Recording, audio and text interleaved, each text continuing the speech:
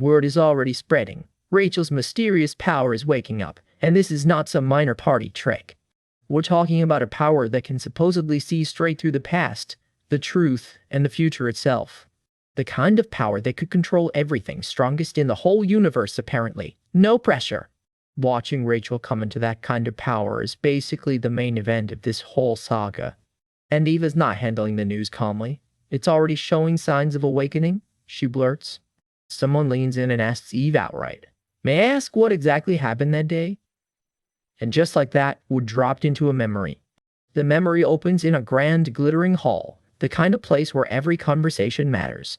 And there she is, Rachel, dressed to the nines, every bit the honored guest instead of the outcast she once was. She's clearly come a long way from being locked up and branded a demon. The dress, the jewels, all of it is quietly screaming, "I belong here now."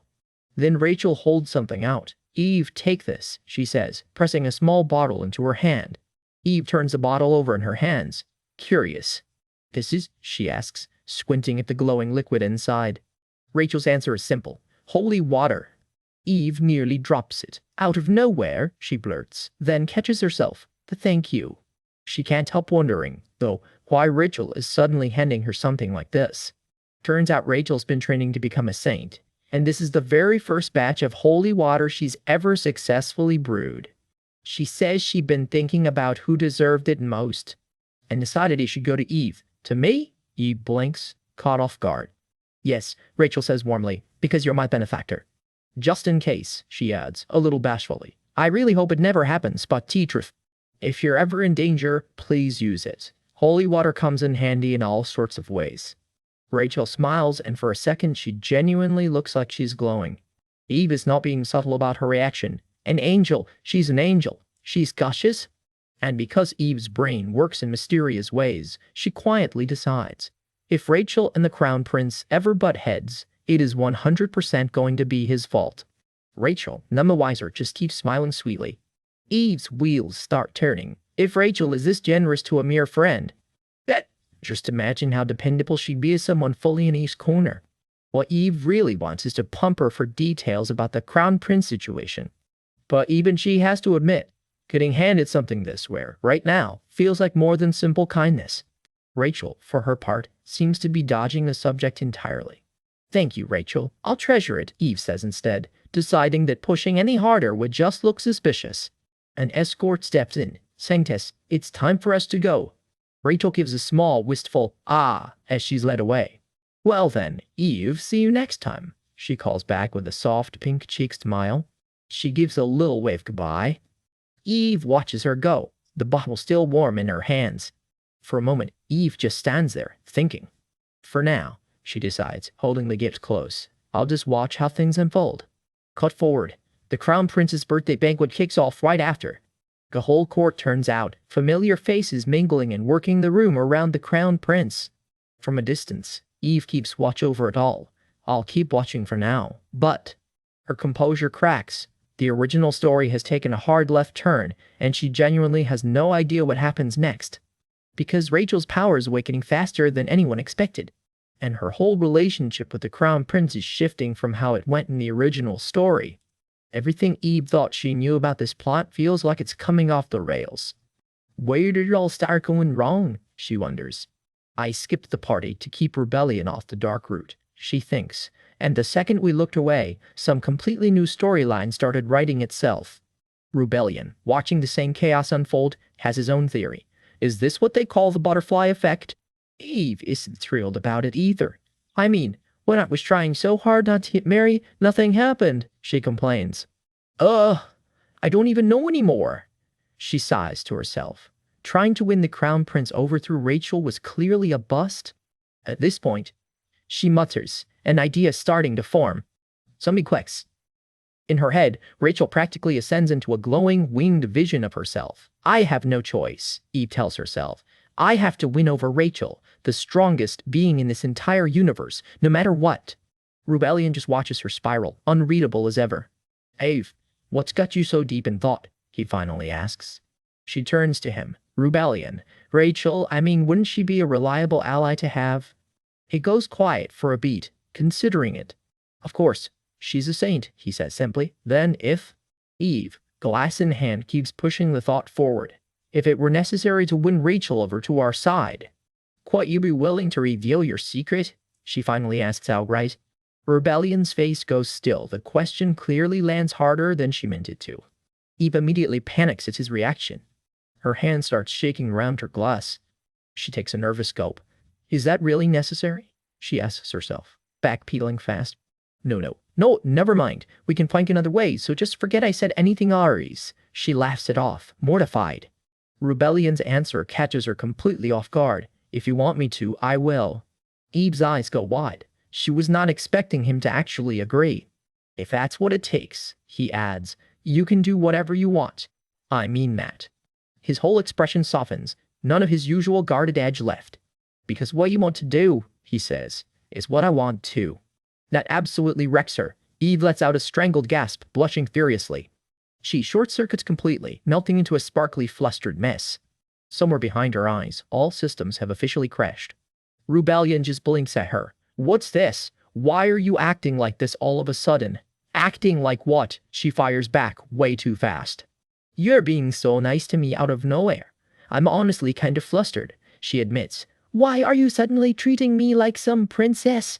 She takes a big, deliberate gulp of her drink to cover the fact that it's working. Rebellion, ever the tease, raises an eyebrow. Is this your way of being kind to me one last time? Now that you've realized I'm just a pretty face with no substance? What are you even thinking right now? Eve asks, flustered. I mean, well, in her head, a much worse scenario plays out, and gently telling her that seeing her sharp, beautiful childhood friend made him realize he doesn't like her anymore. Rebellion just watches her, completely unaware of the spiral happening in her head. Or something like that, she finishes weakly. I mean, telling me to take charge and do whatever I want. She pouts, still not over it. She fidgets with her glass, clearly still stewing. Isn't that a lot different from your usual self? She finally asks him outright. He just smirks, entirely too pleased with himself. I thought I always treated you with enough care, he says. No way, she shoots back. Don't you know I'm treated the worst in the whole ducal household? She finishes, and they're both grinning now. She reaches up toward him. This involves the imperial family, you know. Are you really agreeing this easily? Rebellion, you idiot, she mutters, fondly. He pats her on the head. Eck, she yelps.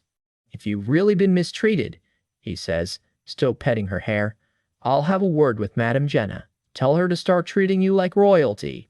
He looks down at her, soft and clearly smitten. I trust you, he says, because I believe you must have a plan. Well, I do, but Eve starts, trailing off. It's still weird how relaxed you are about all this, she presses. Do you even know what kind of person I really am? He leans in, teasing. Sure, you might be a little scatterbrained most days, but, excuse me, she cuts in. When it actually counts, he finishes, you're the type who tightens the screws and handles things seriously. That lands somewhere soft in her chest. She goes quiet, genuinely touched. And lately, he adds, studying her, that usual aura of yours has faded a lot. He keeps going, watching her closely. She blinks, thrown. What aura? That detached observer kind of aura, he clarifies. Eve freezes for half a second, caught completely off guard. So he noticed, she thinks, unsettled. Right then, it hits her. Rebellion's intuition is a lot sharper than she ever gave him credit for. And once again, reality quietly brushes against her cheek, reminding her just how real all of this has become. For a flash, she pictures a world she left behind and realizes just how completely she's become part of this one instead. She lets herself imagine a different kind of future, lighter and freer than anything scripted. A version where it's not just part of the original story anymore, where Rebellion and maybe someday a little one running ahead of them are entirely her own. The vision lingers, a family, a life, nothing borrowed from any book. It's a quiet kind of happiness, blooming somewhere she never expected to plant it. Back in the present, she looks up at him. Thank you, Rebellion, she says softly. For trusting me, she adds, and means every word. This is my story now, too, she thinks, hand pressed to her chest, one that I have to protect. The night's biggest event is in full swing, the Crown Prince's birthday party, and the whole nobility has turned out in force. Carriages keep rolling in, and guests keep streaming through the gates. Nobody wants to miss this one. Word's already spreading to the crowd about tonight's real showstopper, the new Duchess Florence. Even the guys can't stop talking about her. There she is, Ava dialed up and glowing with rebellion right at her side. The Duchess is truly beautiful, one noble size. I might go blind. Eavesdropping, Eva allows herself a smug little thought. Guess their eyes just needed a workout. Another guest gushes that the Duke is a lucky man to have such a beautiful wife. And Eva, never one for modesty, finishes that sentence in her head without missing a beat. Somewhere in the crowd, someone mutters they don't even get why everyone's so envious of rebellion these days. Eva's ears prick up as another cluster of ladies starts whispering behind their fans, eyes darting her way. Two more guests make their entrance, one bowing low to the other, murmuring an apology for running late, brother.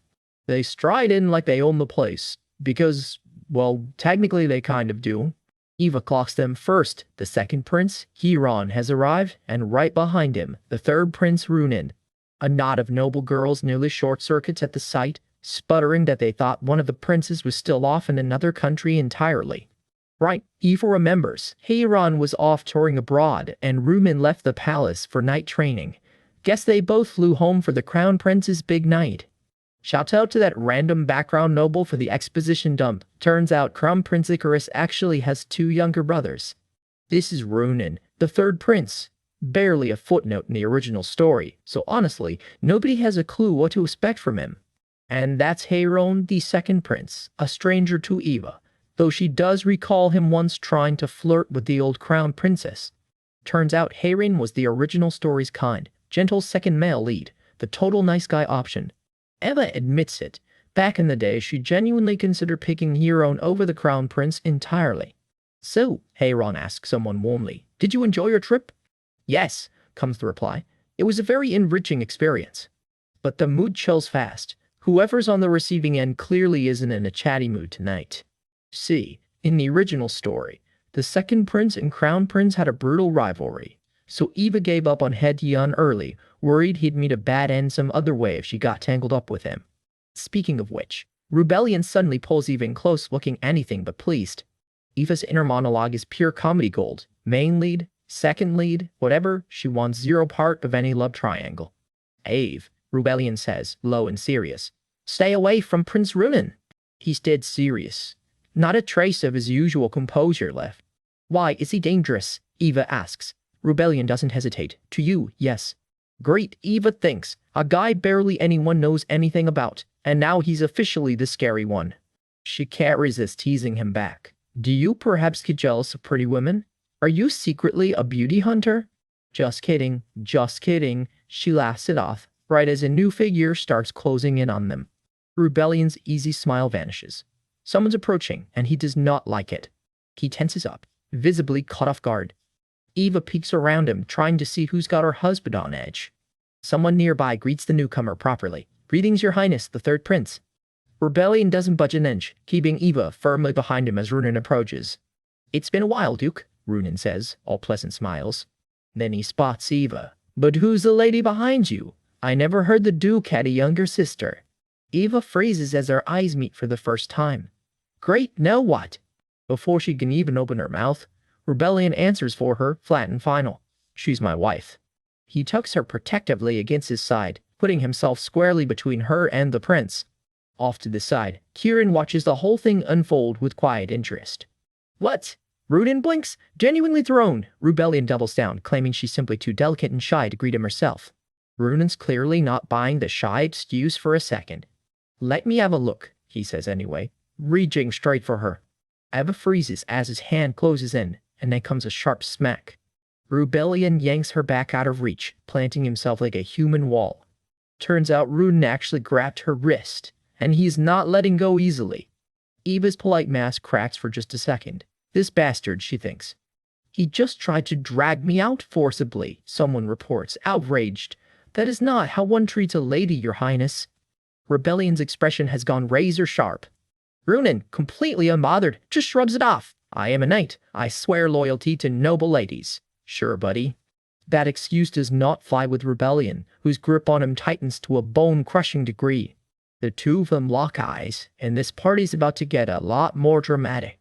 What are you doing, Runin? A new voice cuts in sharply.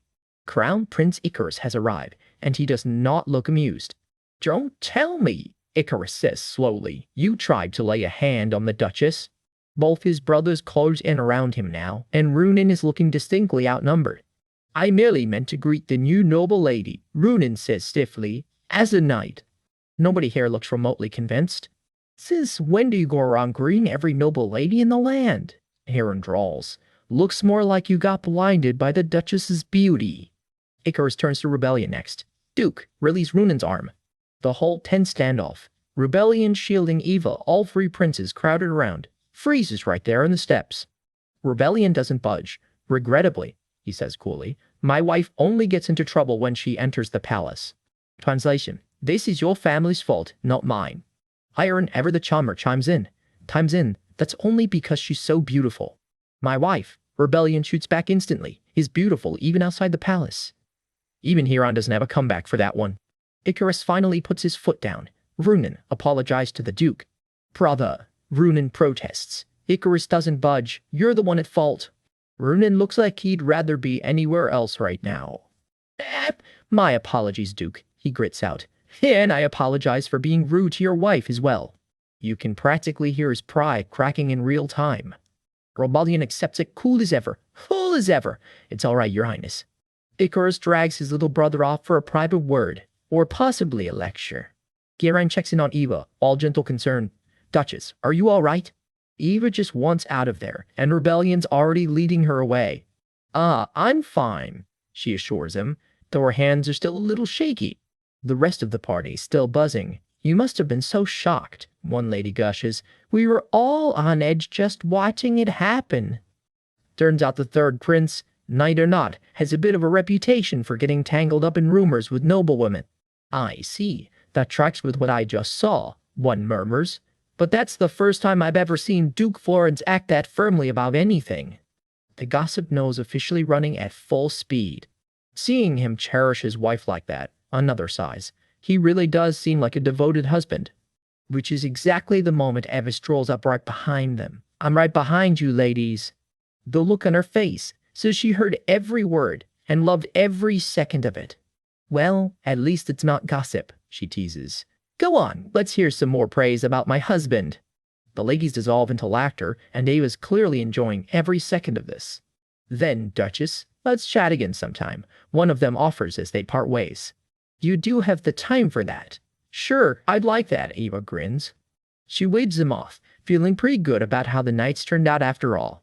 Done chatting? Rebellion asks.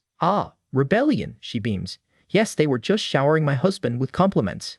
As they walk off together, he brings it right back up. From now on, don't have anything to do with. The third prince, he finishes. Eva raises an eyebrow. Can I really decide that on my own? He's the one who came at me. He mutters that she'd better just refuse him outright if it ever happens again. That's a bit extreme, don't you think? She laughs, though she admits she's surprised he trusted her to handle a prince at all. Eva teases him again. I always thought you were kind of a softie, honestly. A softie? He repeats, baffled. Well, she shrugs. I'd genuinely never seen you get angry before tonight. He pulls her in close, murmuring that all she'd ever seen from him was quietly sitting and staring at her. That's because, he admits, quieter now, you kept rejecting me. When did I ever reject? She starts, genuinely confused. Then it clicks, and her whole face goes red. No, I didn't mean it like that. He backpedals fast. Too late. He's already got her wrapped up tight, no escape in sight. For once, Eva doesn't even try to squirm away. And then, apparently, things get a little too intense for a public ballroom. Eva lets out a startled yelp. Let's just say the night ends with considerably less dignity and a whole lot of blushing. But somewhere else entirely, in a room full of shattered glass, a very familiar face is about to have a much rougher night, and that's a story for next time. The clock rewinds a few minutes, back to the Crown Prince's glittering birthday ball, moonlight spilling through towering stained glass windows. Duke Rebellion and Prince Icarus himself are both in attendance tonight, drawing every eye in the room as they cut through the crowd. Off to the side, the pale-haired saintess, Rachel, sits fidgeting alone, clearly out of her element among all this noble glitter. She can't shake a nagging thought. She wants to help her friends navigate this world, but for now, all she can do is watch from the sidelines. Nerves getting the better of her. She fusses with her bracelet, trying to clutch she belongs. Nearby, a couple of noblewomen whisper behind their fans, eyeing her like she's the evening's main attraction. Rachel doesn't notice someone slipping closer, drawn to her like a shark that smelled blood in the water. Silk skirts rustle as the newcomer closes the distance. "Greetings, Saintess," a honeyed voice calls out. Rachel looks up, startled, immediately on guard. "For you to grace us with your presence on the Crown Prince's birthday. Such kindness, it's an immense honor," the woman coos. "It's Melina Barnes, all dazzling smiles and zero sincerity, and you already know this isn't going to end well." Rachel's stomach sinks. This woman, she thinks warily. Melina drifts closer, syrupy sweet, clearly circling for an opening. "It seems you don't have any close acquaintances here, so you must be feeling so lonely," she purrs. "See concern about as real as a $3 bill." A couple of onlookers murmur behind their fans, too timid to even approach the social circle themselves, let alone step in. Rachel stands quietly by the window, bracing herself. "Oh my, then may I be your friend, Saintess?" Melina asks. Rachel demurs. "Oh no, how could I possibly dare?" Melina isn't taking no for an answer, closing in and taking hold of her arm. "Oh, why, you're the most revered person in the temple, Saintess. Why would you say something like that?"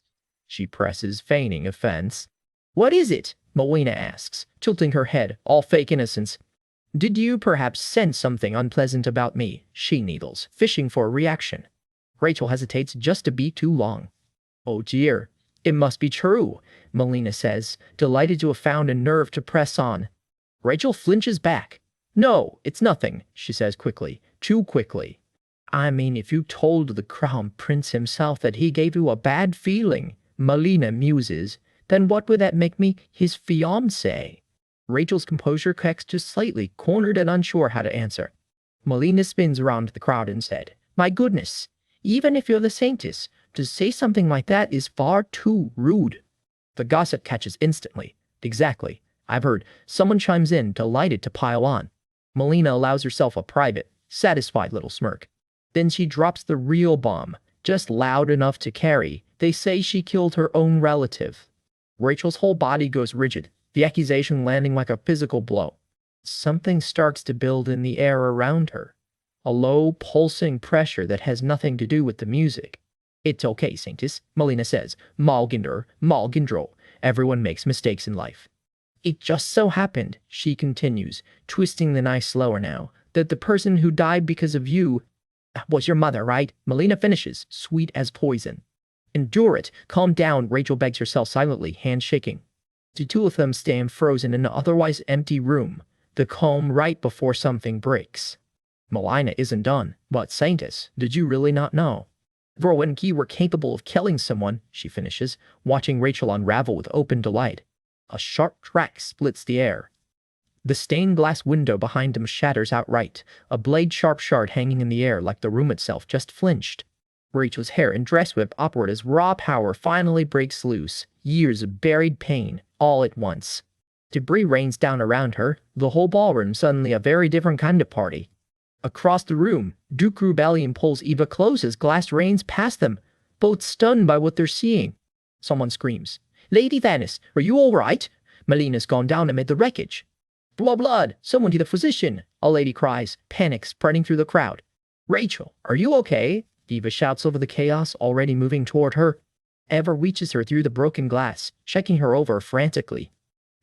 I'm fine," Rachel manages, using the nickname only her closest friend gets to use.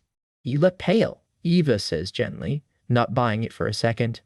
"It's my fault. I couldn't control my power," Rachel whispers, already blaming herself. "Now, you never hurt anyone," someone insists firmly in her defense. "On purpose," the voice finishes, refusing to let Rachel take all the blame. For a moment, Rachel and Eva just look at each other in heavy silence.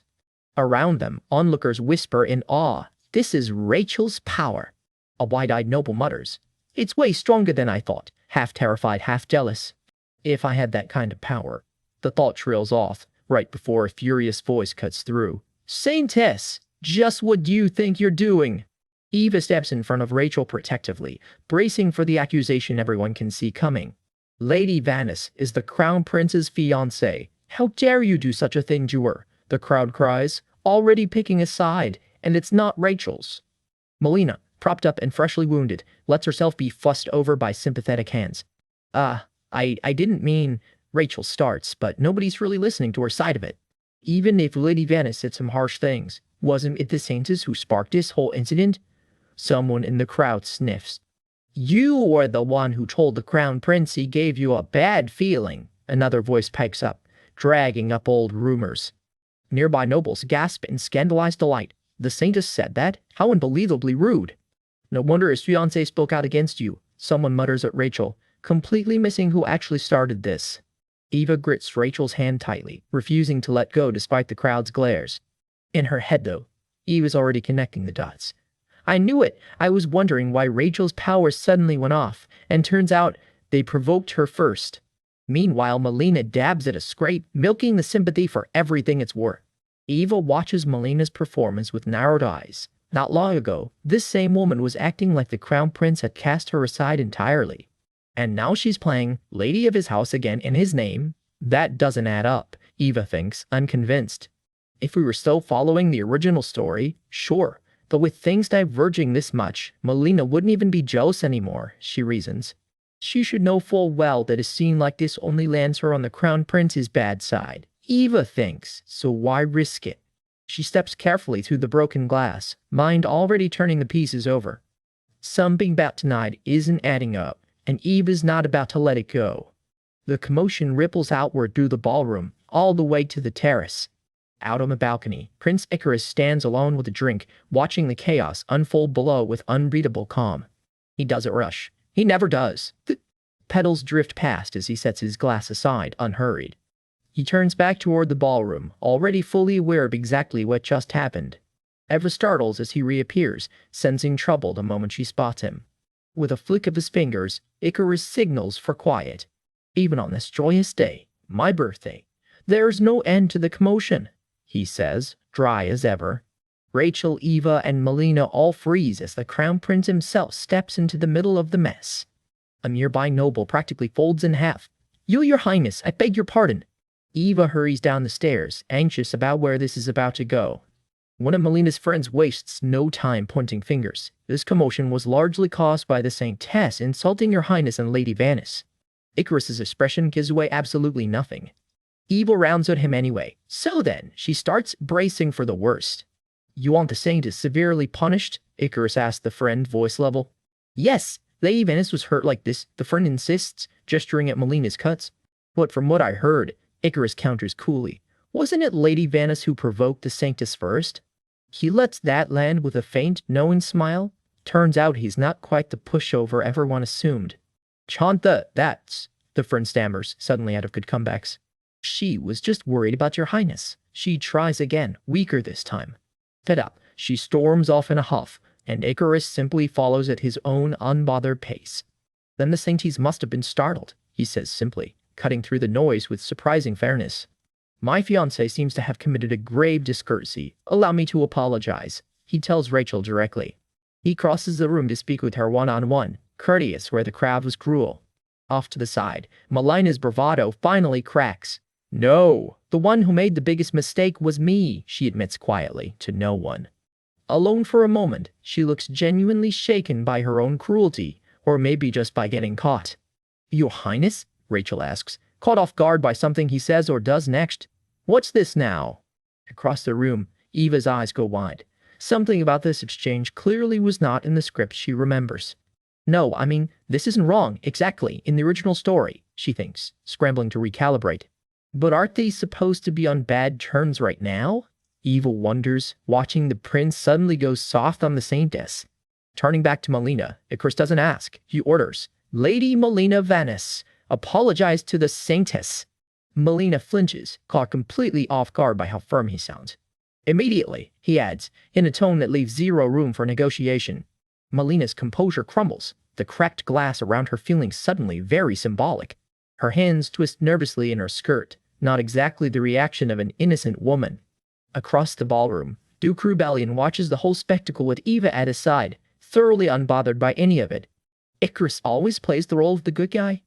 Eva murmurs dryly, not remotely fooled. Rebellion just raises an eyebrow, unreadable as ever.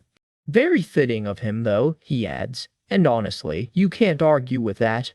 Off on his own, Icarus lets his composed mask slip for just a second, alone with whatever he's actually thinking. We open on the disgraced Beyoncé getting marched off in her fanciest red dress, not exactly the grand entrance she pictured for the night. Cornered and humiliated, she chokes out a stiff, "I apologize," sanctus through gritted teeth, not an ounce of it sincere. The apology lands exactly as well as you'd expect. Rachel, the temple's silver-haired saintess, just watches her, cold and unmoved. The crown prince isn't finished either. He tells his own fiancée, flatly, that he once thought her one of the most admirable nobles in the empire. And yet, here they are. All she can manage is a clipped, "I'm sorry, your highness," pride, officially swallowed. Meanwhile, the prince steps in to shield Rachel from the fallout, the exact kind of scene that used to make readers swoon. Watching from the crowd, Duchess Eva can't help but narrate it in her own head. The old her would have been cheering right now. Male lead defends female lead from the villainous. Textbook stuff. Rewind a bit. Earlier that same day, the temple welcomed its two guests of honor in style. The fiancé in red, the prince in ceremonial white. Rachel can't even enjoy the honor of it. Too much weighs on her mind, and the mortified temple staff can only bow and apologize for how badly she was treated. The prince winces, clearly rattled by how the visit turned out. A priest rushes to reassure him none of it was his fault. Word spreads fast among the staff. Whatever happened, it traces straight back to Lady Venice and her temper. The gossip turns vicious fast. How did the Marquis of Venus even raise that girl? Someone gasps, while Rachel just looks worn out by the whole spectacle. Eva isn't buying the outrage either. In her head, she's already rolling her eyes. Half these nobles were cheering for Melina an hour ago. The nerve. The prince rubs his temple, headache setting in. Damage control was never his favorite hobby. Still, he pulls himself together and apologizes to the room, again. He orders the mess cleaned up fast and vows this never happens again. Staff scramble to obey. Servants take off running the second the order lands. While the temple gets swept back into shape behind them, life quietly moves on. Someone's pounding on a door, demanding she hurry up and come out already. Eva about jumps out of her skin nearby. Turns out it's Melina's own father, hauling his mortified daughter out by the wrist, while she cries, "Father!" Guess the family's not thrilled either. Eva calls out to wait. Just a moment, already moving. She reaches out, urgency in every line of her. Someone spots Rachel below and shouts her name to flag her down. Rachel turns, relieved to see a familiar face. "Ah, Eve," she says. Eva insists she's fine, figuring Rachel must have been even more shaken by the whole ordeal. Nearby, Alfred, the priest who looks after her, takes the blame on himself, admitting he only stepped away for a moment before everything went wrong. Rachel won't hear it. It was her own mistake, she says, and she'll be more careful so it never happens again. Eva shuts that down fast. Why should Rachel be the one being careful when Melina's the one who picked the fight in the first place? She got exactly what she went looking for. Rachel softens. "Thank you, Eve. You're always on my side." Still, the guilt lingers. Rachel's the one who wrecked the banquet hall, and that means trouble for everyone involved. Eva refuses to let her spiral. No casualties, no real harm done, if anything. That just proves how hard Rachel's fighting to control her own power. But the doubt doesn't fully lift. If she can't control it, doesn't that just prove she really is dangerous? No matter what anyone says, Eva starts. "Told me Rachel is just an ordinary person and my friend," she finishes, gripping her hand tight. Rachel just blinks back at her, caught completely off guard by the sincerity. For a second, she doesn't know what to say at all. Still holding her hand, Eva adds without thinking, "Are you really dangerous? To me, you're just a normal woman." Then she freezes. Wait, why does that line sound so familiar? Because it is familiar. That's word for word the Crown Prince's line from the original novel. She just quoted her own book without even noticing. She shrugs it off. With Rachel and the prince's whole arc already derailed, that line's dead weight anyway. Maybe she should just steal the male lead role herself. Ahem. Speak of the devil. Someone announces the Crown Prince himself is approaching. He strides over, admitting he never got the chance to apologize properly. To Rachel, he's contrite, sorry his fiancée acted out of line. But more importantly, he's got something else on his mind. He turns to Eva instead, fishing. "Is the Duchess close with the Saintess?" She's always right there beside her. Eva plays it up. With half the coloured affection gunning for her these days, Rachel's about the only friend she has left. Poor, lonely Duchess. Sure. She punctuates it by pinching Rachel's cheek and cooing about how gorgeous the saintess is. Rachel yelps, flustered, then mutters back that Eva's punty gorgeous herself. Eva hums it up right back, so terribly honored, your highness, while Rebellion quietly slips in behind her, watching the whole performance. The prince wraps things up, telling Rachel today's events were regrettable and he hopes to see her again soon. Rachel offers a polite reply, and he pivots straight back to Eva with a knowing, then, Duchess. Eva spots her husband arriving and calls him over instead, conveniently cutting the prince right off. The prince wastes no time asking Rebellion a favor. Keep an eye on Lady Arundellen during the upcoming festival. Aaron looks mortified just hearing it. Rebellion just stares back, silent. The prince presses. Didn't they practically grow up as siblings? Surely the Duchess wouldn't mind? Rebellion's smile doesn't reach anywhere near his eyes. Aaron, mortified at being the topic of conversation, mutters an apology of her own. As the Tansel festival looms, Rebellion just pulls Eva in close and waves the whole idea off without another word. So, please withdraw the command, he says, ice creeping into his voice. The temperature in the room drops another few degrees. The prince backs down fast. Very well, fine. Later, back at the Dougal estate, the day's chaos finally starts to settle. Night falls quietly over the grounds. Eva face plants straight onto the bed, groaning that everything's a mess. Rebellion tells her to just get some rest already. She's clearly exhausted. She pops right back up instead. What exactly did he and the prince talk about, and who is this Aaron person anyway? He teases that she sounds exactly like a wife interrogating her cheating husband. She flushes. She was just worried he'd get hurt dealing with the prince, that's all. He looks out the window instead and drops it casually. The prince apologized. For what? She asks. For the attack on her, he says, lacing his fingers through hers. Apparently her attacker is finally getting a royal trial. Eva already knows exactly how that'll go. A show trial, a brief lockup, then a quiet release the moment nobody's watching anymore. How petty, she mutters. So what's the actual plan now? She figures she'll just have to stick around and live a long life with him instead. He doesn't even hesitate. That's a given. Back to business. He suggests they lean on the temple, the one institution left standing against the crown. Eva clarifies. He means Rachel? Not quite the official head of the temple yet, he admits, but using the saintess herself could still work. Eva realizes they're already thinking exactly alike. So while he works the temple angle, she decides she'll go aim at something else entirely. Rebellion's already bracing for it. She can waste all the time she wants, just nothing dangerous. Eva just grins. Got it, don't worry. Which, if you know her at all, should worry everyone. Duchess Eva slips off alone to the palace rose garden, and from that sly little smile on her face, she is clearly hunting for someone.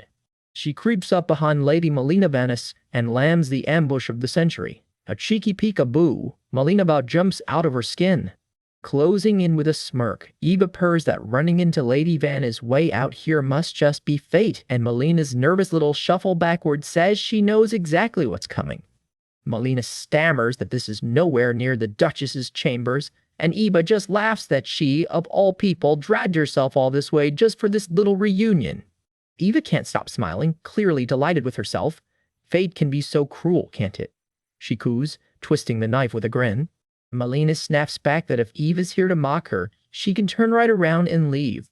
Eva plays innocent, needling her about yesterday, and Melina flinches hard at the mention. The whole humiliating story spills out. Melina proposed to the crown prince herself in public and got shot down in front of everyone. Racing for more mockery, Melina spits that Eva can laugh all she wants. His Highness may be furious with her, but that changes nothing. The fact remains, Melina insists, chin up, but I am still his fiancé. She tosses her hair with a defiant humph, determined not to let Eva see her rattled. It's almost comical watching these two size each other up like a pair of alley cats. Eva can't resist twisting the knife. Wasn't Melina just sobbing and making a scene not long ago? Did she and the prince patch things up, or was she simply forgiven? Melina's composure cracks instantly. That is all she manages. Eva presses in, admitting that watching yesterday's fiasco unfold left her with more than a few questions about Melina's own choices. You. Melina chokes out, visibly rattled, the color draining from her face. Melina lashes out, demanding how dare a mere duchess pry into her business with the prince, but Eva calmly reminds her who came begging for help at that tea party in the first place. Fuming, Melina spins on her hair heel and storms off, skirt snapping with every furious step, and Eva just follows right behind. Melina rounds on her, snapping that Eva must think she's found some leverage to hold over her, and orders her to stop following. Melina freezes mid-stride, and Eva can't help a startled little reaction of her own. "Someone taught you how to start trouble," Eva says coolly. "Just never how to clean it up afterward." Backed into a corner, Melina insists she has no idea what baseless accusations Eva's trying to pin on her and the prince. "Accusations?" Melina repeats, thrown off balance. Eva leans in close and delivers the real gut punch, soft as a whisper. "I'm pitying you." That lands harder than any slap. Melina's whole face crumples in shock. Eva twists further. The prince wouldn't even leave his beloved fiancée an escape route. What a cruel man, using her for everything she's worth. Melina screams at her to shut up. Melina's hand flies up, ready to slap the smirk right off Eva's slap. Smirk. But Eva doesn't even flinch, whispering that getting this worked up just proves her point. "Melina's an open book. It's just the two of us out here," Eva reminds her sweetly. "What kind of rumors do you think would spread if I showed up with a swollen face?" Melina scoffs that she's not afraid of some wench like her. Ava calmly cuts through the bravado. Melina isn't afraid of her. She's afraid of someone else finding out, especially with her position as future crown princess hanging by a thread. The accusation lands dead center, and Melina's composure finally shatters. The two fall into an uneasy, silent walk side by side, the fight far from over. Eva can't resist one last jab. Why so generous with that reaction? Almost like you're trying to prove me right. Melina snarls a warning. Keep running that mouth, and she'll become crown princess anyway. "Of course," Eva agrees, all false sweetness. "There's no one in this whole palace better suited for the role than you, Lady Vanessa." Walking off, Eva admits almost begrudgingly that she doesn't particularly like Melina, but she does respect that venom. "So don't lose your way," Eva adds, surprisingly sincere. "I really do hope you get everything you're after." Left alone, Melina just stands there, stunned into silence. Eva strolls off through the garden, already turning the whole exchange over in her head. Just as she suspected, the crown prince is using Melina as his pawn. He set her loose on Rachel deliberately, just to see how the so-called saintess would react. Melina herself must sense on some level that she's being used, but Eva doubts she'll ever admit it out loud. And if that denial curdles into anger, Melina could end up taking it out on Rachel anyway, nudging the story right back towards original, uglier track, even if the reasons have changed. It's a lot to chew on, and Eva walks the rest of the way lost in thought. Worse, the pretty dress she picked out for Rachel might end up completely wasted. Back at the estate, Eva settles onto the sofa, notes in hand, still turning the prince's motives over in her mind. "I tidied up a bit before Rachel got here, but," she mutters, not quite finishing the thought. No matter how she slices it, she just cannot figure out what that crown prince is actually thinking. She doesn't know why he and Rachel fell out in the first place. But if it doesn't get patched up, he'll just keep using Melina as a weapon. And now Eva's second-guessing skipping that party altogether. She flops down dramatically, groaning that the man is basically a walking tool for manipulating the emperor and empress. By the book, he's supposed to be the male lead, so why is he acting like the villain and weaponizing the villainess just because he and the heroine had one little spat? Talk about petty. Still, going by the original story, getting him and Rachel back on good terms should be the right call, though something about all this just feels off. If he's still useful, she figures best to squeeze every bit of value out of him before tossing him aside. Right, he is the male lead, after all. She reasons out loud. Can he really be that rotten? A familiar voice cuts in from behind her, asking exactly who she's talking about. Eva nearly jumped out of her seat. Rachel's already arrived. Rachel apologizes for running late, especially since she's the one who sent the invite, but Eva waves it off, gushing that she'd missed her anyway, and flops onto the couch. Rachel studies her face, worried. Eva doesn't look well. Eva just brushes it off, as the usual Duchess headaches. Rachel gently tells her not to carry it all alone. Some things only get more tangled the more you overthink them. Eva turns the question back around, asking if something's weighing on Rachel too, and admits, unprompted, that she once went through a rough patch of her own, back when her family situation was a mess. Rachel quietly assumes she means the old stepmother trouble, and just lets out a small, knowing, ah. Rachel steadies herself and asks, simply, if she may begin. She admits she actually invited Eva here to finish the conversation the party cut short yesterday. Ava reminds her. Rachel had said she suspected Lady Venice might approach her that day. Rachel nods. She'd had a hunch, and a contact named Alfred had already tipped her off that the woman was the Crown Prince's fiancée. Since Melina surely knew about the scene from the last party, Rachel hadn't expected her to be anything but hostile. Rachel goes quiet for a moment, gathering herself before the harder part. In the memory, Melina had needled her with something chilling. That the woman in Rachel's past just happened to be her mother, didn't she? Rachel admits she still can't wrap her head around how Lady Venice would even know something like that. Eva's stomach drops. Rachel's childhood. I remember, Rachel says quietly, steeling herself to explain exactly what Melina must have been hinting at. It goes back to when Rachel was just 6 years old, the very first time she ever used her power. She'd used it trying to save her own dying mother, not yet understanding that the same gift that could heal could also kill. She'd assumed something so warm and bright could only do good. Instead, her own hands ended up taking her mother's life. It's a wound that's never really closed, one that's shaped Rachel ever since. Only the imperial family should even have access to records that old, which means the Crown Prince himself must be the one who fed Melina that information. Ava's fury simmers, whether he meant to torment Rachel outright or just test her powers. Deliberately poking at her most painful memory makes him nothing short of garbage. She takes Rachel's hand and says her name softly, just to let her know she's not alone in this. Gently, she asks Rachel to walk her through what actually happened at the party, and Rachel admits their conversation got cut short that night. Rachel apologizes for all the prying eyes back then, though Eva just laughs that she still walked away with some of that holy water, so it worked out fine. Rachel explains. She'd been sitting alone on the terrace, not knowing a soul, when the Crown Prince himself came over to her. So far, it plays out exactly like it did in the original story.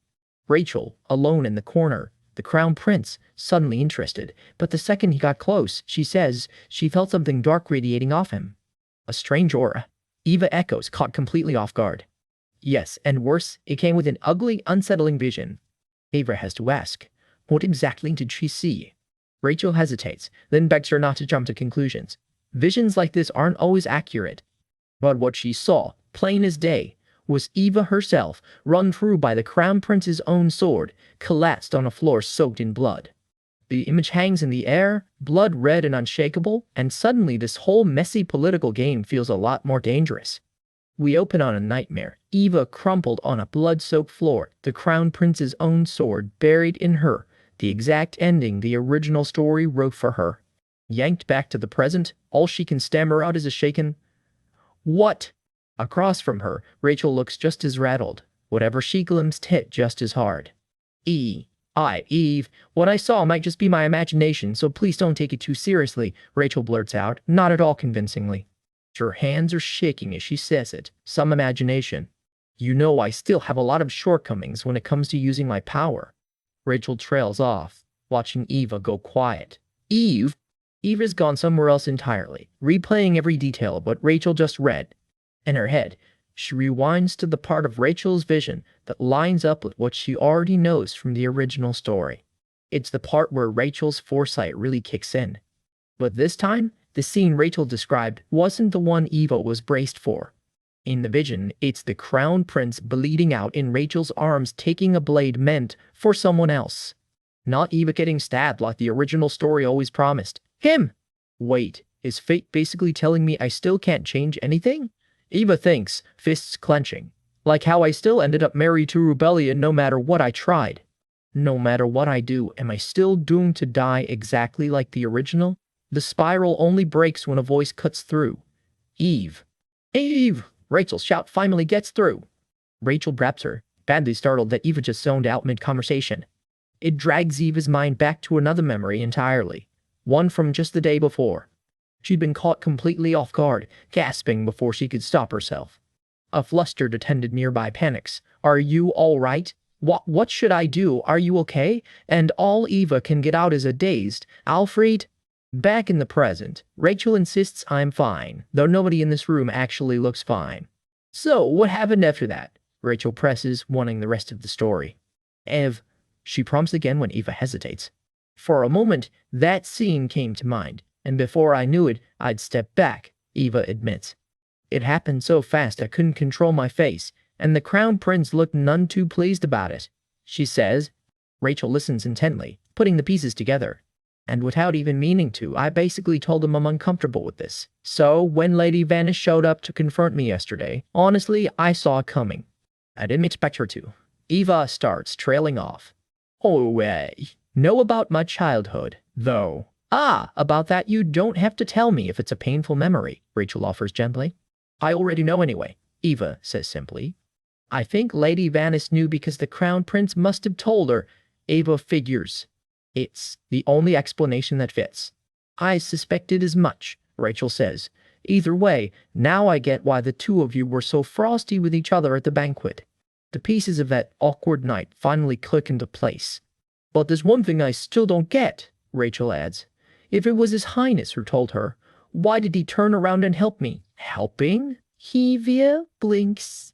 Who knows? Only the crown prince himself could tell you that, Eva mutters. Though one thing's obvious, he's suddenly very interested in Rachel's power.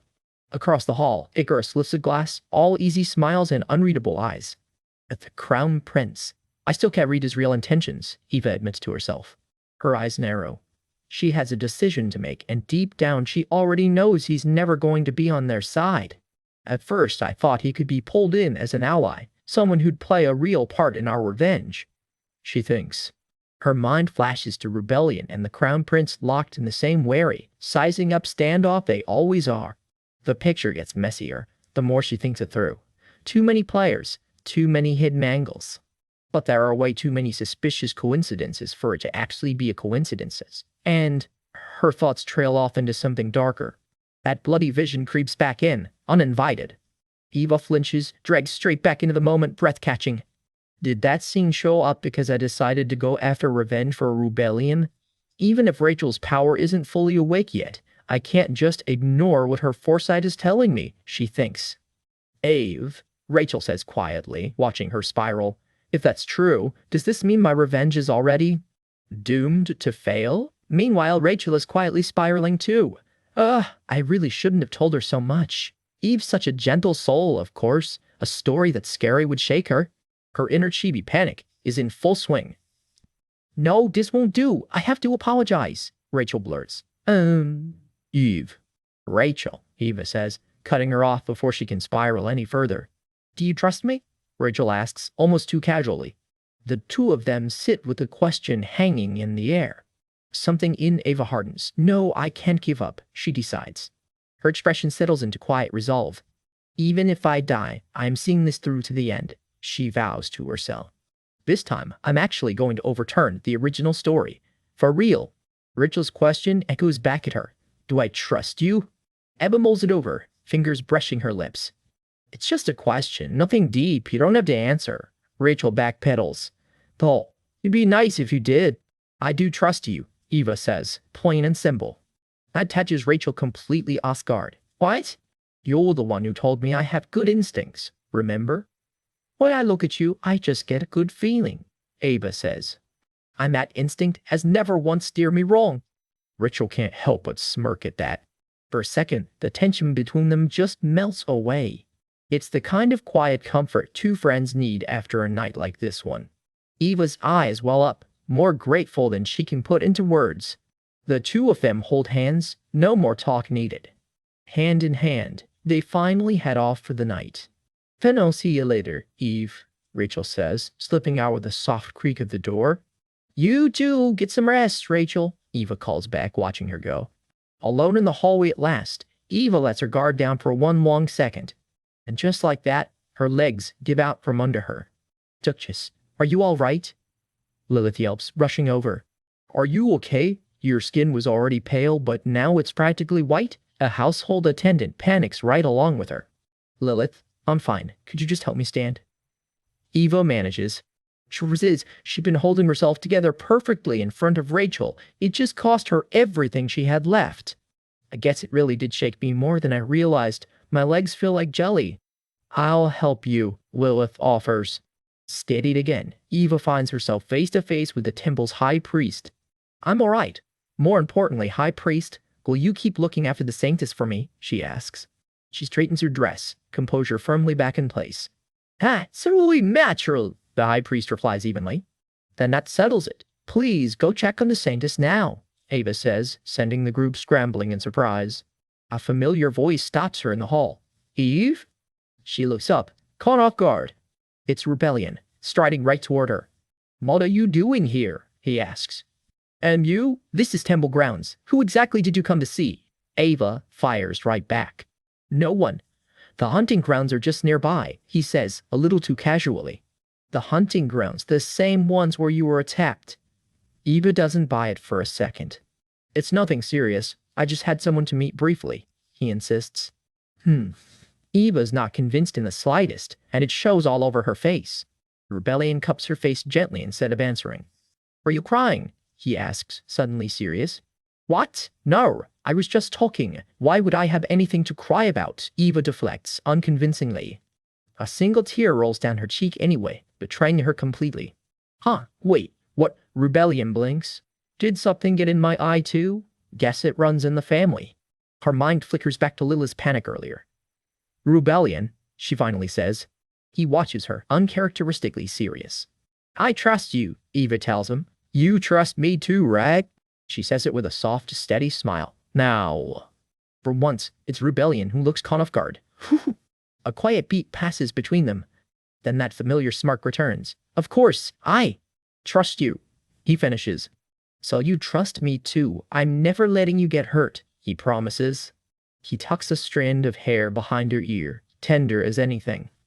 The moment lingers, soft as the roses around them.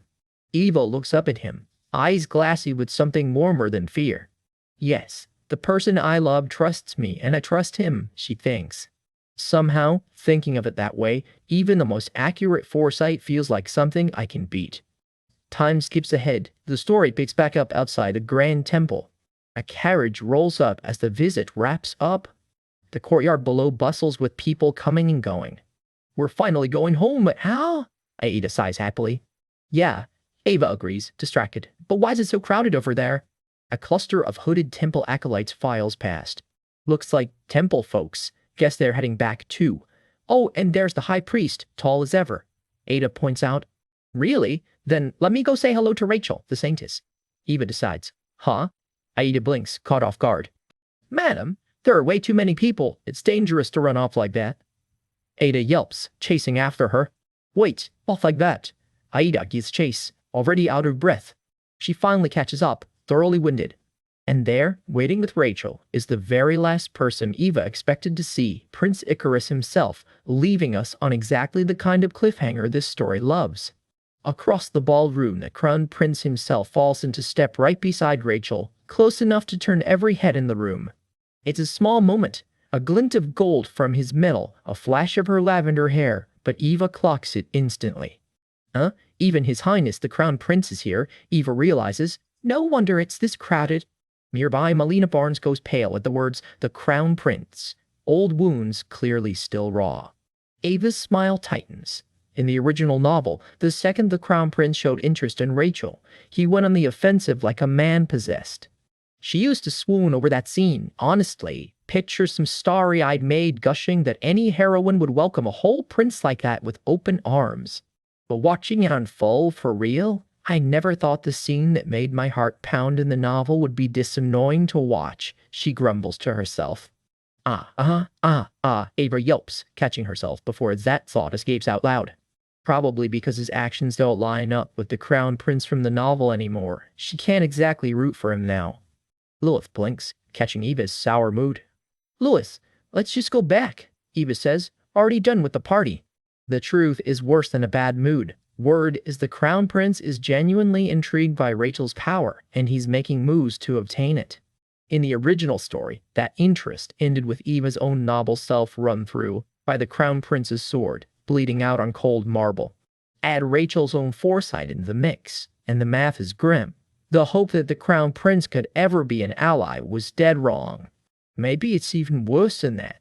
Maybe the whole imperial family has its eye on Rachel's power, not just him.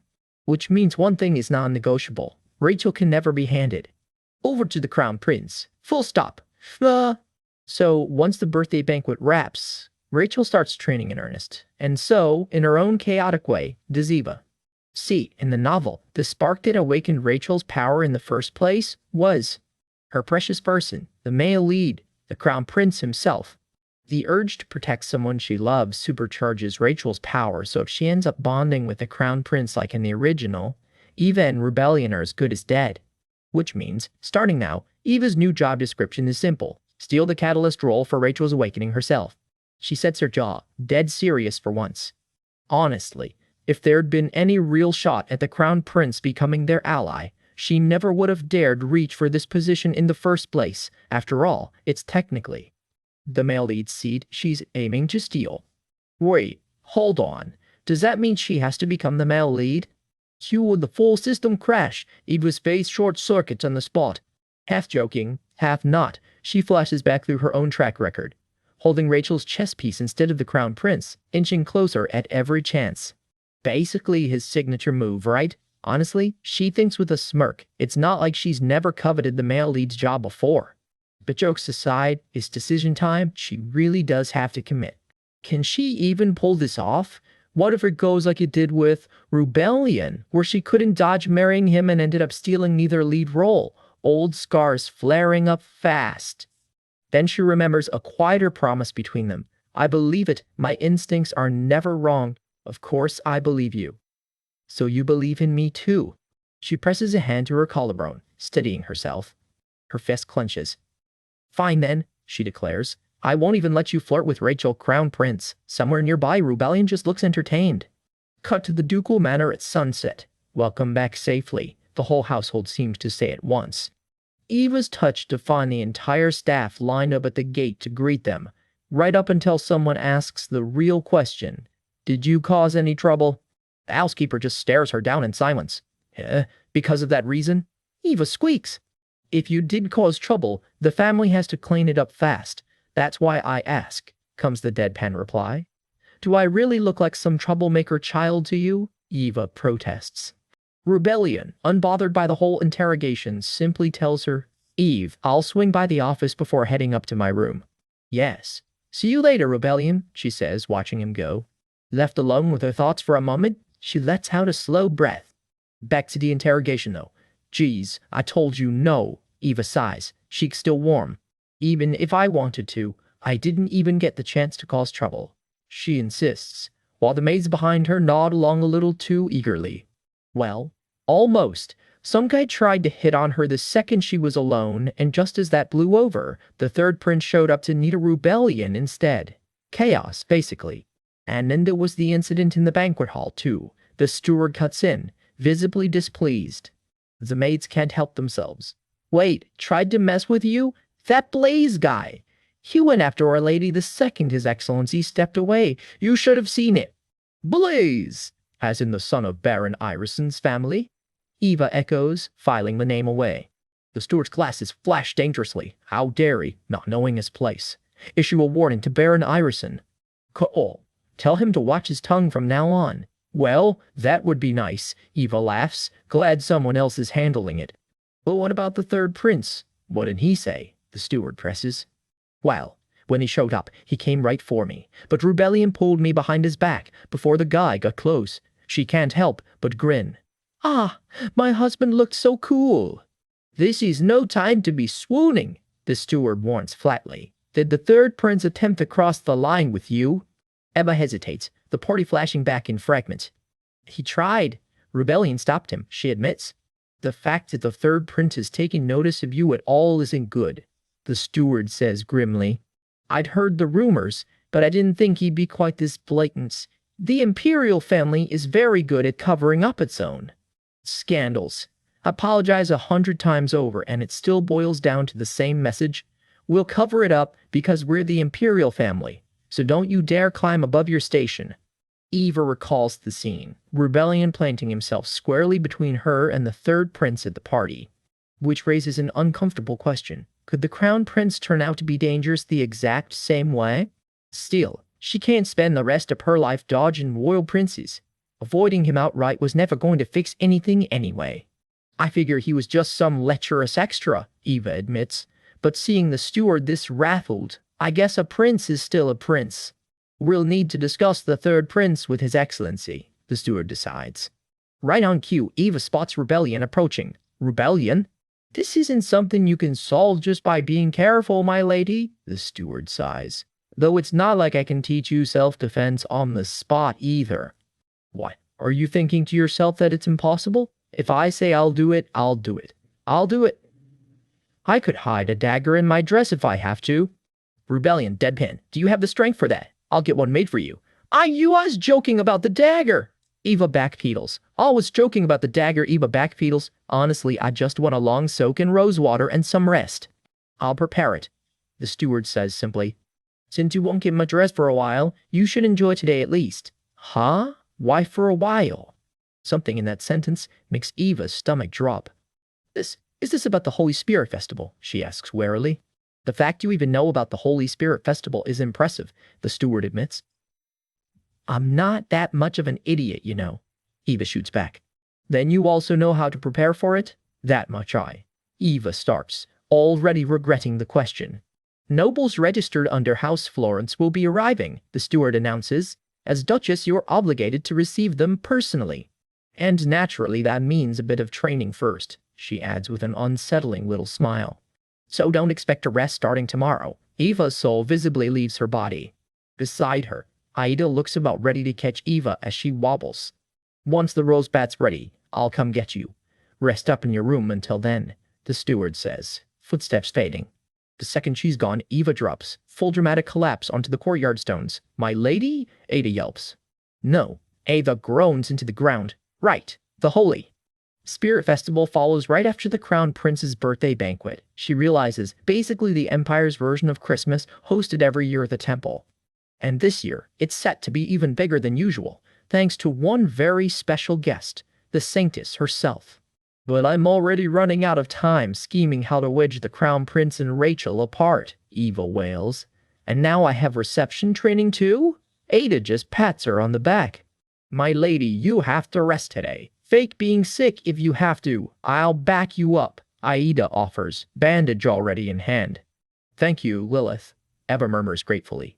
Still, it really does feel good to be home. Just standing here eases something in her chest. Oh my! For you to finally think of the ducal house as home, that makes me so happy, the steward beams, genuinely moved for once.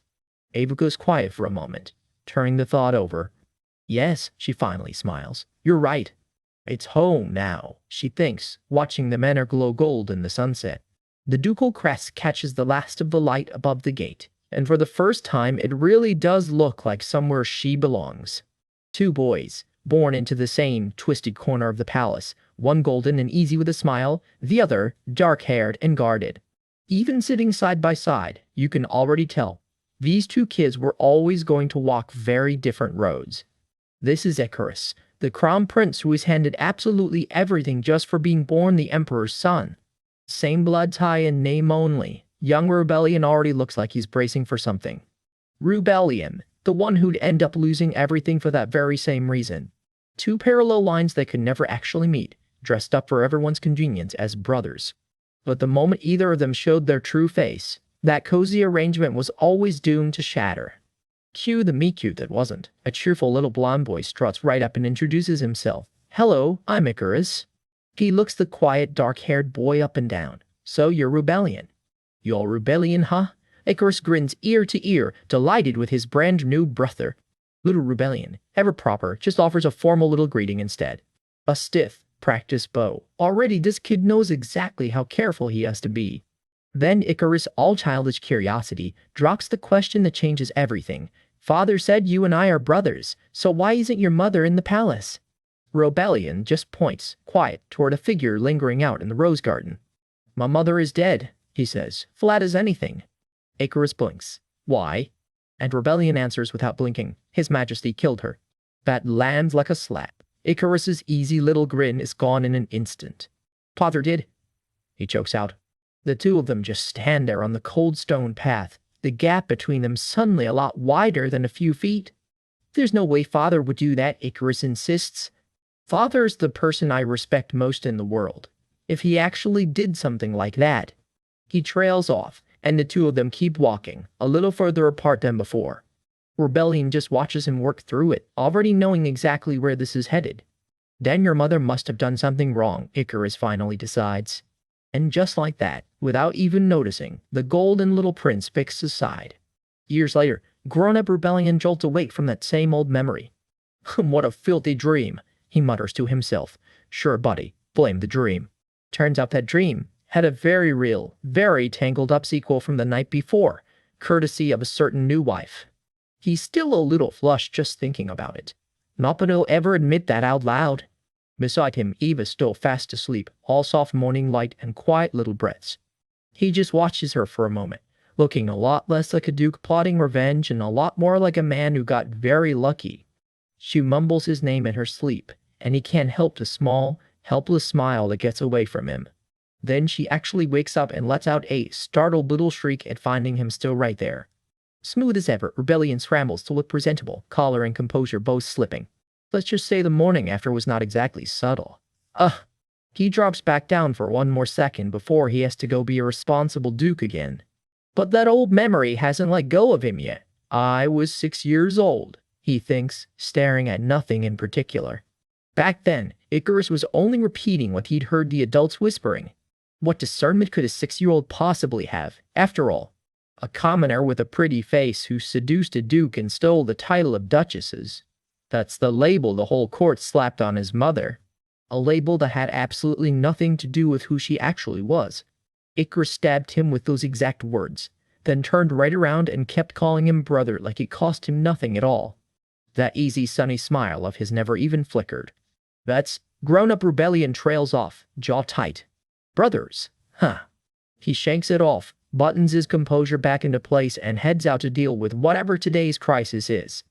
To 6-year-old him, it had almost seemed like an innocent remark. He had no idea yet just how nightmarish it really was. Present day, he's summoned to the palace, where he's coolly informed the culprit behind a recent attack on his house will be judged in the imperial court. I see, is all Rebellion offers back, giving absolutely nothing away. Underneath the polite mask, though, his mind's already somewhere else, hoping Eva's doing all right back home, hoping Lilith gets to her soon. Though, the Emperor cuts in, all fake worms. Rebellion. I know you've suffered a great deal because of this attack, the Emperor says, sounding almost sympathetic. But since this happened within the imperial family itself, you understand it can't simply be handed over to your household. Translation, don't expect real justice. Icarus sits nearby, watching the whole exchange with that same unreadable little smile. I understand, Rebellion says evenly. Good, as long as you understand, the Emperor replies, satisfied. Once the Emperor's gone, Icarus leans in with that same old line. I truly do consider you my brother. I really do hope this attack doesn't damage the relationship between House Florence and the Crown, he adds, lounging like he owns the room. Brother, you say? Rebellion repeats the word back in his head like it's something rotten. The two of them stand there across the room from each other, all that old childhood distance still very much intact. A thin, humorless smile creeps onto Rebellion's face. You claim you think of me as a brother, he says. How amusing.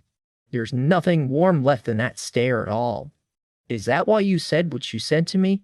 Icarus asks, a little too calm. Well, I understand your resentment, and your anger, he adds, playing the reasonable one.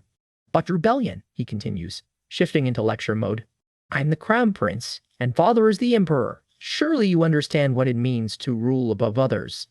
I truly do consider you my brother, he says again, tapping his fingers like repetition makes it truer.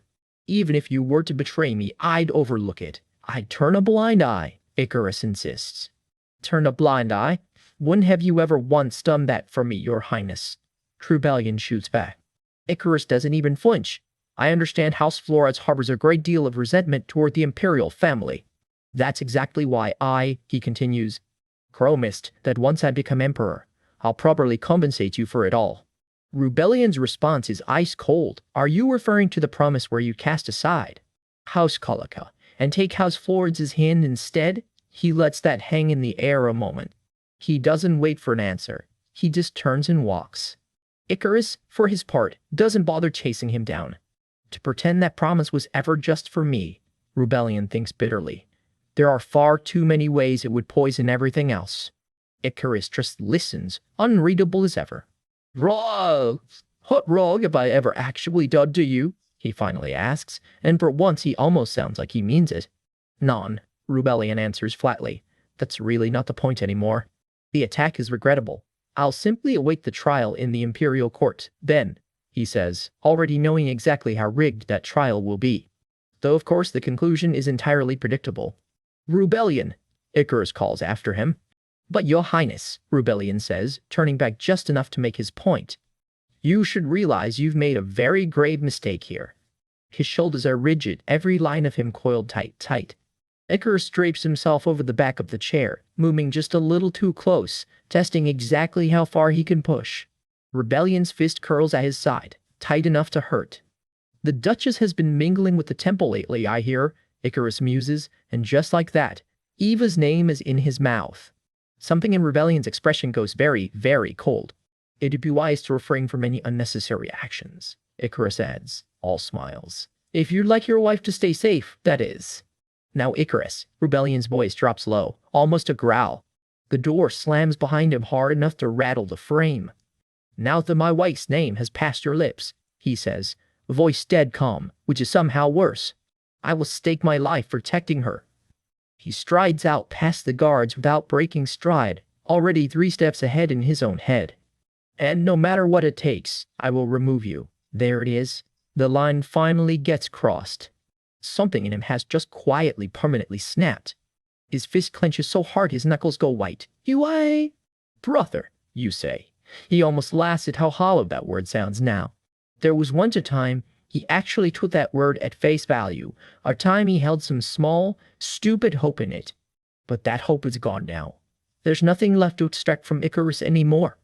Icarus has chosen the Emperor's side, which means Rebellion's sword can only point at whoever's standing on it. They've walked as parallel lines that could never truly meet, ever since the day they were born. Maybe this whole collision course was inevitable from the start. He walks away from the palace with his mind already made up. I suppose it's time I made some moves of my own, he decides, and there's something almost dangerous about how calm he sounds saying it. First of all, he says, let's start with the single most annoying household in the Empire. Somewhere, the Kolika family should probably start sweating. In this world, he reasons, there's no real good or evil, only different standpoints. Meanwhile, back home, Eva's out and about with Lilith at her side, blissfully unaware just how much has been decided on her behalf. And even if good and evil really do exist, he thinks, even if the person standing opposite him turns out to be the good one. Rebellion, Eva calls out, all warmth and sunshine, completely cutting through his dark mood. He's more than ready to gladly play the villain, if it means keeping the one he loves safe, in whatever vengeance is coming next. Her safety and her happiness stay the one thing he refuses to compromise on. He pulls her in close and presses a kiss to her forehead, soft, certain, and a little bit like a promise. The Florence ducal estate stands as grand and untouchable as ever, sunlight filtering through the trees, yet nothing here could possibly go wrong today.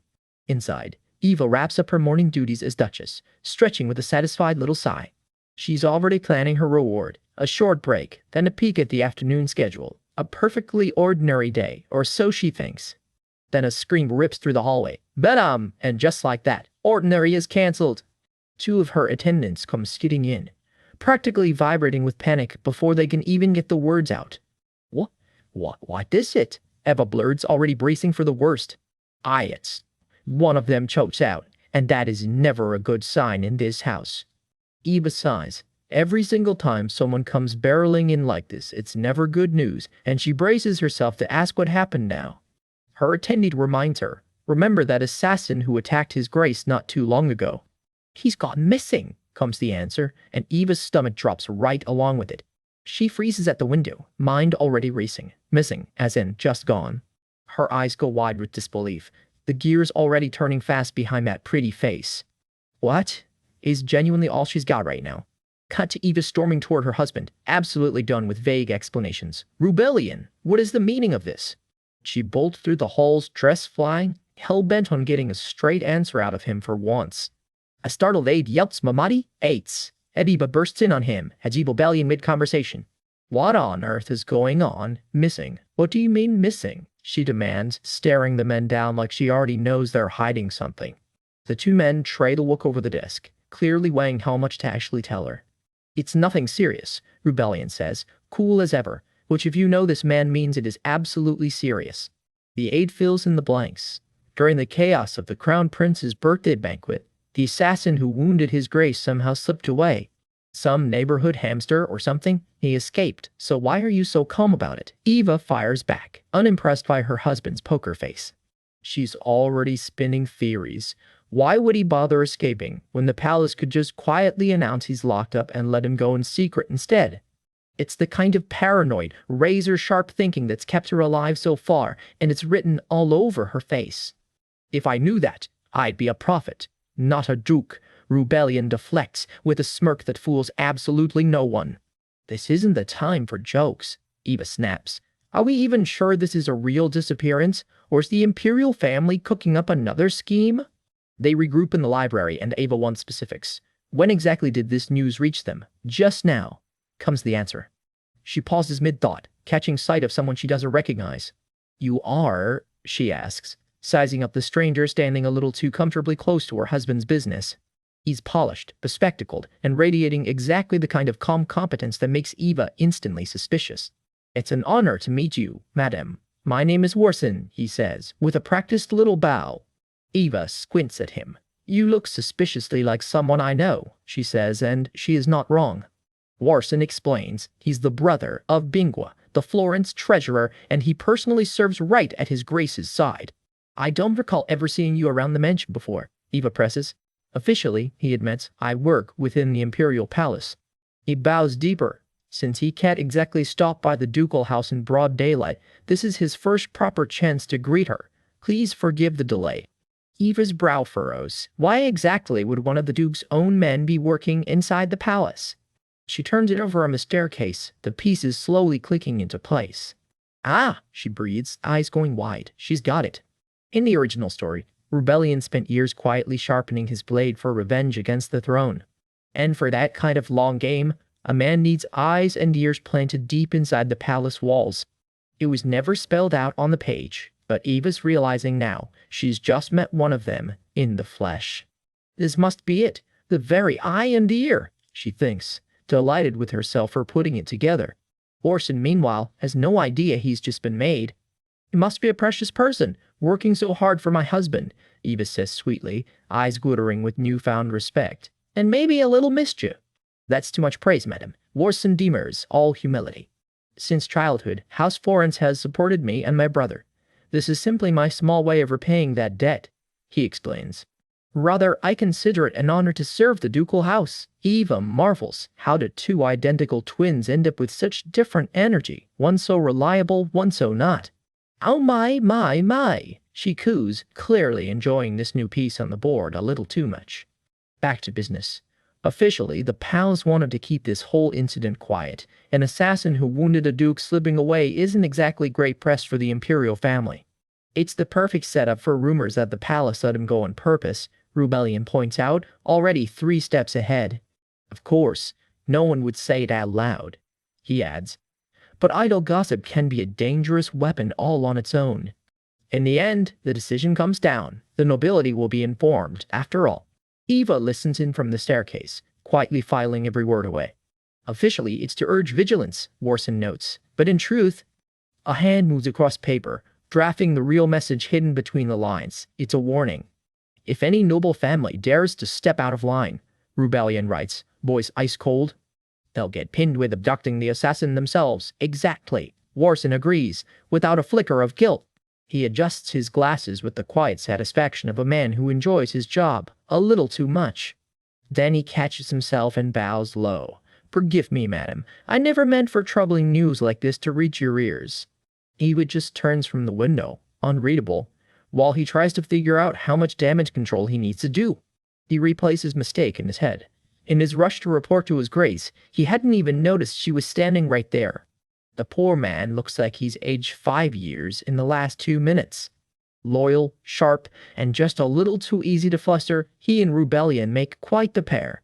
Ah, it's fine, really. So then, Adieva waves him off with both hands, more curious than upset. Officially, the disappearance hasn't been announced yet, but it will be soon, correct? She confirms. Yes, that's right, he replies. Now that my report is finished, I should return to the palace, he says, ever the professional. You can go, Rebellion says simply, and that's that. With Warsen gone, it's just Eva, alone in her husband's study, mulling over everything she just learned. Then she rounds on him. Rebellion, she says, in the tone of a woman who asks questions. He answers simply, using the private nickname only he gets to use, like that alone will soften her up. It almost works. He's infuriatingly charming when he wants to be. Eva groans, visibly flustered, trying to block out his stupidly handsome face so she can keep her train of thought. He settles in first like he's got all the time in the world. So who on earth would do something like this? He wonders aloud. You don't let anything slide, do you? Eva mutters, equal parts exasperated and impressed. Well, whoever it is, I'm sure the palace is in complete chaos right now, he muses. Of course. But what if the suspicion falls on you? She counters. If they think House Florence is behind it, she trails off, already dreading where that road leads. You're the one who smuggled him away, aren't you? She says, half joking, half dead serious.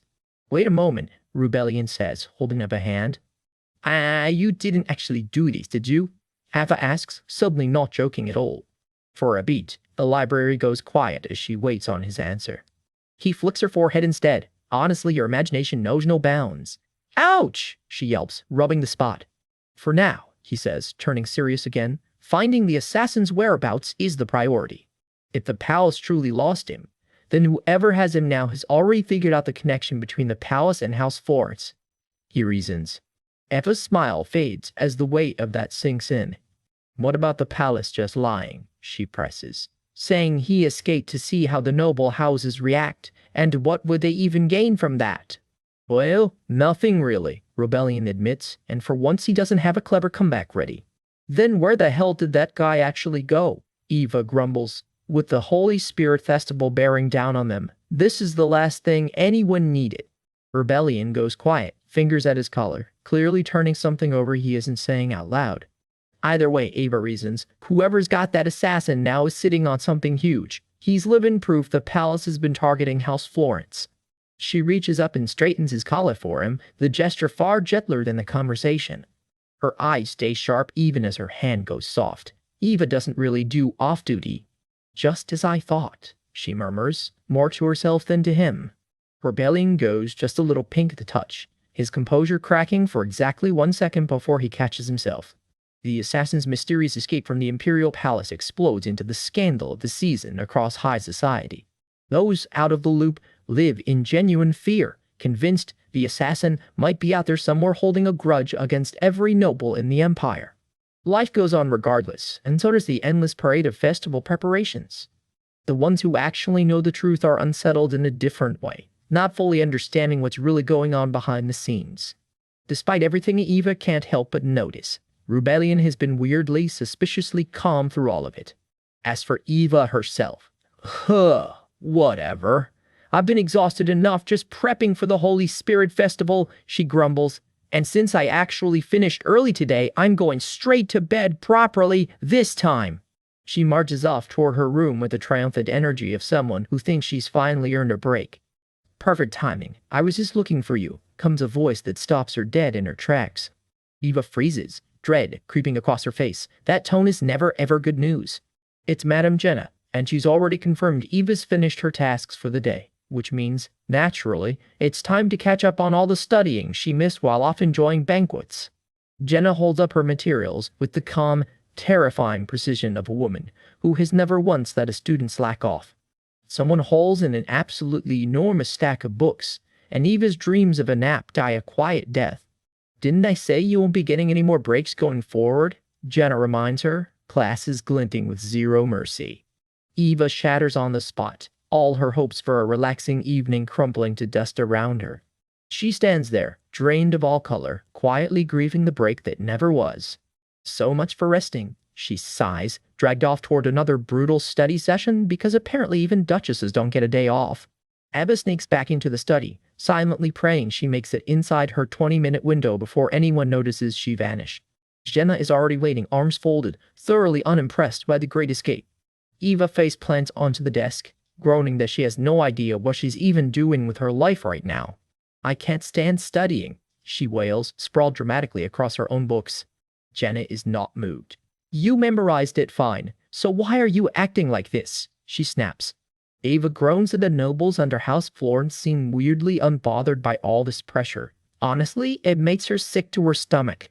Jenna isn't sympathetic. Recognition from the household matters for a duchess, she says, no matter what outsiders think, as long as the family holds firm inside. House Florence endures. I already know that, Eva mutters. I do, but this is just too much. Can't I finish the rest tomorrow? Eva begs. Jenna doesn't budge. Then today's Duchy of Florence won't endure. That is such a cheap shot to say, Eva cries, thoroughly cornered by her own logic. Quietly, Jenna just hopes her lady actually masters all of this. Securing the household's approval matters, she explains. Only then will anyone step in for Eva when a real crisis hits. Eva falls quiet, the point landing harder than she expected. I know I have to do well, she admits, deflating a little. For a beat, the usual sarcasm drops, and something like real worry flickers across her face. Then, unbidden, an old memory starts to surface, one that has nothing to do with etiquette lessons at all. It circles back to a dress, carefully kept, reflected in the glass of a dressing room. That reminds me, I have a question, Eva says. Jenna nods. Please, go ahead. On my first day at the duchy, why did you show me the former duchess's dress? Eva asks. She still remembers exactly how Jenna's face changed the moment she reached for it. Jenna's mind drifts back to the day Eva first arrived at the estate. I'll take this dress, please, young Eva had said back then, and Jenna had gone stiff and silent at the sight of it. That was my mistake, Jenna admits now. A mistake? Eva echoes, confused. No woman had used that dressing room since Eva arrived, Jenna explains, so the garments the Duke prepared was simply stored in the former Duchess's old quarters. When she brought the clothes over, a maid accidentally mixed in one dress that never should have been there. Then why did you react like that when I chose it? Eva presses. Well, Jenna hesitates. I was surprised you picked something so much more modest than I expected. It had almost all been tested. She admits the duchy is hardly so strapped for cash that they need to scrimp on dresses. Because Jenna explains, that particular dress was the former duchess's absolute favorite. The late Duke had personally picked it out himself and gifted it to her, she says. Jenna's expression shifts for just a second. Why that face? Eva asks. Well, it's a little odd to say, but Eva starts. For a gift from a duke, wasn't it a bit too plain? Eva wonders. Jenna smiles faintly. He just spotted it in a shop window and thought it would suit her, and Jenna herself had scolded him back then. How could this possibly befit her dignity? Wow, so you had a temper even back then, Eva teases, picturing furious young Jenna scolding a duke to his face. But his grace insisted the dress suited her anyway, and in the end, he was right. The madam truly cherished that dress above every other gown she owned, Jenna says quietly. In her memory, the former duchess still moves like poetry. On dark hair loose, that same beloved dress trailing behind her. Eva listens in silence, quietly moved by the weight behind such a simple piece of fabric. Jenna really does miss her, Eva realizes. More than I thought. She must have deeply loved Charlena. So that's why you were so startled when I chose it. That's part of it, Jenna admits. The former duchess always said if she had a daughter, she'd pass that dress down to her, and if she had a son, she'd save it for whoever he chose to propose to someday. That's how precious it was to her, Jenna says, so when Eva picked it without a moment's hesitation, the reaction just slipped out on its own. Ah, Eva breathes, suddenly understanding exactly what she'd been holding that day. For a quiet moment, the two of them just sit with it, a small unspoken understanding passing between them. Now then, if you're done stalling, Jenna says, all business again? Let's return to your studies, eh? You were just getting sentimental a moment ago, Eva protests.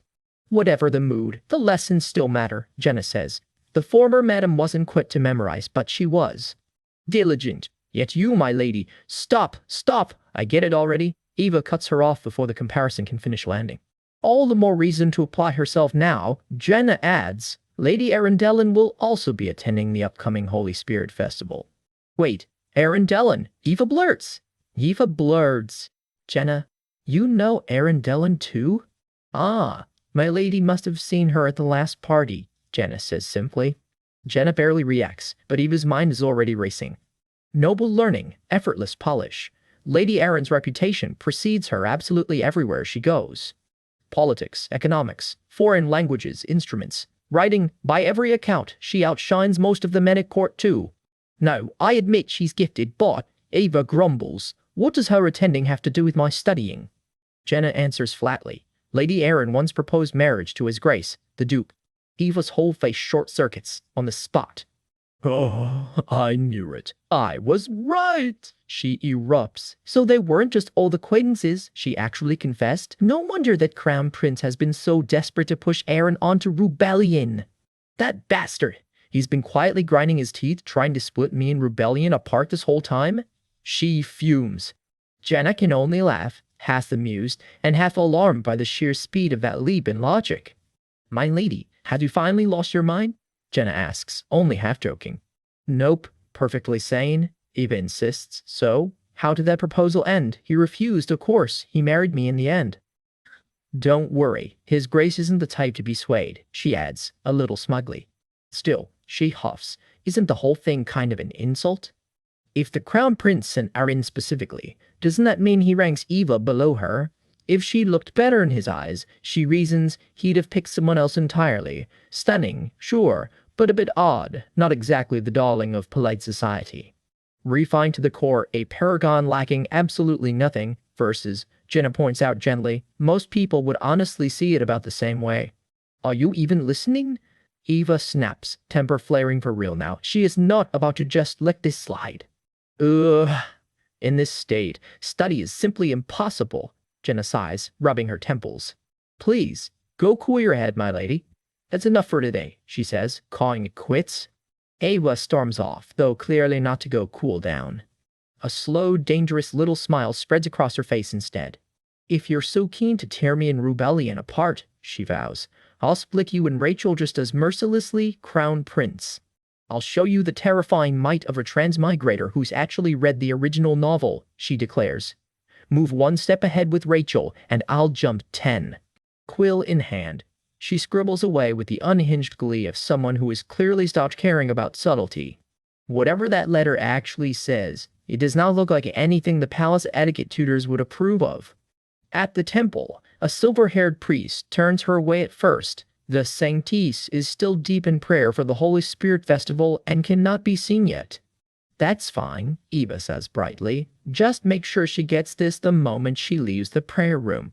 The priest heads off with a letter in hand while Eva watches from a distance, practically vibrating with anticipation. He eyes the envelope warily before he goes. This isn't dangerous, is it? He asks, visibly suspicious. Do I look bold enough to actually harm the saintess? Eva asks, all wide-eyed innocence. Yes, the priest answers immediately. No, I'm not, she protests a little too loudly. Very well, he says, clearly unconvinced but willing to let it go. Please make sure it reaches her, Eva beams. If you lose it, I won't forgive you. Then I'll be going, she chirps, already strutting off, pleased with herself. Yes, take care, the priest calls after her. Inside her head, Eva is already cackling. Suffer well, Crown Prince. I'll sabotage you thoroughly, she gloats to herself, right until a voice cuts in behind her. Duchess Florence? Her steps freeze mid-stride, that smug little grin evaporating instantly. She turns around to find none other than Prince Cold-Shoulder himself standing right there. Ugh, why on earth is he here? Eva thinks, dread creeping in fast, and just like that, the chapter cuts out. They say enemies always meet on a narrow bridge, and Duchess Eva is about to find out exactly how narrow. The sky is clear, petals drifting past on the breeze, deceptively peaceful for what's about to happen. The Duchess Florence, a familiar voice calls out. Eva turns to find the Crown Prince standing right there. Just her luck. Her shoes stop on the marble floor, and right now, she thinks, she really hates that saying. Snow starts falling between them as the two just stare each other down, novel versus enemies, face to face at last. Eva recovers first, dropping into a perfect curtsy. Greetings to His Highness, the Crown Prince. I see the Duchess around here, Icarus says smoothly, closing the distance between them. He flashes that easy, unreadable smile of his, the one that always puts Eva's guard straight up. Playing along, she offers sweetly, I came to pray to the Lord for the well-being of the Florence ducal family. Admirable, Icarus replies, to see the Duchess working so hard to fulfill her duties. Privately, he's needling her the whole time, marveling that she won't crack even slightly under the pressure. In that case, I can't fall behind either, he needles, and Eva volleys right back that since His Excellency shows her such kindness, she's determined to be of use to the ducal family too. Textbook-devoted wife smile, flowers and all. Nobody would guess she's screaming internally. Did I go a bit overboard? She wonders, while a few steps ahead Icarus mutters under his breath, unimpressed. What a downer! Word travels fast. It seems the Duchess really loves the Duke, someone murmurs nearby. Yes, Iva chimes in on cue. That's why every day feels like a dream to me. Every syllable rehearsed for an audience of one, a prince who is clearly not buying a word of it. I see, Icarus says, and something in his tone makes Eva's smile falter for half a second. Love, you say? He presses, testing the word like he doesn't quite believe it applies here. Eva goes very still, waiting to see exactly where this is going. Well, I suppose that could be called love, Icarus allows.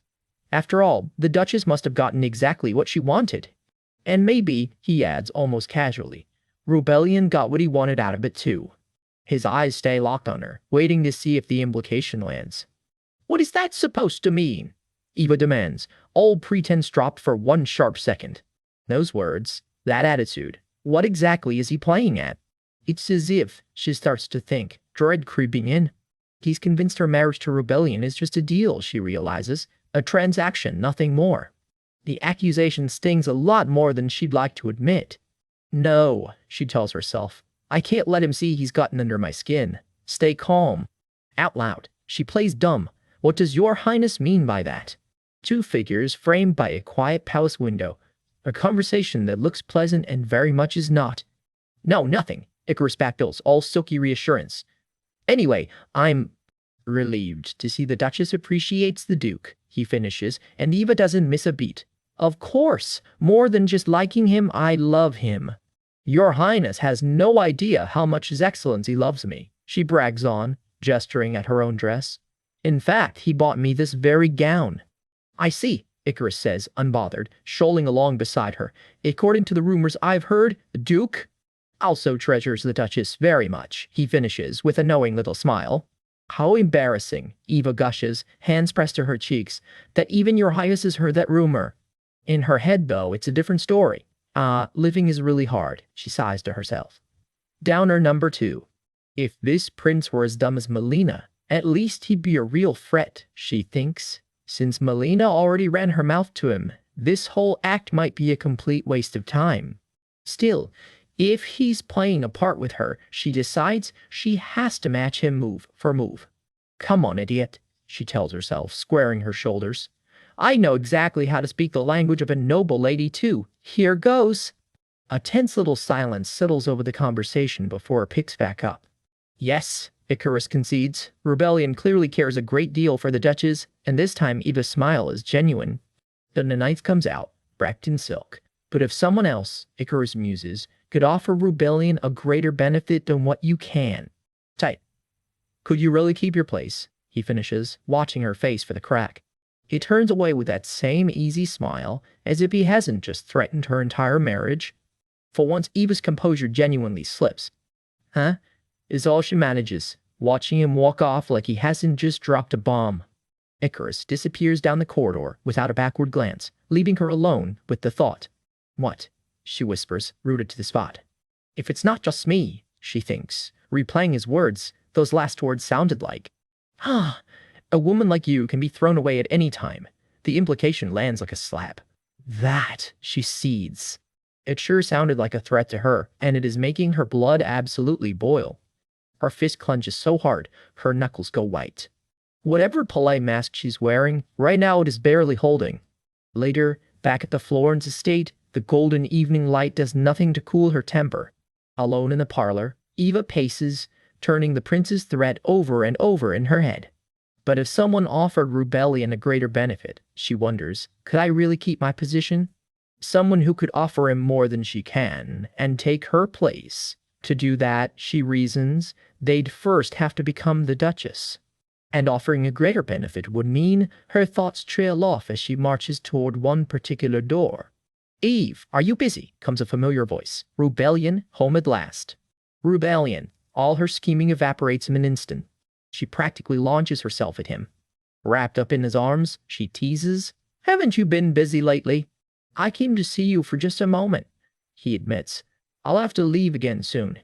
He answers her pout the way he usually does, with a kiss that says more than words could.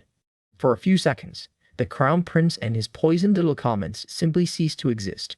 Once they surface for air, Eva asks, what's really on her mind? Are they still searching for the assassins? "It seems so," Rebellion admits.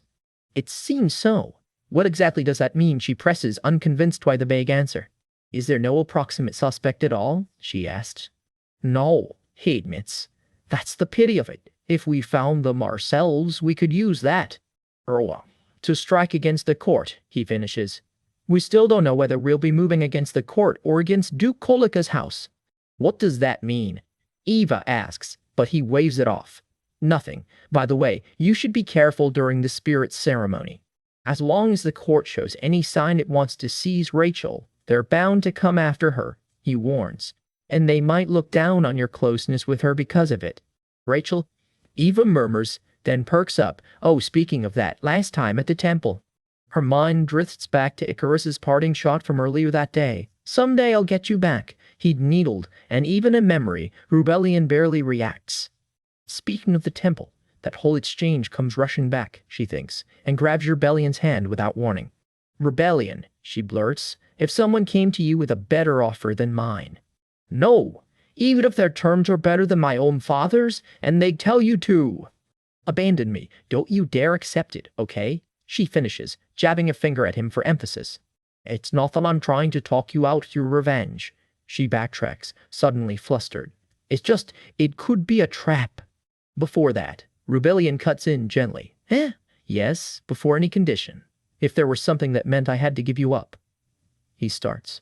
Eva holds her breath, waiting for the rest. "Oh, I would never have such an intention," he says simply, no hesitation at all. He tips her chin up, closing what little distance is left between them. Eva goes bright red on the spot. "It's not like I was actually worried about that," she mutters, betrayed by her own blush. "So you can relax," he says, pulling her into a hug anyway.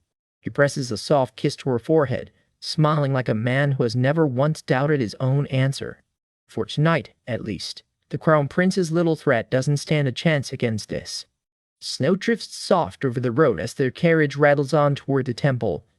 In the original story, this is exactly when the Crown Prince and Rachel would have started falling for each other, right at his birthday banquet, watching the fireworks together. Eva stares out the frosted window, murmuring together, like she's testing how wrong that idea feels now.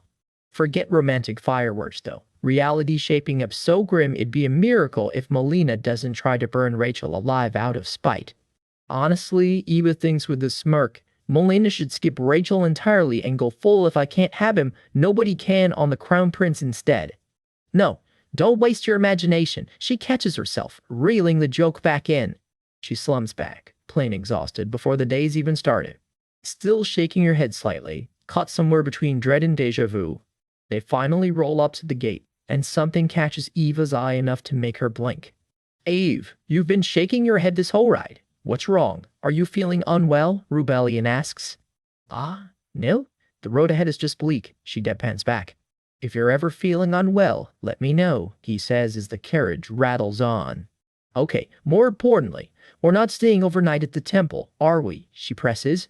"Well," he starts, and she cuts him off flat. "Please, I just want to sleep comfortably at home." "No, no way," comes the answer anyway. He huffs a small, amused laugh at her protest. "I never intended to stay at the temple anyway," he admits.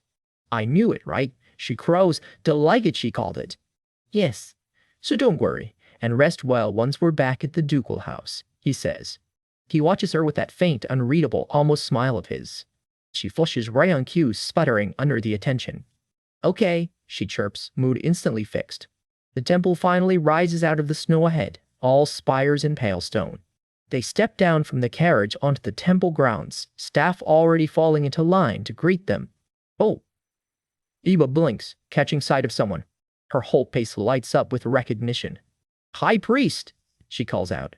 And there he is, silver hair, glasses, robes trimmed in temple red, making an entrance like the sun came out just for him. He offers the proper formal greeting, every gesture textbook perfect. Rebellion and Eva close the distance together. Rebellion, I need to speak with the High Priest for a moment, she says. Very well, I'll wait, go on, he tells her. Then he leans in and presses a kiss to her cheek, right there in public. Don't keep me waiting too long, he murmurs. Eva short circuits on the spot, face burning. Oh, what's this, all of a sudden, making my heart race like that? She squeaks to herself. The High Priest raises an eyebrow. So, why are you so happy to see me? He waits, arms crossed, robes swishing. Why else? There wasn't a problem with the delivery, was there? She asks. All business now? No accidents at all. I delivered the letter safely to the Saintess, he confirms. Though, but didn't His Highness the Crown Prince also visit that day? She asks, a little too casually. He blinks. How do you know that? Think about the timing between my visit and his. It'd be stranger if we hadn't crossed paths. So what did he say? She pushes. That I cannot tell you, Duchess, he says primly. And also, she prompts, narrowing her eyes. He starts sweating under the pressure. That thought. Please don't mention it to the Saintess. He finally caves. He clears his throat, trying to recover his composure. Eva blinks, caught completely off guard. Still processing, question marks practically floating over her head. He walks beside her, repeating himself. I mean, don't tell the Saintess that His Highness visited. Considering the relationship between the temple and the imperial family. This starts. She cuts in. What's up with him? She wonders. It's best if the Saintess and His Highness don't. Meet directly, he finishes. You normally don't talk this much, do you? She needles. And you, of all people, a stickler for rules, are telling me not to say anything? She presses. He just shushes her, finger to his lips. Oh, wait. Come to think of it, in the original too, something clicks for. This was right around when Alfred started acting strange whenever Rachel was involved. Anyway, do you understand? She asks pointedly. He flinches, visibly rattled. It's... She practically shouts, thrilled with herself. She jabs a finger straight at him, accusing. Do you understand? She repeats, relentless. He can't quite meet her eyes. Oh my, of course. You're absolutely right, High Priest, she says, all mock innocence. Then she smirks, the kind of smirk that spells trouble. Ooh, why are you smiling so frighteningly? He asks, nervous now. Oh my, when did I? She laughs it off, wildly unconvincing. Don't worry, High Priest. I'll cheer you on, she calls, practically skipping off. Her footsteps fade fast down the hall. Left alone, he mutters, cheer me on? Is that how this is going? She muses to herself as she walks off. Because how could she forget this is right around when Alfred starts falling for Rachel. Ah, how adorable, she squeals, positively delighted by the discovery. World when the transmigrated heroine steals the spotlight, the story's original male lead. Loses his place, she finishes with a sly little smile. Just you wait. Eva mutters under her breath, striding toward the hall. Crown Prince? She finishes, fire in her eyes. Inside, the ceremony hall fills up, guests taking their seats one by one. It seems things are about to begin. Let's sit down for a bit, Rebellion says. The crowd settles into the pews, murmuring with anticipation. A VIP seat close to the Kolika ducal house. That means... Eva notes, filing it away. Ah, the Crown Prince must be coming too, she whispers to Rebellion. Of course he is. He's shown so much interest in the Saintess, he replies. The crowd stirs, every head turning toward the entrance. They wait, tense with anticipation. And there he is, the Crown Prince, striding in with Lady Malena Barnes on his arm.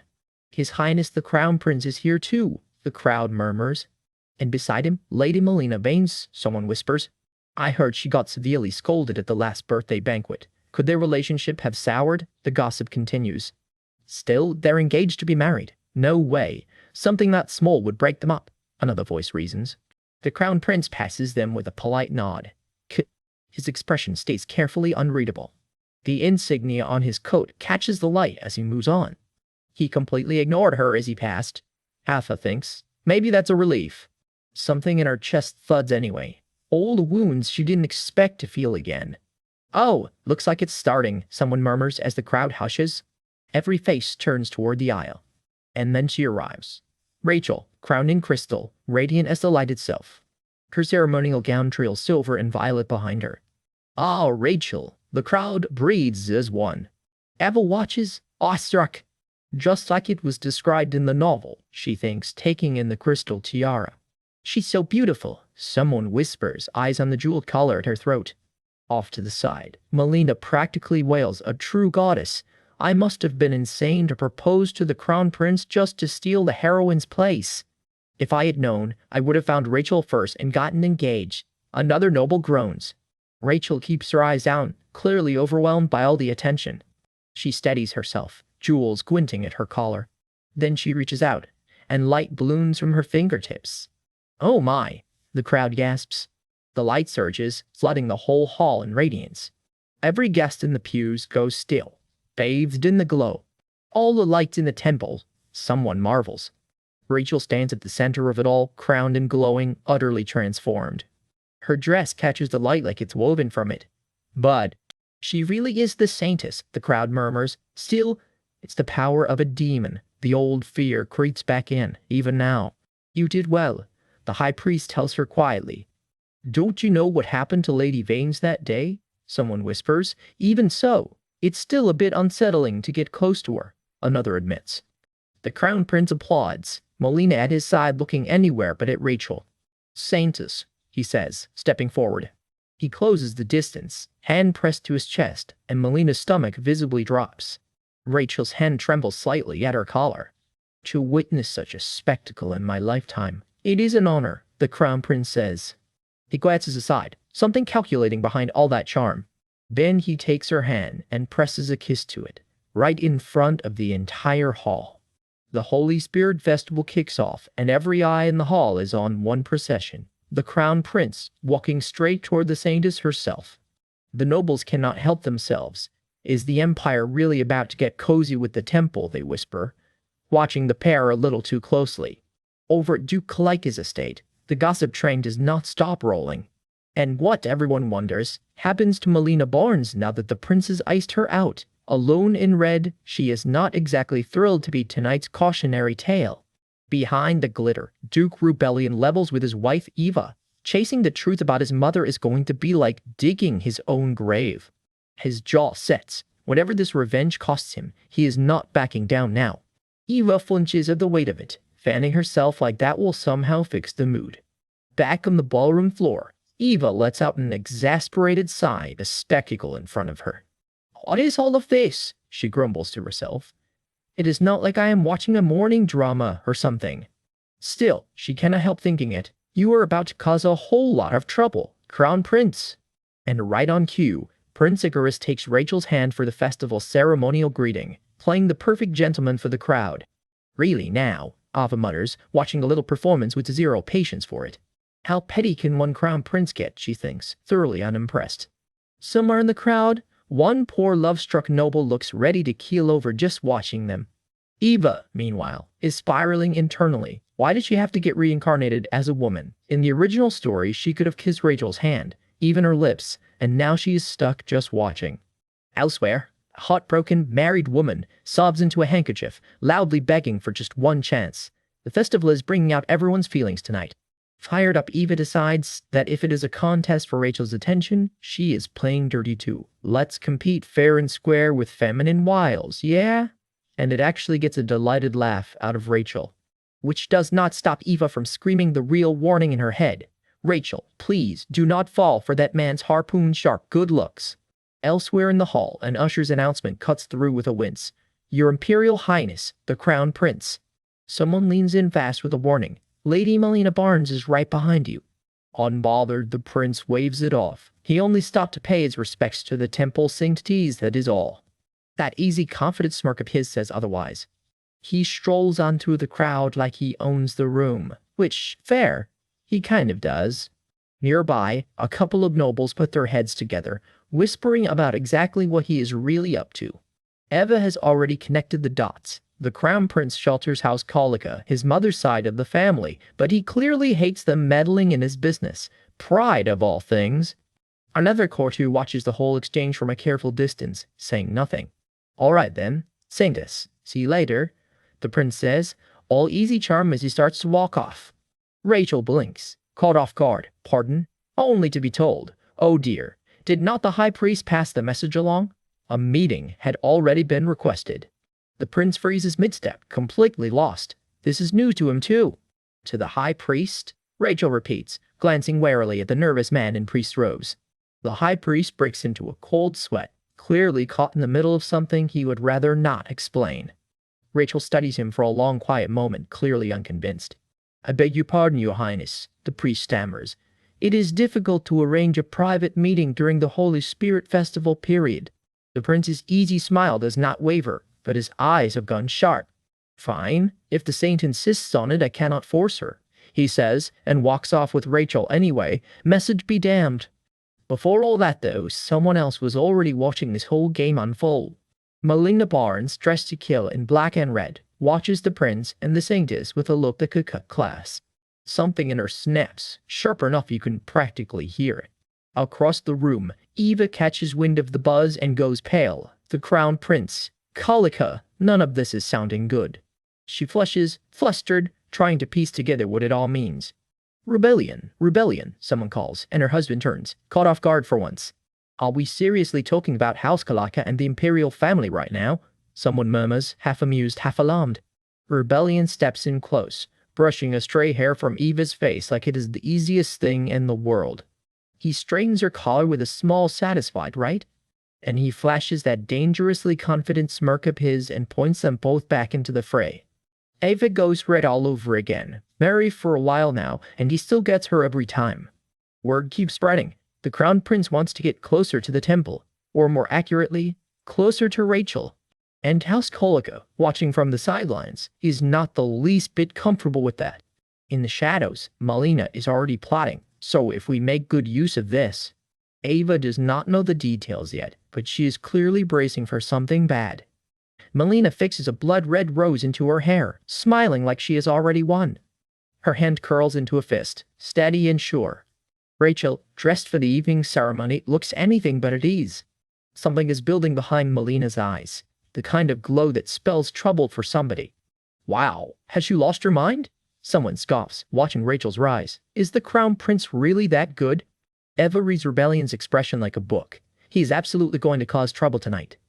Eve, let's get going too, he says instead, all business. Well, if Alfred actually passed that along, Eva mutters, filing away one more loose thread. Even if they try something she thinks watching over the balcony rail, it is still going to land right in her hand, as long as it is handled properly where Rachel is concerned. By the time it is over, Eva is wrecked. That was tough, she sighs, sinking back exhausted. Still, she cannot help but pat herself on the back. Not one slip-up all night, and she did not embarrass Rebellion once. As expected, she is amazing. Maybe I will draw a rose water bath in a bit, she thinks, finally letting herself relax. Then her maid Aida comes bursting in, my lady, and that relaxation is officially over. Gasping for breath, Ada stammers that a message just came in from the temple, when she was told to keep hushed up. A message? Eva asks, already bracing herself. Aida coughs through it, takes a sip of water. Eva presses on her, and finally gets to the important part. Someone poisoned the drink, and it was meant for the saintess. Aida can barely get the words out, and Eva's face is already gone stone still. Poison? Eva chokes out, grabbing at the nearest thing to steady herself. Madam, Aida cries, watching her mistress spiral. For one horrible second, Eva pictures exactly who would be petty enough to try it. No way, she breathes. And then, somehow, she starts laughing. Full-blown. Madam, Aida asks nervously, watching her lady completely lose it. Eva presses a hand to her head, still half laughing, half stunned that it actually happened. Funny. So funny, she manages between laughs. Say what you want about her, but this one never strays far from expectations. Meanwhile, alone in the dark, Melina Barnes is asked point-blank, so, she finally went and did it? And there it is. The vial still in her hand gives her away completely. Melina Barnes. Rewind a beat. A letter reaches Rachel from a friend who's already survived a season of high society side-eye, gently warning her the fallout from the Crown Prince's birthday bash is far from over. The friend doesn't sugarcoat it either. Melina Barnes was never exactly known for a gentle personality, and Rachel already knows that better than most. She'll stop at nothing against someone she's taken a dislike to, the letter warns, and a nasty, very specific rumor is already crawling through high society. The rumor's simple. Melina might knowingly or not so knowingly turn that temper on Rachel next. How scary, comes the deadpan reply, because sarcasm is a fine defense mechanism. She might tear your dress, the letter says, or pin a false accusation on you to smear Rachel and the temple both, and out on Barnes' territory. Melina makes those rules herself. Then comes the real warning. A deadly poison sold under the pretty name, Varsetium, blooming right there like this innocent little lavender sprig. Antidote. Always. At all times, the letter's closing advice hammers home. Carry one, no exceptions.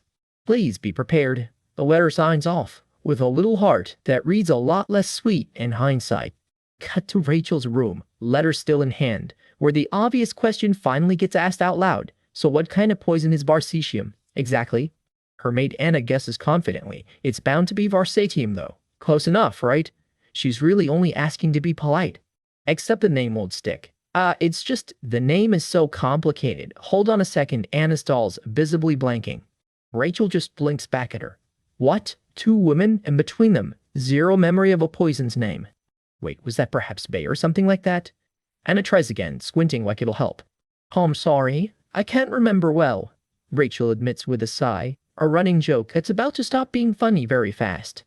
Because somewhere else that same night, something else entirely is unraveling, and it has nothing to do with a forgotten poison's name. It's not Varsetium. Then, what is it? What could it be? The spiral starts small before it snaps wide open. No, seriously? Why is the original treating me like this? A pale figure presses both hands to her face, shaking, unraveling in real time. It's Melina Barnes, screaming into the empty room.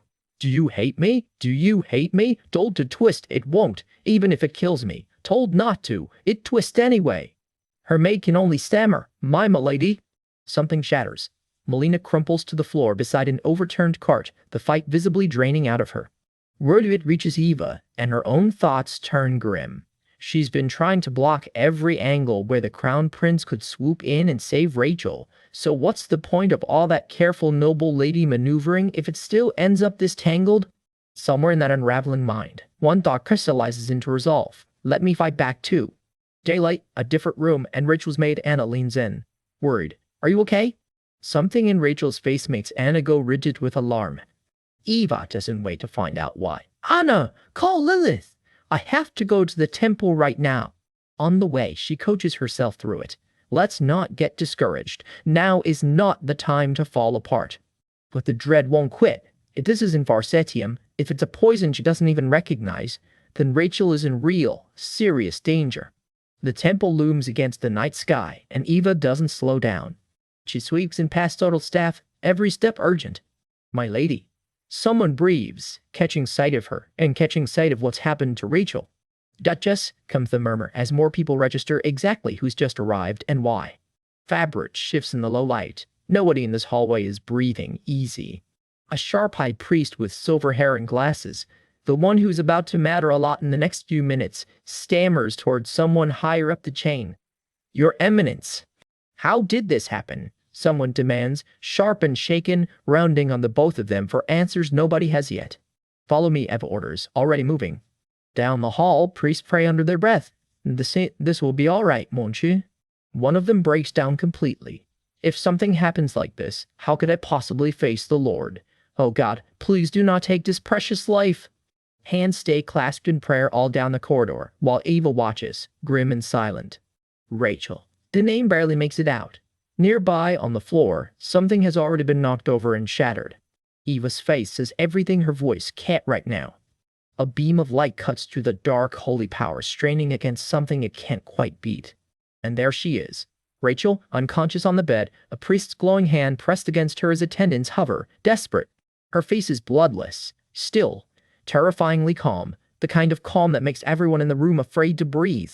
The silver-haired priest carries her wrapped form through the corridor himself. No time to wait for anyone else. What on earth is this? How did she end up poisoned? Someone demands. I told you to always keep antidotes on hand, didn't I? Don't they work? The priest answers, steady but grim. In accordance with the saintess's own words, we prepared every antidote there is. None of them worked. A sleeve, a held breath, the room holding its collective nerve together by a thread. Holy power glows against her skin, but even it has limits. At best, it only keeps the poison from spreading deeper. Anything more is impossible. Eva's composure finally cracks. Just a little, right there in front of everyone. Kind of poison is it? She finally asks. The only question left that matters. Silence. Then, quietly, it's called acetium. The name lands like a curse dragged out of the dark, and something in Eva's expression changes completely. She goes still, the world briefly narrowing down to fog and static. What did you say? Not disbelief this time. Recognition. The priest explains. Acetium. It grows only where the Empire's southernmost land of death overlaps the tomb of the Dead Sea. It's an extract of the Aziz flower, he explains, holding up the sealed bottle like it might bite him. A cursed flower, he says, that blooms from lives the gods themselves gave up on. Antidotes won't touch it, and no cure has ever been discovered, not once, not by anyone. He notices her face and falters. Madman! Why is all Ava can get out, staring at nothing? Because she knows this poison. Why is acetium showing up here? Isn't that the exact poison that shows up at Duke Kalika's, right at the very end of the original story? The place where Ace's flowers even grow is a forbidden zone. Nobody gets in without imperial permission. Full stop. No matter that Melina's the crown prince's fiancé, Eva reasons, sneaking in and out of a place like that is never simple. And she pictures Melina, dead serious under all those flowers in her hair. She risked all that when Varsestium was sitting right there in her own territory the whole time? Even if it's just to avoid getting caught, Eva reasons, using Varsitium would have been the smarter play, easily. So why the harder, riskier poison instead? The answer settles over her like a weight. There's no longer any easy way out of this. For anyone. Somewhere behind her, a guard mutters, gutted. I should have been more careful. I should have stopped the saintess. The priest just stands there, solemn, out of easy answers. A group presses on through the halls together, united by the same unspoken fear. Eva's expression hardens into something more useful than panic. Resolve. Since things have already come to this, she tells herself, regret is useless. Regret doesn't solve problems. Simple, brutal, true. She squares her shoulders and looks straight ahead. Let's stay calm. Acetium may be known to have no antidote, but in the original story, Rachel definitely survives. That's the one fact she's certain of, and right now it's the only rope she's got. A memory surfaces, someone's voice from Ongo. Remember Eve. Let's remember. Somewhere in her mind, an old familiar book falls open. How acetium appeared in the original story, and exactly how it got resolved. She pulls the memory into focus. Near the end of the original, Rachel talks the Crown Prince into a direct conflict with House Kalika, and, because by then he's in love with her, fully on board with her sense of justice, he goes along with it. He openly breaks with the Empress and House Kalika over it. Right, Eva remembers, that's exactly where acetium showed up. A darker memory surfaces with it, a figure cloaked in shadow, holding a small purple bottle like a loaded weapon. The Empress herself handed over the acetium, Eva recalls, straight to a House Kalika that had already decided Rachel was a thorn worth removing. And then the memory just stops, her fist clenches. I can't remember what comes after that. How did... The priest tries again, gently. Madam? Damn it, I should have written more detailed notes the moment I got here. Eva mutters to herself, then forces her brain back on track. Slowly. Let's retrace the original plot. Rachel gets poisoned, and then the Crown Prince tries to save her. She sits with that thought, turning it over. But there's no antidote in the original either, so what exactly did the Crown Prince actually do? The question hangs in the quiet, unanswered, for about 3 more seconds. Because Eva's eyes suddenly go wide. She's got it. Song Su, she shouts, already moving. Down the hall, Anna and the silver-haired priest both jump at the sound of her voice. Right now, Song Su, bring it. Whatever she just remembered, it can't wait a second longer. The temple's in full-blown panic as staff scramble down the halls, someone bellowing for holy water to be brought right now. All anyone can manage in response is a stunned, whispered pardon me. Then it clicks for the high priest Alfred. There's still the holy water Rachel made herself. Eve cuts in with the bad news. The temple's usual holy water got completely drained during the Holy Spirit Festival. That door's closed. Damn it, Eve mutters, staring down a problem with nothing but bad options left. Then it's an absurd method, she decides, jaw set. If the normal rules won't save Rachel, she'll just break them. Lilith, Eve shouts. Yes, ma'am, comes the immediate, slightly terrified answer. Remember the holy water I told you to always keep on you? Eve asks. This is exactly what it's for. Lilith freezes for a half second, the weight of the request landing all at once. Bring it now, Eve orders, no time left to explain twice. Hurry, she shouts again, already halfway down the hall. Lilith bolts, bottle in hand, sprinting flat out through the temple. Ma'am, I brought it, she gasps, skidding to a stop in front of Eve and Alfred. Thanks, Lilith, Eve breathes, but Alfred hesitates. Madam, I understand your feelings, but ordinary holy water alone won't. Still, he takes the bottle in hand and studies it closely, sensing something's off about this one. That is, he starts, trailing off as it dawns on him exactly what he's holding.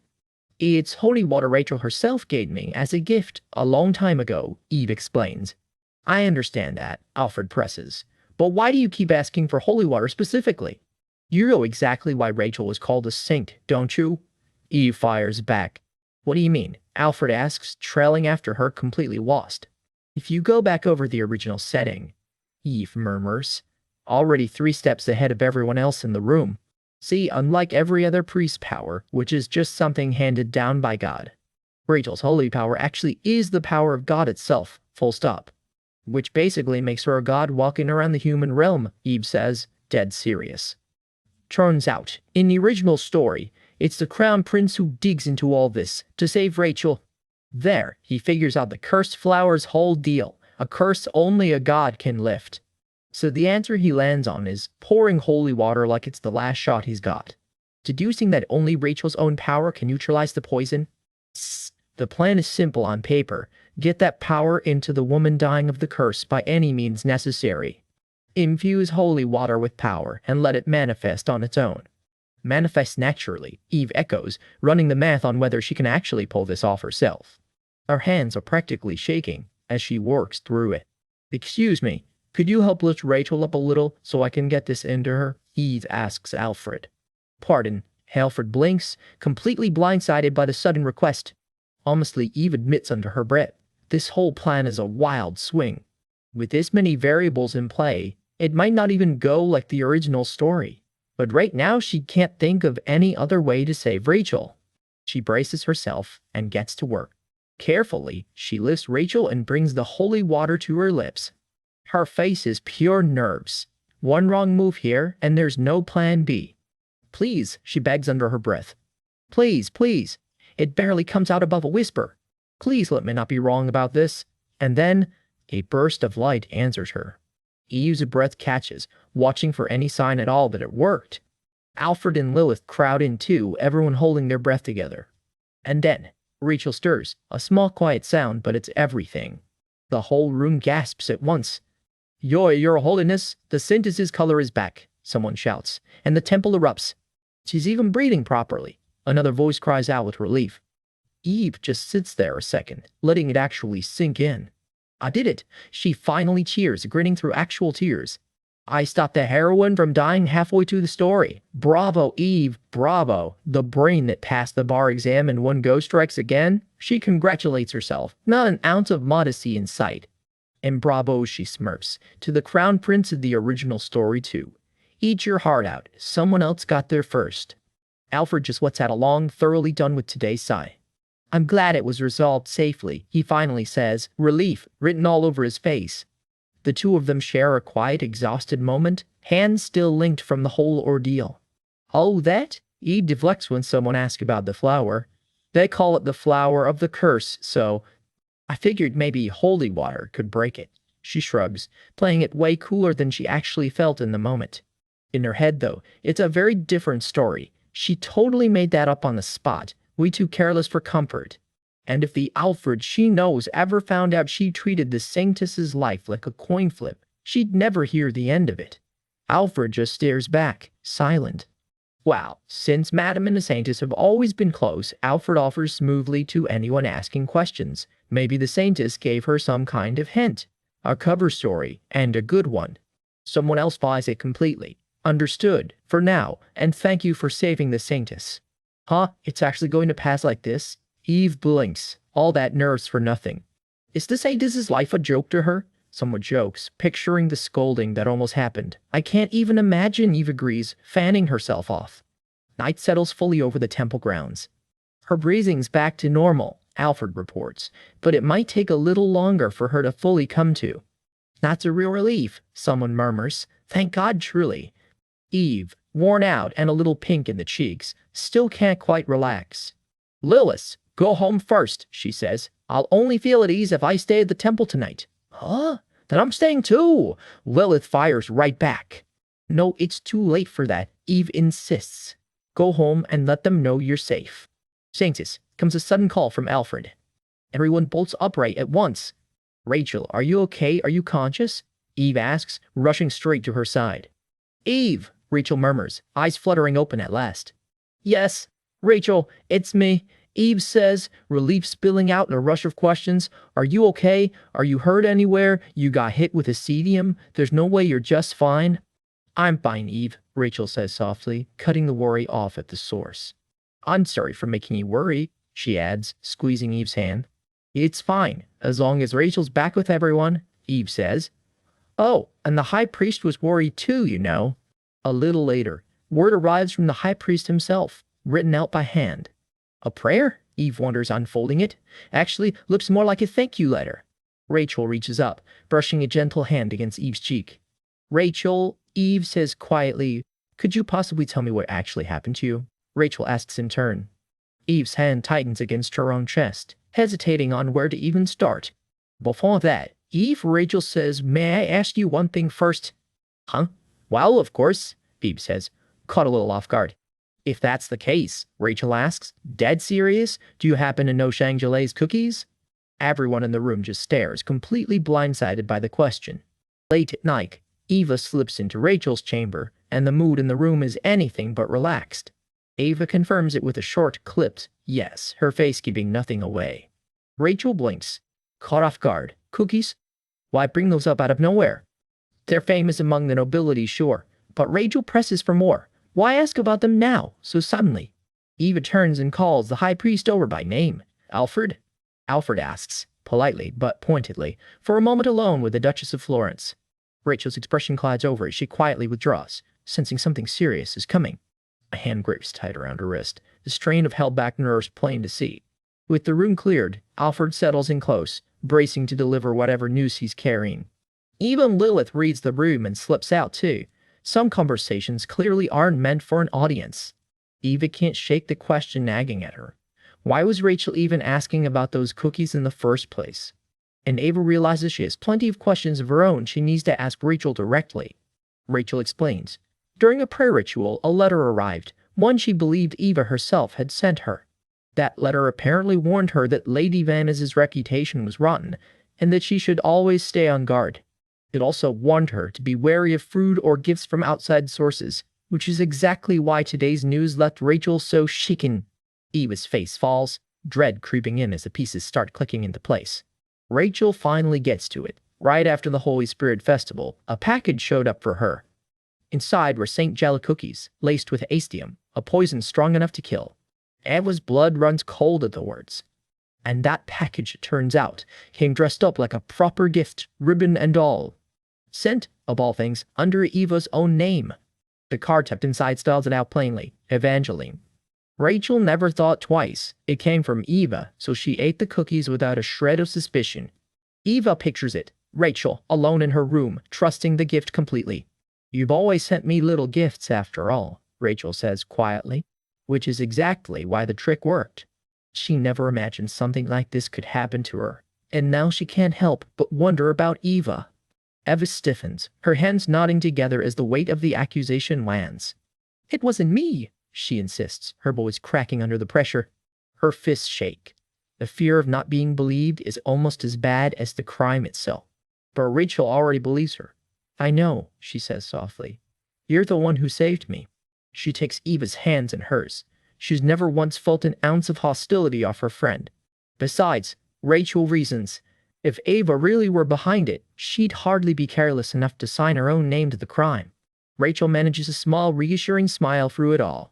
Still, doubt lingers on Eva's face. Being cleared doesn't make the danger disappear. Ava recalls how close it really was. If she hadn't found the antidote in time, Rachel would be dead, and a package with Eva's own name was later found in the investigation. She'd have been branded the murderer of a saint. Her mind spirals into the nightmare version of events, the whole capital turning on her at once. The entire Florence ducal house branded an enemy of the temple itself. Eva shakes herself out of the spiral, forcing her mind back to the present. Rachel steadies her with a simple read on the situation. Whoever did this clearly resents them both. Someone trying to kill Rachel and frame Eva in one move. So who hates them? Both enough to try it.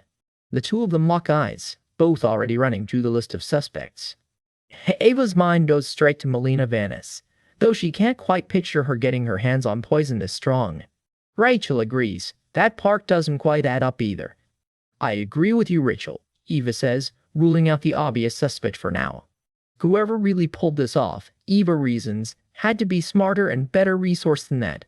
The whole scheme hinged on one thing, Rachel eating cookies she believed came from Eva, no questions asked. It's a chillingly simple trap. Trust itself, turned into the weapon. Which means the culprit has to be someone who knows exactly how close Rachel and Eva really are. That detail alone narrows the suspect pool considerably. Realistically, that leaves only 3 players. House Florence, House Calica, or the Imperial faction itself, which quietly rules out most of the nobility. No one in House Florence would ever pull something like this, so that leaves one uncomfortable name, House Calica. Eva pictures the so-called backhand Duchess in her circle, and the image is not exactly reassuring. In the original story, it was the Empress and House Calica who poisoned Rachel with acetium, and today, the Calica patriarch made no secret of hating how close the Crown Prince and Rachel had gotten.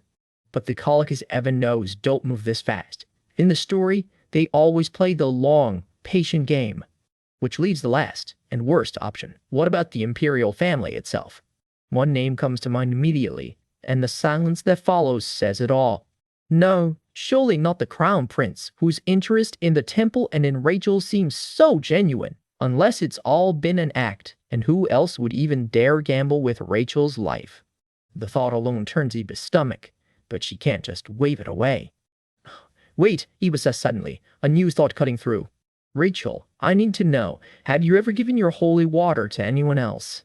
Rachel thinks it over. Yes, she regularly offers a portion of it to the Avatar. Even saying it out loud, Rachel looks uneasy about where this is heading.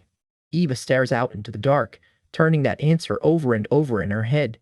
I see, she murmurs. Once again, that same unpleasant gut-deep feeling wells up in her all over again. It's the exact feeling that always surfaces whenever his name comes up. Whenever she starts to suspect the Crown Prince himself. It circles back to the same grim conclusion.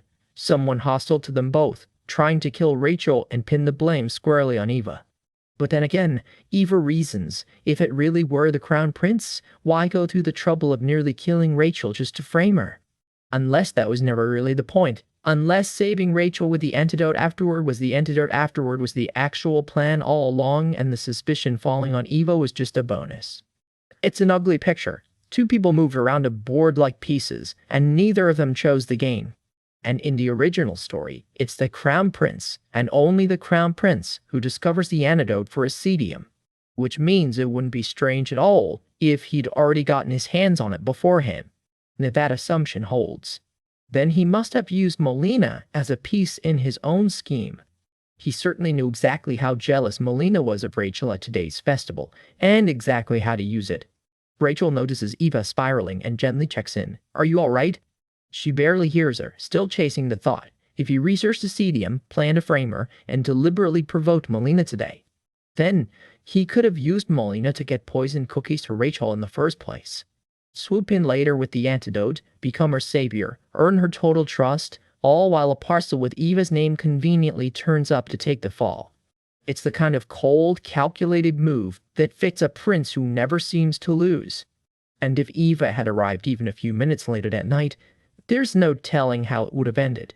Her hand curls into the fabric of her dress, knuckles white. How dare he, she sees, the anger finally boiling over.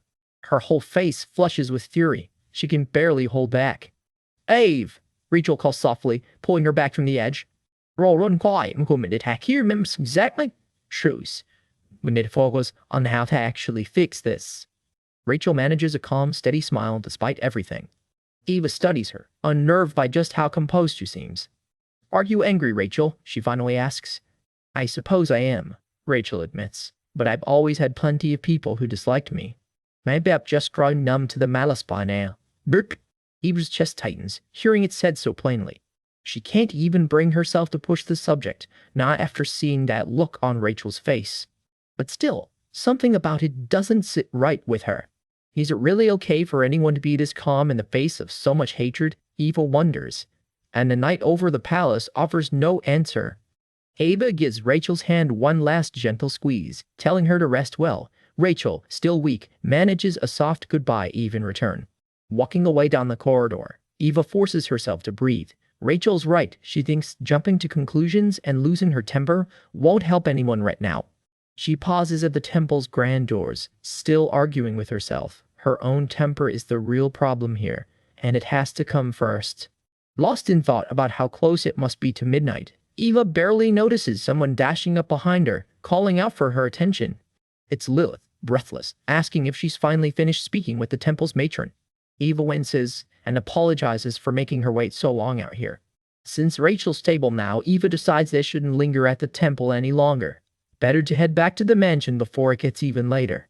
Before they can leave, a familiar pair of boots comes into view, and Eva's breath catches. Someone asks quietly if everything here is finally done. Lilith and Eva both freeze in surprise at the unexpected company. Lilith practically shouts his name. It's Rebellion, standing right there in the temple at this hour. He doesn't waste time on pleasantries, just drapes a warm cloak over her shoulders, telling her the night air turns bitter cold after midnight. Eva laughs, delighted, pointing out she's already wearing a robe. Thank you very much. Rebellion isn't in a joking mood, though. He wants to know how long she's been waiting out here, and why her eyes look like she's been crying. Eva admits she hurried slipped off to the temple, and reminds him wandering around alone this late isn't exactly safe, guards or not. She scolds him further. He could have just sent word. She'd been inside the whole time, completely unaware he was even nearby. Rebellion admits, a little sheepishly, that he figured if she knew he was there, she wouldn't be able to focus on her work. Under the night sky, Eva finally asks the question that matters most. Is Rachel really going to be all right? Rebellion goes quiet for a beat before answering. Then Eva presses him on how he even knows what he claims to know. He shrugs it off as just a theory. With Rachel's life on the line, nobody had the luxury of stopping to question every little detail. Eva studies his face, searching for any crack in that calm. He's clearly been more shaken by tonight than he's letting on. Then something nags at her. The crown prince never showed up at the temple tonight. Why would that be? Eva taps her chin, working through it. Maybe he'd already heard the saintess had woken up, and simply didn't need to come. Rebellion points out that if he has his own network of informants, the palace almost certainly has ears inside the temple too. Which means if the prince really did stay away because he already knew Rachel was safe, that only feeds Eva's growing suspicion that he's behind this whole mess. She catches herself and sighs. No, come on, that's a pretty unfair leap to make with no real proof. Still, she can't help grumbling. Of course, the protagonist gets to be that lucky. That crown prince really is a sly fox. Every single time she thinks she's got him cornered, somehow the whole thing spins right back around on her instead. She'd originally only meant to stir up a little discord, but after tonight Eva decides that's simply not going to cut it anymore. Rebellion glances at her, surprised, as she lays it out plainly in the carriage. Her original plan was just to drive a wedge between House Kalika and the Imperial faction for a while. But now, she tells him, it's time to act directly instead. He blinks, caught off guard. Exactly how does she mean to do that? For his own part, Rebellion quietly settles on something too. For now, he'll simply return in kind everything that was ever done to him. A slow, confident smile crosses his face, the kind that promises trouble for whoever crosses him. The next morning arrives, bright and deceptively ordinary. Eva pulls Lilith aside. She has a favor to ask her. While Eva goes to see Rachel at the temple, she wants Lilith to quietly check the exact shape of the cookies Rachel was given. Sancelle cookies, specifically, then head to the bakery itself to find out who else has ordered that same kind lately and get their names. Lilith listens closely, taking it all in. Eva adds one more thing. Don't forget to slip the shop staff a little something for the trouble. Lilith nods. Understood. Word of Rachel's collapse at the temple hasn't spread through the nobility yet, Eva reminds herself. But it will eventually. It's only a matter of time, and she can't help sighing over it. She wonders uneasily exactly how the Crown Prince, House Colica, and Melina will each react once the news finally breaks. Back home, Eva suddenly realizes something. Where's Rebellion? Has he really been out since early morning? Lilith confirms it. He left for the Imperial Palace at dawn, apparently pushing himself too hard again. Maybe she should whip up a tonic for him. The two of them share a knowing, slightly scandalized look over just how often that man overworks himself. Lilith backdols with a laugh. Sorry, my lady, but honestly, she's not the one who needs to worry about her health around here. She grew up watching him dote on Lady Jenna when she was ill, Lilith explains. And if anyone in this household needs to take better care of herself, it's Eva. Eva insists flatly that she is perfectly healthy, thank you. Lilith just grins after all. The maids in this house can apparently yank radishes clean out of the ground with their bare hands. Eva can't help but ask the obvious question. Why exactly would any of the ducal maids be out there wrestling root vegetables bare-handed? Lilith just laughs it off, a little too innocently for Eva's taste. It only proves how capable this household staff really are.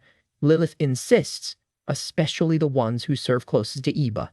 She catches herself mid-sentence, cheeks going pink. Oops, that's probably not something she should have let slip. Eva just tilts her head, more curious than alarmed by the almost confession. Lilith waves it off with a grin. Anyway, no need to worry. They're more than capable of keeping her safe. With that settled, the two of them set off, the winter road stretching out ahead of them. Before long, the temple's towers rise into view against the pale morning sky. Their carriage rolls up to the busy square outside the grounds. Stepping down, Eva mutters that it's been nothing but bad luck since this morning. The carriage door swings shut behind them as they head in. Eva spots another carriage already parked outside, an imperial one. Could that really be the Crown Prince's? Lilith figures, well, who else would it be? Eva mutters under her breath that the man really doesn't waste any time. Someone up ahead calls out for the high priest. There's... Alfred turns, spotting her. Ah, the Duchess, he says, a little startled. He steps forward, greeting her formally. So she's arrived, then. Eva gets straight to the point. Is His Highness the Crown Prince already inside? Alfred's expression tightens behind his glasses, clearly bracing for an awkward answer. Eva presses anyway. Could he at least let Rachel know she's come to see her? Alfred hesitates, then admits it. His Highness has given strict orders that no one is to be let in. Eva can't resist the jab. Since when does he obey that prince so obediently? Still, she figures, if Rachel hears the Duchess is out here, she'll insist on letting her in anyway. Privately, Eva notes something interesting. Alfred clearly can't stand the Crown Prince, whether he says so out loud or not. She leans in with a grin, reminding him she's on his side here, so he really shouldn't be turning her away. Alfred relents, stepping aside to open the door for her himself. Please, my lady, he says quietly, go on in. She thanks him warmly, on her way past. Watching her go, Eva can't help but scheme a little more. Courage, Alfred. She's going to keep nudging him closer to Rachel whether he likes it or not. She squares her shoulders and steps further inside. The door clicks shut behind her, sealing her in with whatever's waiting. Ah, Eve, the Crown Prince says easily, glancing up from where he's sitting beside Rachel. His easy smile falters, something serious flickering across his face. Eva's own expression drops the instant she sees it. Something is very wrong here. A sharp crackle splits the air, raw and electric, coming from right where Rachel lies. Both Eva and the prince freeze, staring down as a burst of raw light flares up from Rachel where she rests, and the chapter cuts out right there. Eva drops by unannounced, and Icarus can't resist teasing her for showing up. She keeps it simple. Words out that the Sanctus isn't feeling well, so here she is. Icarus doesn't look like a man who believes that's the whole story. Eva's mind is already racing. If the poisoner did their homework, and temple walls really do have ears, there's a good chance someone already knows she's the one who cured the ASTM. They're probably just curious how she pulled that off, she figures. How exactly does the daughter of a nouveau rich merchant family know the cure for a rare poison? Yeah, she can already hear the whispers. Bracing herself, she heads in to join the prince and the sanctus properly. Icarus wastes no time. Acetium of all poisons, he says. Who would do something so terrible? Eva's brain jumps straight to him. Wait, was it you? Rachel, ever gracious, thanks him for the concern, though she's quick to note the poison's already been neutralized. She should be back on her feet soon, but Icarus isn't finished. An attack on the Empire's sanctus demands a proper investigation, he insists. Lucky a cure turned up at all, he adds, and Rachel goes a little pink under the scrutiny. Do you happen to know how you were affected? He presses. I'm not sure, is all Rachel can offer. Any food brought in from outside, he wonders. Any gifts? Countless items pour into the temple for the sanctus every week, Rachel admits. There's no way to check them all. Is that so? Right, then the gift that arrived yesterday. Icarus muses, clearly connecting dots out loud. Eva yanks him back by the sleeve before he can finish that thought, seething internally. That persisting bastard. Cue full battle mode. She calls out his desperate attempts to pin this on her, sunglasses practically materializing. It's war crown pretty, your highness. Rachel steps between them fast. This is temple business, she says. No one else needs to worry about it. She looks almost too serene about the whole thing. Truth is, she just wants a peaceful festival for everyone in the Empire. Politics be damned. For a moment, she just lets out a long, quiet breath. Icarus, to his credit, actually reads the room. Fine, he concedes. Best to keep this quiet. The festival's still going, and the last thing anyone needs is a panic. Eva isn't done needling him yet, though. She points out that when it was his birthday banquet in trouble, her own husband quietly looked the other way, didn't he? A little too pleased with her own comeback. She waits for it to land. Or not, she adds, all faux innocence. Is it really so different for a duke versus the sanctus, she presses. After all, his highness would obviously put the temple first over some mere noble. Duchess, choose your words carefully, Icarus warns, the temperature in the room dropping fast. Oh my apologies, your highness. I spoke rashly out of my ignorance, Eva says, about as sincerely as you'd expect. The room goes quiet for a beat. Rachel jumps in on Eva's side. With something this important on the table, she'd rather not stir up drama over personal squabbles. She reaches over to steady her friend with a gentle touch. Icarus watches the two of them a moment, then lets it go. If that's the sanctus's will, he concedes. Glad you're safe at any rate. Since the Duchess has arrived, I'll take my leave, he says, turning to go. Eh? Your Imperial Highness, Eva calls after him, all mock formality. She catches his sleeve before he can escape clean. Thank you, she says sweetly, for the little gift you sent. He doesn't answer right away. I'm not sure what gift you mean, he says. Oh? Eva presses, all innocence. It seemed like such a precious gift, I just assumed it was from your highness. And if not you, she adds, then maybe Lady Vance sent it. Melina's name lands like a dart. What a shame, Icarus says smoothly. I was actually preparing a return gift. Since he didn't send the original, well, that's simply a waste. Ha! That gift should be discarded, he adds, cold as ever. Eva just laughs it off. No need to worry, she says. It'll be put to good use soon enough. He walks off without another word, hands clasped behind his back, unreadable as ever. The door clicks shut behind him. Once he's gone, it's just Eva and Rachel again. Rachel looks unsettled about something. Eva studies her carefully. Maybe that whole poison worry wasn't so baseless after all, she thinks. What? Eva blurts, caught off guard by what comes out of Rachel next. The two face each other, the mood turning serious fast. Rachel's hands are practically shaking as she works up the nerve to say more. Hey, it's just us. Ava reassures her. We're friends. Friends are allowed to gossip a little, you know. Rachel manages a small, grateful smile. Anyway, Rachel deflects, turning the question right back around. What's wrong, Eve? Later, in her carriage, Eva turns the whole conversation over in her head. A sly little smile creeps across her face. Turns out she'd had a favor to ask Rachel all along. The temple halls sit quiet as dusk settles in. Outside, The temple spire catches the last of the sunset light. Lilith, Eva calls out. Her attendant nearly jumps. Madam, you're here.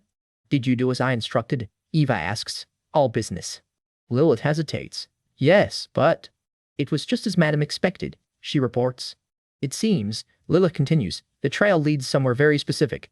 Turns out whoever ordered those poison cookies from Champs-Élysées placed the order under Eva's own name. Unbelievably meticulous, Eva mutters. Soon enough, the Crown Prince will make a big public show of catching the culprit. And he'll definitely claim there was something wrong with those cookies, she adds, already 3 steps ahead. The shop clerk who spilled the details looks nervous. Madam, will you be all right? I'll be fine, Eva says with an easy laugh. Evie. After all, she reminds herself, Rachel's on her side. She pops open her case of evidence with a satisfied grin. Whoever set this trap is about to find out it backfired badly. Eva's holed up in her study again, and from the look on her face, this is not paperwork trouble. This is somebody's about to regret this trouble. She stares out the window, turning something over in her head, jaw tight. Words just reached her. Someone ordered a fancy cookie from Champs-Élysées and slapped her name on the order. Her fingers brush over the box. Roses, checkerboard frosting. Way too fussy to be a coincidence. Someone wanted this order remembered. She puts it together fast. Her name was used at Sankeel on purpose. Cookies shaped just strange enough to stick in memory, so that later, if anything goes wrong, they can drag her in and claim the cookies Rachel ate were the very ones she ordered. Her eyes narrow. Somebody built her a trap, and she just found the tripwire. She steps out onto the balcony to think, arms crossed, replaying every angle of it. If the Crown Prince is really the one behind this, and Melina's involved, she mutters, fixing her earring like she's steadying her nerves. She keeps fussing with her jewelry, but her mind's already 3 moves ahead. Then the grin creeps in. I should use this opportunity, she decides, to get rid of Melina. That is not a friendly smile. She adjusts her collar, all business now that she's got a plan brewing. But she catches herself. The story's drifting further from the original every day, and she genuinely has no idea anymore how the Crown Prince is going to move. If his personal attack dog is running loose, she thinks, that's exhausting for me too, and I'm not sure I can handle it if Rachel or Rebellion get put in danger again, the way they were today. I'll have to think hard about how exactly to get rid of her, she mutters, drumming her fingers as she walks the halls. Meanwhile, across the estate, someone's parked outside her office with a heavy knock. My lady, may I come in? It's Bill, her ever-composed secretary. Bill? Come in. What is it? Eva asks, surprised. He never shows up near her office unannounced. Let's skip the pleasantries, Bill says, striding straight in. Whatever this is, it's not small talk. So, what's going on? Eva asks, already bracing herself. I've come to deliver a message from His Grace, Bill says, all business. Rebellion's message. He'll have to stay at the Imperial Palace today. Eva's jaw drops. That is not a normal excuse. What? Is he that busy? She blurts. Is it because they haven't caught that assassin? Bill finishes for her, walking it right into her office like bad news on the tray. Please don't glare at me, he adds. I just work here. As for the assassin, Bill says, we've caught him. Ah, then that's... Eva starts to relax. What? Whatever relief she was about to feel evaporates instantly. Here's the twist. The assassin's been caught, and he's already taken his own life. My goodness, Eva presses. Where did they even find him? Who caught him? Bill's answer is stranger still. He walked into the Imperial Palace on his own. Eva stares him down, waiting for the part that makes sense. Is he insane? She finally manages. And he attacked His Highness, the Crown Prince, Bill adds, like that's just the cherry on top. Eva's whole face, Shoal says. For the record, the Crown Prince is currently hovering between life and death. Eva goes very, very still. She stares off into the middle distance, doing the math on what this actually means. Hey, Bill, she says slowly. Yes, he answers, giving her absolutely nothing to work with. You could sound a little more stressed when you say something like that, she snaps, cracking into full cartoon outrage. Anna's over here having a whole meltdown, so why are you so unbelievably calm? Bill just blinks at her. Why do you look so bewildered? He asks. You didn't know? How would I know that? I'm not a prophet. No, Eva says, deflating. Did His Grace not tell you? Bill's face does not move an inch. Whatever's coming, he's braced for it. And there it is. The assassin's disappearance was planned by His Grace from the very beginning. Eva's stomach drops. Her hands go still at her sides as the shattered pieces of the story start clicking into place around her. What is all she can get out? Cut back a few weeks, because to understand what rebellion actually did, we need to see the plan being born. It starts at night, at a window, with one line. The time has come to give the imperial family a warning. Yes, your grace, comes the reply from the dark, someone bowing low. Rebellion walks the grounds alone at night, sharp-dressed and unreadable. Eva has no idea any of this is happening.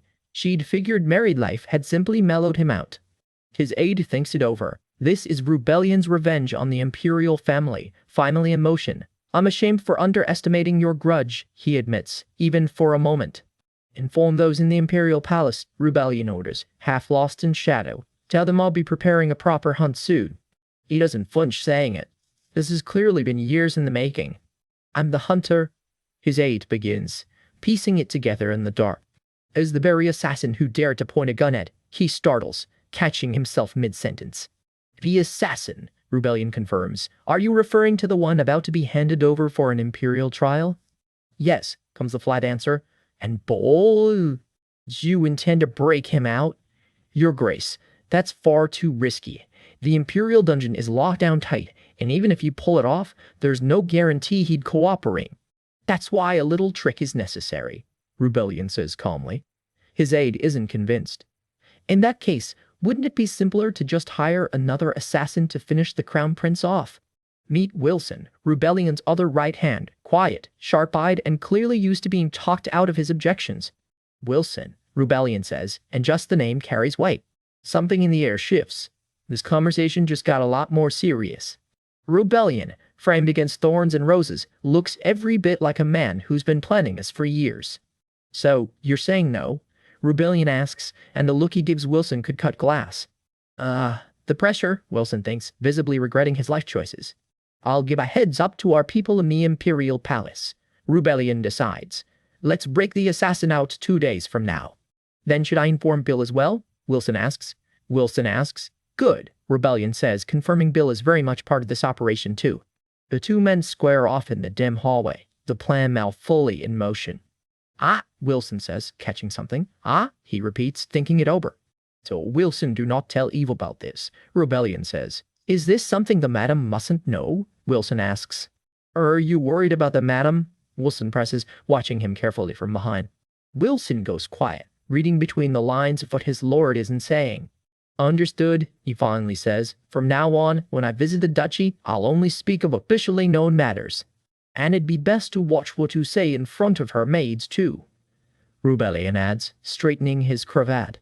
Turns out, Anna and Marie, two of Eva's own maids, were personally trained by Madame Jenna herself.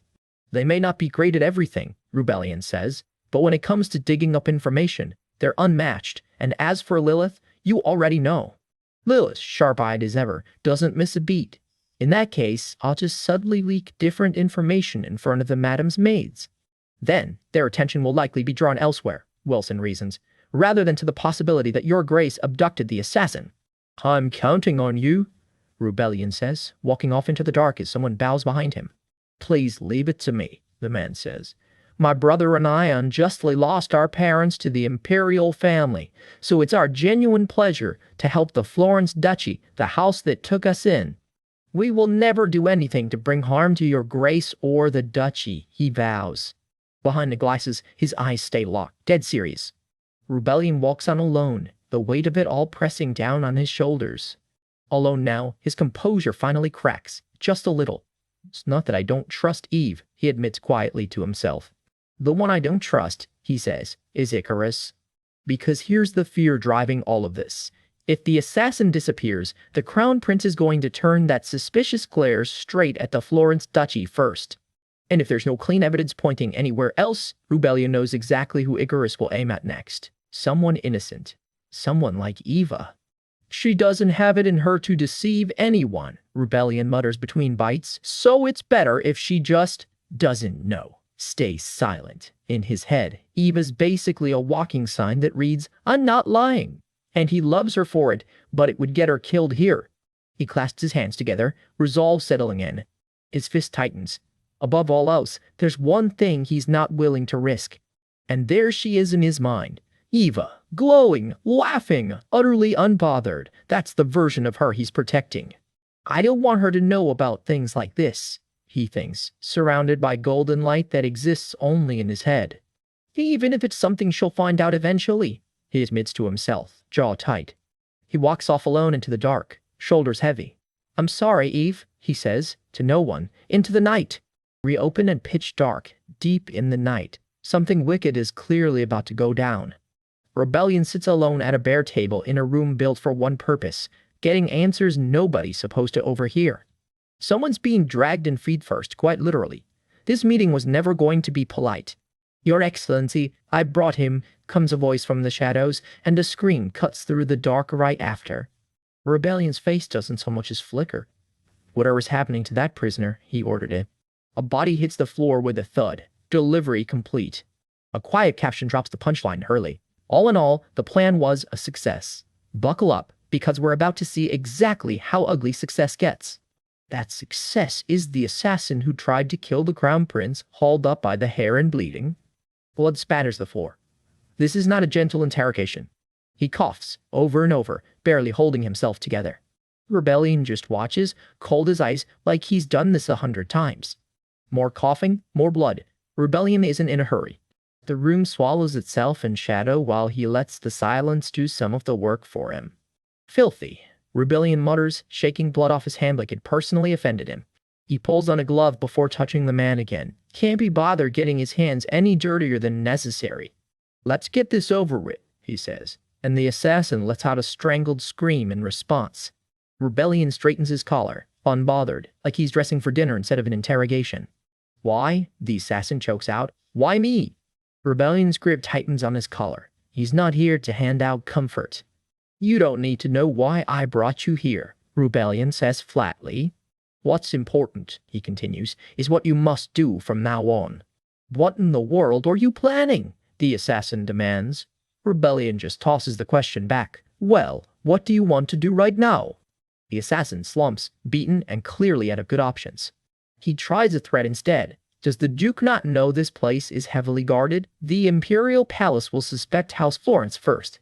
He lets out a dark little chuckle, like he thinks he's found Rebellion's one weak spot. You're worried about me, he sneers, even though you're the one who's been captured? Bold talk for a guy on the floor. Rebellion just stands there, entirely unmoved by the bravado. Well, they'll surely notice your absence soon enough, Rebellion admits.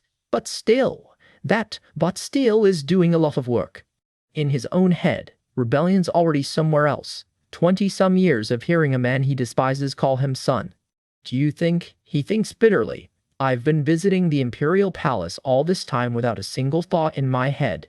The scene drifts into memory. Flowers, light, and one quiet question. Did the Emperor even know? A blond man reaches a hand toward a small dark-haired child. This is the Emperor, playing family with the son he's never once acknowledged as his own. Two sets of legs walk off together, one small, one grown, a childhood spent performing closeness that was never real. The narration lands the knife. His son, the living image of the woman he loved and never should have touched, was standing right there the whole time. Back in the present, Rebellion's eyes go dark and distant. This grudge has had decades to sharpen. What kind of feelings did he carry, walking these halls as a boy to go meet him? The narration asks, as young Rebellion wanders the palace alone. Someone carries the boy to a garden of white blossoms, a rare, almost gentle memory in an otherwise cold childhood. But even as a kid, he was clocking every hallway and hidden door. He examined every nook and cranny of that palace. Little feet keep moving through the flowers, quietly mapping out a palace nobody thought a child was paying attention to. The Emperor probably has no idea, the caption notes. That's exactly the point. He spent a lifetime becoming the one man who knows secret passages in that palace that even the Emperor himself doesn't. Cut back to the present. Rebellion, blood staining his collar, wears the smallest, coldest smile. A shape sits crumpled in the dark. The assassin's still trying to find his footing in this conversation. Do you really think, Rebellion asks, I couldn't break through some tight security to capture you? That secret childhood hobby is finally paying off. He straightens his vest, completely unbothered by how thoroughly he's just won the argument. That his disgusting love would be the very thing to stab him, the narration says. Rebellion's whole plan is built on turning the Emperor's one soft spot into a weapon. He allows himself a small, satisfied smile at the thought. Roses bloom in the dark around him as that smile settles into something genuinely unsettling. Back to business. So, what do you want to do now? Rebellion presses, and the assassin has run out of good answers. They move through a dim, barred corridor. Wherever they're headed, it isn't anywhere pleasant. I don't believe I have any obligation to tell you that, the assassin snaps back, still trying to hold on to some pride. They keep walking, side by side now instead of captor and captive. Something's shifted. Then Rebellion drops the real blow. It seems you planned on meeting your family after this was over, but that won't be happening. The assassin freezes. What? His whole face drains of color. Since your family is gone, Rebellion continues, almost casually, I suppose you'll have to find something to do while living all alone. What does that mean? The assassin screams. He's thrown to the ground, coughing up blood all over again, desperate for an answer. Tell me now, he chokes out between coughs. Well, what does it sound like to you? Rebellion asks. Did you really think House Colica would keep their promise to you? Why else, he adds, would they go looking for lackeys in the back alleys in the first place? Don't you dare try to drive a wedge between us, the assassin shouts. His Excellency Duke Colica is my benefactor. Rebellion grabs him by the collar and hauls him up, done listening to the denial. A benefactor to you, Rebellion says dryly. I'm sure. He holds the man there, letting that sink in before the real gut punch. Not to your wife, or your son, or your family, Rebellion says, only to you. The assassin goes still, the ground shifting under everything he thought he knew. Rebellion doesn't loosen his grip for a second. Did you really think, he asks quietly, you could leave the Imperial Palace alive? How dare you slander His Excellency the Duke, the assassin shouts, still refusing to hear it. Rebellion hoists him up bodily, patience running thin. Did you think you and your family would live happily ever after this was over? Rebellion asks. You're quite naive. Through gritted teeth, the assassin finally opens up. The previous Duke Florence was a gentle, unkind man. He lent a hand to my brother, me, and many others, he continues, voice breaking, but Rebellion's already thinking ahead of him. Most nobles toss out the shameful secrets they raise the second they've been used. This assassin's probably no different. A memory flick is of someone else from that same broken family. The very household Colica's scheming has been quietly working through for years. Once the Emperor and Duke Colica joined forces, the caption explains, the Emperor used Colica to quietly get rid of his political enemies. This man, the narration adds, is just another dog raised by the Emperor's dog, one that could be tossed aside the moment he's no longer useful. Rebellion's hand lands on his shoulder. No words yet. He lets the silence do the damage. That can't be, the assassin stammers. It's not possible. I definitely saw them, living well. Rebellion's expression barely shifts, but there's something almost pitying underneath the cold. You probably did, Rebellion says, and then they died. I heard there was a fire in a small village in the Ale region last week, he adds, watching every flicker of the assassin's face. He leans in close, making sure the man can't look away from what's coming next. Surely you don't think that was just a simple forest fire, do you? The assassin's face crumbles completely, tears cutting through the blood and grime. A broken, choking sob is all that comes out. Rebellion just watches him break, giving him no comfort and no rush. The assassin's fist clenches so hard it draws blood. His teeth grind audibly. Grief is turning into something sharper. I have to see it with my own eyes, he finally says. His whole face is a wreck of grief and disbelief. Rebellion actually smirks at that. Exactly the reaction he was hoping for. That would be even better, he says. The wind picks up as the scene rushes forward. They're heading straight for the ashes. Trees blur past in the dark. Nobody's saying much on this trip. The wind keeps howling as they close in on the village. The assassin's face, hooded now, goes pale the second the ruins come into view. A scream tears out of him before he's even fully processed what he's looking at. The wreckage stretches out in the dark, charred and silent. Whatever used to stand here, there's almost nothing left of it now. Hooded figures stand at the edge of the ruin, watching him take it all in. The scale of the destruction only gets more obvious from a distance. Is all we can manage? the weight of it finally landing. Then it all comes out at once, a raw, gutted scream into the night. From above, the burned-out village looks even smaller and sadder than it did up close. He collapses to his knees, sobbing, screaming, completely undone. The scream just keeps going. There's no version of this that doesn't destroy him. Honey, Dinny, my, He cries out names that used to mean a whole life. Rebellion walks up behind him, unhurried, letting the grief finish doing its work. I'll teach you how to get revenge on Kalika, he says. The assassin looks up at him, tear-streaked and hollowed out. Rebellion just watches him, patient, waiting for the offer to land. The assassin's face is unreadable under the hood, grief and something colder starting to mix. Are you using me? He finally asks. That's right, Rebellion answers, no hesitation at all. I am using you, he repeats, plainly, like there's no reason to dress it up. The assassin's face flickers with something between fury and relief. Petals drift past in the dark as the moment stretches out. Rebellion holds out a hand, waiting to see if it gets taken. More petals fall, the whole scene almost too pretty for how ugly this deal actually is. His expression stays locked, calm and deliberate, giving nothing away. But if it's this kind of use, Rebellion says, don't you think it's worth being used, at least once? Choose, he says simply. The wind roars around them as the question hangs in the air. Will you unleash all your rage and leave this world, or will you vanish as a handful of ashes, filled with regret? I have no intention of letting you live, Rebellion adds, cold as ever. If you don't accept my offer, I'll kill you right here. But if you do accept my offer, he leaves the sentence hanging, deliberately. Their hands clasp in the dark, a pact sealed in blood and grief, not trust. Neither of them says anything for a moment. There's nothing left to negotiate. Somewhere in the dark, Rebellion allows himself a satisfied little smile. I will give you the chance, he says, to die along with your enemy. Somehow, that's the kindest thing anyone's offered this man in weeks. 3 silhouettes stand together under a cold moon. A broken man, a vengeful duke, and a plan neither of them expects to walk away from clean.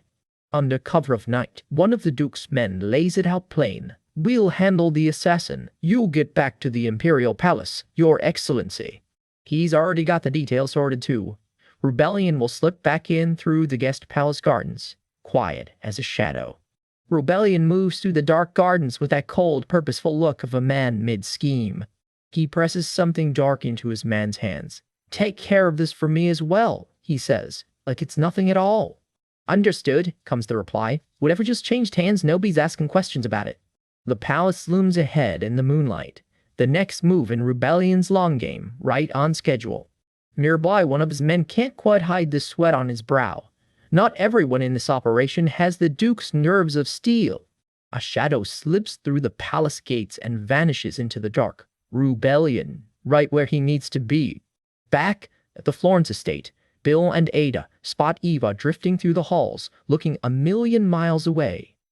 Eve, Bill calls out, more worried than his flat voice lets on. She barely seems to register him at all. Someone finally asks the question hanging in the air. Have you been crying? Eva blinks, genuinely thrown by the question. She touches her own cheek. And yeah, that's definitely wet. Huh. What do you mean? I just got some dust in my eye, she tries, not fooling anyone, least of all herself. Then Rebellion's there, hand outstretched, and something in her just breaks a little with relief. She folds into him without needing a single word. He looks down at her, unreadable as ever, but clearly not unaffected. I trust you, she tells him quietly. You trust me too, right? It's a simple question we'll do with everything neither of them is saying out loud. Rebellion hesitates, because he's got a growing pile of secrets of his own. Of course, I trust you, she says, and means it, her hand finding his. In his head, though, he's fighting the urge to just ask her outright what's really going on. So trust me, too, he says instead, cradling her face. I will never let you get hurt. Every fiber of him wants to ask what happened to her today, but he swallows it down. For now, all I can do is trust her and protect her, he decides. Because as long as he's the one keeping secrets, he figures he's got no right to demand hers. Pot me kettle. Weeks pass. Originally, Rebellion's big move, the hunt, wasn't due until after the Holy Spirit Festival. But the assassin he'd set up needed time to recover from the beating he took during that whole kidnapping mess.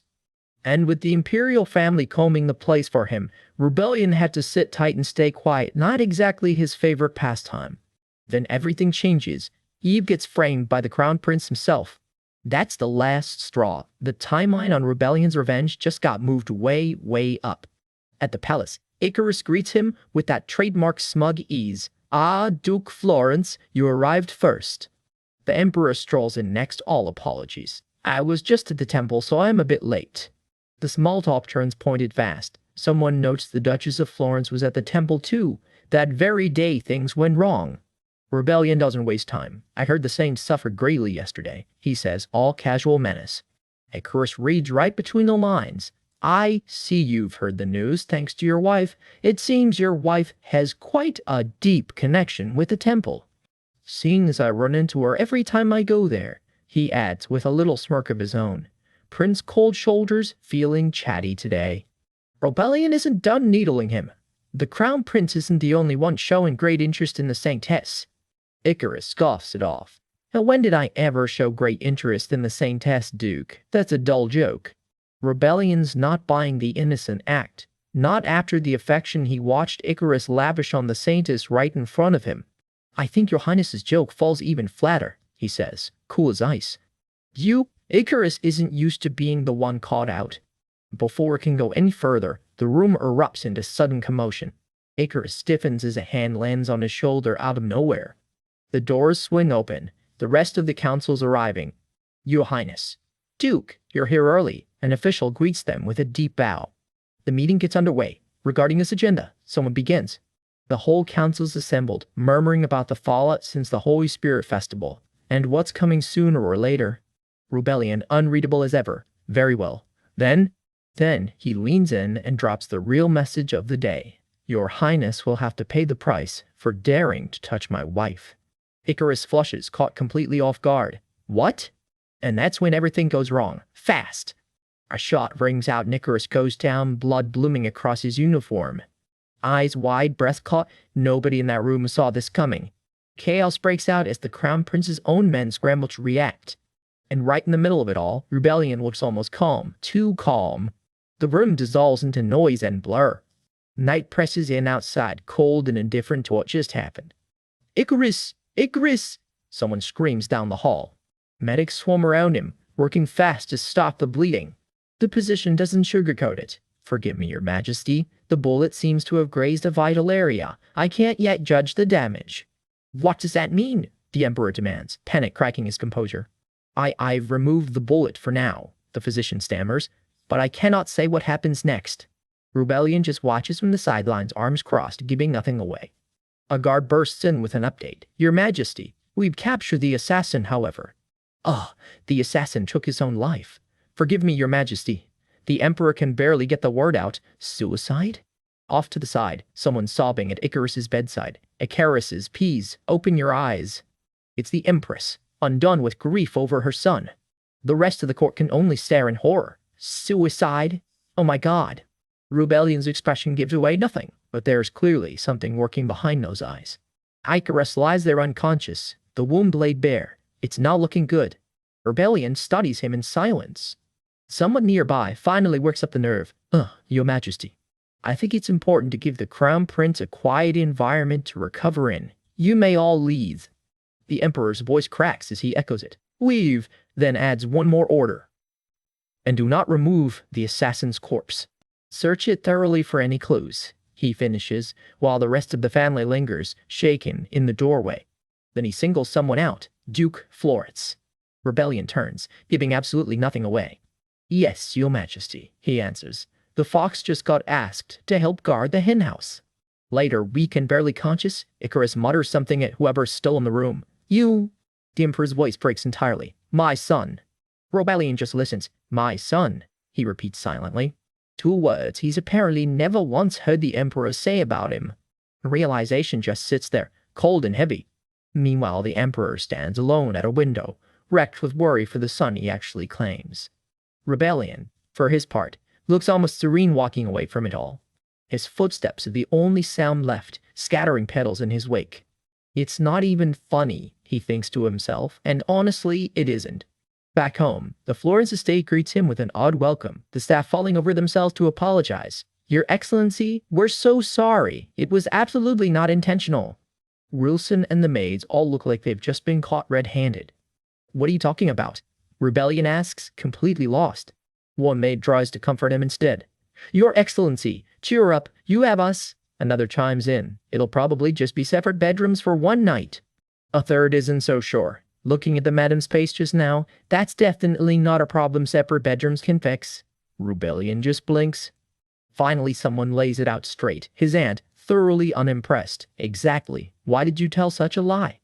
What? Rebellion's composure finally slips. Then he hears it. His full name, sharp and urgent. Duke Rebellion Florence. Ever 10 times and fast. We need to talk, she says, stopping in front of him among the night roses. Her face says the rest. Whatever she's found out, it's not nothing. Looks like one little lie is about to cost Rebellion a lot. But here's the real question tonight. When exactly does trust start to crack? Because our Duke's about to find out the hard way. Picture the scene. Eva perched right at her husband's side, about to open a can of worms he really was not ready for. Take the obvious kind of lie. The storybook, I love you kind, easy to spot, easy to forgive. Then there's the sneakier kind, all smiles to your face while the whole room whispers behind your back the second you turn around. But no, that is not it either. The real gut punch is realizing the husband who was supposed to be the story's reformed good guy is, deep down, still a full-blown mastermind. Rebellion glances over, clueless that she is already spiraling. That brooch at his collar, same calm composure as always, hiding a man who apparently never stopped scheming. The room goes tense in an instant, and Eva just stares him down, heart-pounding, question marks practically floating over her head. In her head, she's screaming, how long is she going to keep getting blindsided like this? She let out a hollow little laugh. Fine. No matter how much the story warps from the original, some things about him just do not change. In the novel, Rebellion always handles his messes quietly, and she had told him flat out to do whatever he needed, together with her. So he probably figured you just handled this one quietly too. But she is his wife, is not she? Should not that count for something? If you are going to be a mastermind, she thinks, did you have to be one to your own wife too? Why lie to her? And then it clicks. Last time, when the assassins went missing, she had asked him point blank if it was his doing, and he had dodged the question completely. Was it just that, or has he been quietly running the board even longer than that? Just how long has Rebellion Florence been moving behind the scenes? Her hands ball up tight. She has decided. Tonight she is getting answers. Still, she thinks, the least he could have done was drop a hint. Down the hall, Rebellion sneaks a glance her way. No idea. A storm is about to hit him. Ev, he starts, surprised to find her home. I thought you were coming back today. Something in the air shifts, and he can already tell this is not a normal welcome home. Work ended sooner than expected, so he tries, all casual, like nothing's wrong. But Ava's face says otherwise, cheeks flushed, eyes already welling up. He catches it and flinches, the composed Duke suddenly bracing for impact. Then she just asks it straight out. Is the Crown Prince safe? From across the room he goes quiet. Did Bill tell you? Oh, he told her plenty more than that. Thank you very much. Rebellion's jaw tightens. Busted. Explain yourself, she demands. Why did you lie to my face when I asked if you kidnapped those assassins? The two of them face off in silence, the easy warmth between them suddenly very far away. All he manages is a quiet, I'm sorry. Not good enough. I don't want an apology, she snaps. A beat of silence. Neither one budges. He finally starts to explain. The Imperial family sent assassins to House Florence as a warning, he finishes. I know that, Eva cuts in. So I meant to return the favor to the Imperial family myself. But I figured if I told you beforehand, you thought I'd leak it? She fires back. Her fist clenches so hard it practically cracks the air around her. You didn't trust me. I gave you my full support. I told you to relax and do whatever you needed.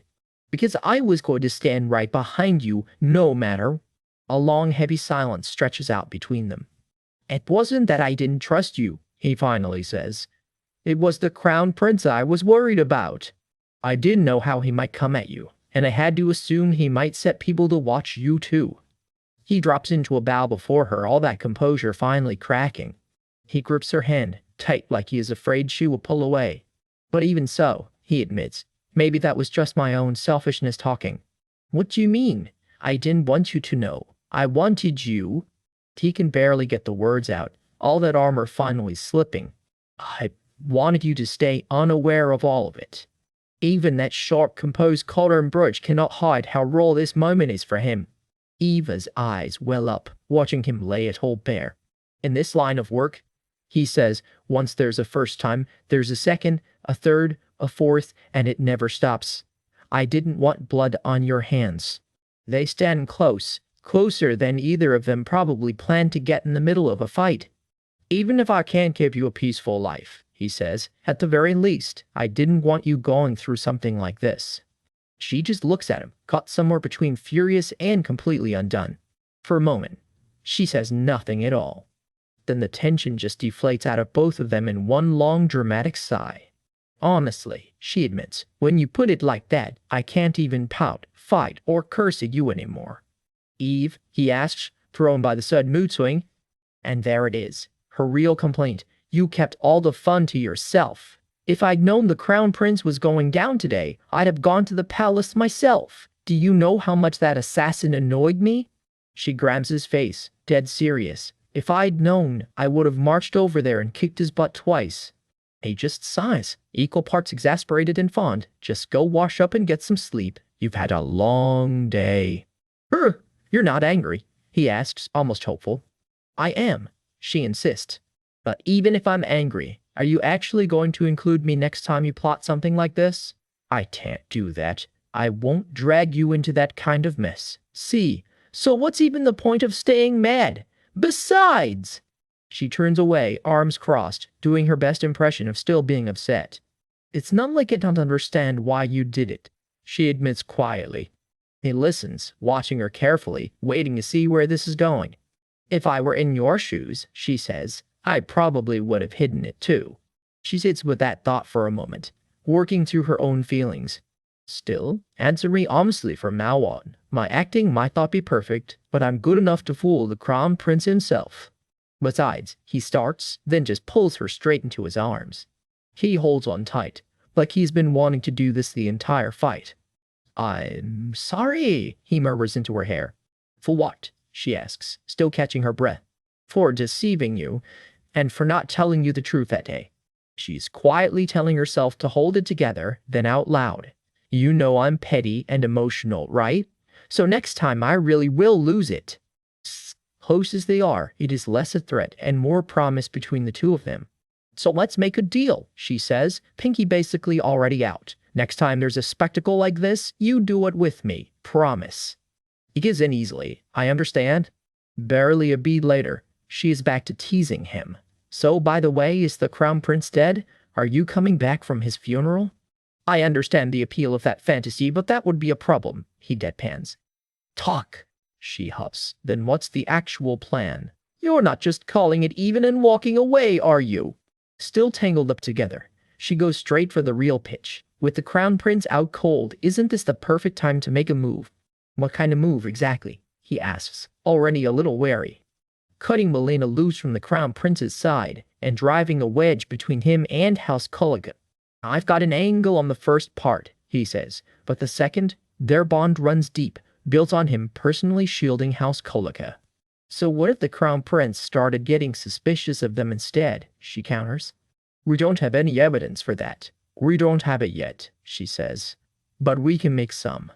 Just think about it, she presses. What would actually make the crown prince pull away from House Kulika? Wait, Rachel, he asks, catching on. Exactly, she grins. It's not impossible if we simply make use of how interested the crown prince already is in the Saintess. He goes quiet, turning the idea over. Then it hits her. Full light bulb moment, while Rebellion just watches warily, bracing for whatever comes next.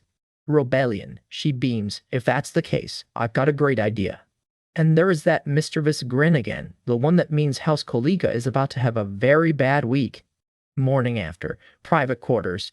Took Rebellion pulls his wife Eva in close, and going by that grin on her face, she has just pitched him something delightfully evil. Rewind to yesterday morning. Before the crown prince headed back to the palace and got himself conveniently ambushed, he made a stop at the temple, holy water in hand. That holy water, Eva points out with a wicked little smile, is about to cause an absolute mess. See, if the crown prince used that holy water, Isidium, to buy the saint's favor, and Rachel got poisoned because of it, then the second house Colica finds out, they won't just clamp down on the temple like planned, they'll build the prince a bridge straight to it. For two people casually plotting to topple a ducal alliance, they look awfully cozy about it.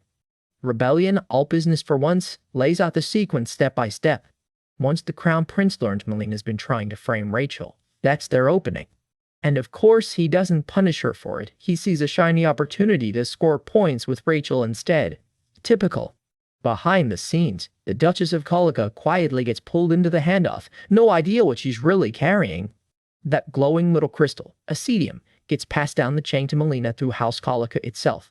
The poison pill of the whole plan, literally. The official story. The saint's power is simply too dangerous to the imperial family to leave unwatched. Nice and tidy, and everyone buys it. From House Colica's side, nobody wants the temple hoarding that kind of power, so naturally, they play along. The Colica women close ranks no clue they're being maneuvered like pieces on a board. All it takes is one whisper to House Colica. The crown prince used you to win the saint's favor. And he never actually meant to reject her in the first place, and that should do it. Cue instant family drama. You can practically see the gears turning behind Rebellion's eyes as the plan clicks into place. The crown prince's alliance with House Colica collapses, and once that's done, they can start working on prying Melina away from him too. Eva doesn't even blink.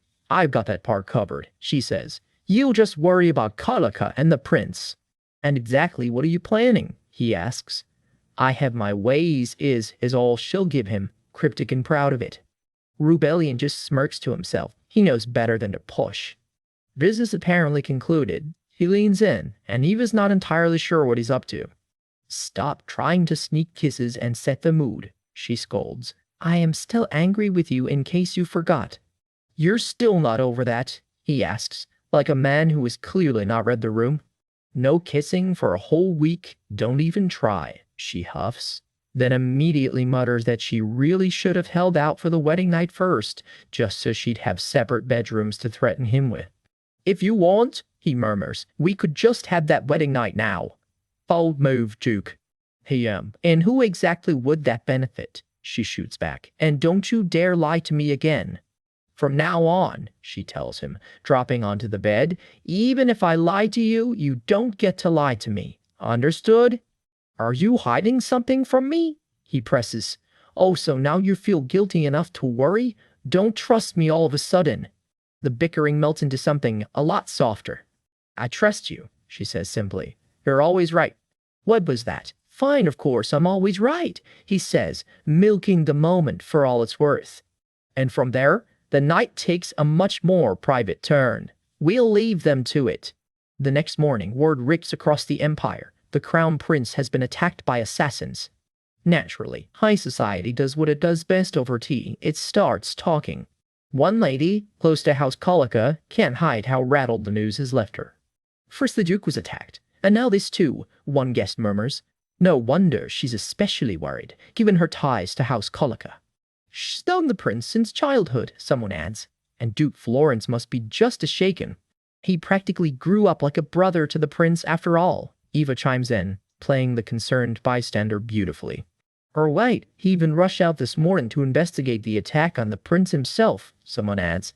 Worried? My fault, one sharper-tongued guest mutters. He's probably barely holding back from dancing. She's not wrong. She just doesn't know why. His Grace must be going through so much, another says. Whoever did this clearly has a grudge against House Florence and the crown. Truly despicable. They agree, none the wiser. And just like that, Eva realizes, since Rebellion himself was attacked too, House Florence is completely cleared of suspicion. Flawless alibi. The imperial family and Colica might still eye each other sideways, she figures, but without proof it's just idle talk. Good enough. Time to move on to the next part of the plan, Eva decides, with a very satisfied exhale. Even the little ones at the party can't resist sneaking extra cake while the grown-ups spiral over politics. Your race is something wrong, her mate Ada asks, right on cue. Nicely played, Eva. The worried act is landing perfectly. I was just thinking, Eva muses aloud, that to help the crown prince recover faster, it might be wise to ask the saint for help. I heard the saint's feeling better now, someone offers. Good peasouls, back in the conversation. Come to think of it, she looked awfully pale during yesterday's ritual. One lady recalls. Yes, I was worried enough to ask about it myself. I heard she went through something rather unpleasant, the whisper continues. The rumor's already rolling. Unpleasant? What do you mean? The whole table wants to know now. Oh my. And just like that, every ear at the garden party tunes in. Eva blushes red on cue. If you don't already know. Oh no. I think I may have said too much. A masterclass in fake regret. I'm just a commoner. I don't always know what I should or shouldn't say, Aida offers innocently, while Eva privately thinks, this is exactly when my rank comes in handy. Everyone else assures them the circle is discreet. That's right. Take your time and tell us, one guest urges, leaning in like this is the best gossip she's heard all month. What? What is it? The table demands. Actually, Aida stalls just long enough to build the tension. It seems someone tried to harm the saint, Eva reveals. Bomb officially dropped. They tried to poison her, she says gravely. Oh my goodness, how could this happen? The table gasps in unison. Who did it? I hadn't heard a word of this, the ladies whisper, hands over their mouths. Eva allows herself a private little fist pump. Perfect. That's a big one landed. Do you know who did it? Someone asks. Not for certain, comes the answer, but it must be someone with a grudge against. Who would dare hold a grudge against the saint? One lady gasps, scandalized. Well, perhaps, Eva offers, all innocence, someone who envies or hates the saint. A hush falls over the crowd, as the theory starts to take shape in every mind at once. How unfortunate, Eva muses to herself, not sounding sorry about it in the slightest. Then, with a small satisfied smile, Eva says the name out loud, Melina. It's Melina, the whisper confirms, and just like that, the seed is officially planted. Aren't you all already picturing someone in your head right now? Eva presses. The silence says it all. It has to be Melina Vanis, someone finally says it out loud. Unless you're completely clueless, she's the only one you'd think of, Eva adds, twisting the knife with a smile. Ada can hardly believe it. This is moving even faster than they'd hoped. Later, away from prying ears, the two co-conspirators regrouped to compare notes. But are you sure those ladies actually believed it? Aida asks, half thrilled, half nervous. They're educated women. Rumors alone might not fully sway them, Eva admits. And even if they do suspect Melina, it's another thing entirely to say it out loud. It doesn't need to convince anyone, Eva says. The rumor just needs to get under Melina's skin. And what exactly do you have planned after that? Aida asks, bracing herself. You want Melina to snap and go completely berserk? Ada blurts, panicking a little. If she's cornered, there's no telling what she'll do. And once the crown prince wakes up, he might start questioning everything. Did I say anything about eating someone? Eva deadpans, entirely unbothered by the chaos she's about to unleash. She even rehearses Melina's future excuse for her. I didn't hurt anyone, and even if I did, can't people just make mistakes sometimes? Cold. I do admire how confidently baseless your confidence is, Idea says. That was a compliment, right? Debatable. Enough talk. Get this a chancel, Eva says, handing over a folded page. This is a guide to recreate the exact cookie the saint was given? Ada asks. Exactly, Eva confirms. It's essential to this whole plan. Now Eva instructs. Spread the rumor to high society. What rumor exactly? Someone asks. Not yet in on the script. The full script, laid out, a few days ago, the saint fainted after eating an anonymous cookie delivered to the temple, and the crown prince personally rushed to check on her out of concern. And that would actually help your plan? Ada asks, still catching up. Ava runs to the delivery in her head one more time, making sure every detail lands. Of course, the crown prince is clearly showing interest in the saint. Ada rehearses, throwing herself into the performance. The two share a look. It's working, and they both know it. Rumor has it, Lady Vanna's heard the saint. Ida practices with a wicked little giggle. Seeing all this, it must be true. That's the reaction they're counting on from everyone who hears it. Ido runs through the script again, getting more confident with every pass. Add enough detail and people take it as fact. Eva coaches. Somewhere out there, Melina has no idea her whole world's about to unravel. Right? Ada grins, fully committed to the bit now. Eva lets out a satisfied little sigh. Everything is falling exactly into place. I do hope this rumor spreads far and wide, she says sweetly. Melina, you might want to sit down for this one. Days later, the crown prince still hasn't opened his eyes, and somewhere, someone notes, with far too much satisfaction, that whoever sent that accession did quite the convincing job. A letter arrives, sealed and quiet. But for Eva, it's the spark of a plan already in motion. Rebellion catches his wife grinning like she's got a secret. Of course she does. Something interesting is about to happen soon, she teases, waving that letter around like a winning ticket. Like what? He asks. Letters from the noble houses? Rebellion guesses, already bracing for chaos. Turns out the real fireworks are elsewhere. Melina, he knows, is finally making her move. I'm glad things are going according to your plan, Rebellion admits. Eva just smirks. I told you to trust me, didn't I? Today, Rebellion plans to convince the Emperor to summon the Saintess herself to treat the still unconscious Crown Prince. Eva can already picture House Kollega throwing an absolute fit, though with the prince refusing to wake up, they won't have much choice. And, Eva presses, leaning in for the good part. He'll start dropping hints to House Kollega about a certain relationship between the Saintess and the Crown Prince. He lets the idea land for a beat, already working out exactly how much damage one rumor can do. The story he'll plant. The Crown Prince personally brought holy water to save the Saintess when she was in danger, which will have Kollega wondering if he was ever really at the temple at all. And then everyone finds out he's been trying to win Rachel's favor. Eva squeals, delighted by the chaos to come.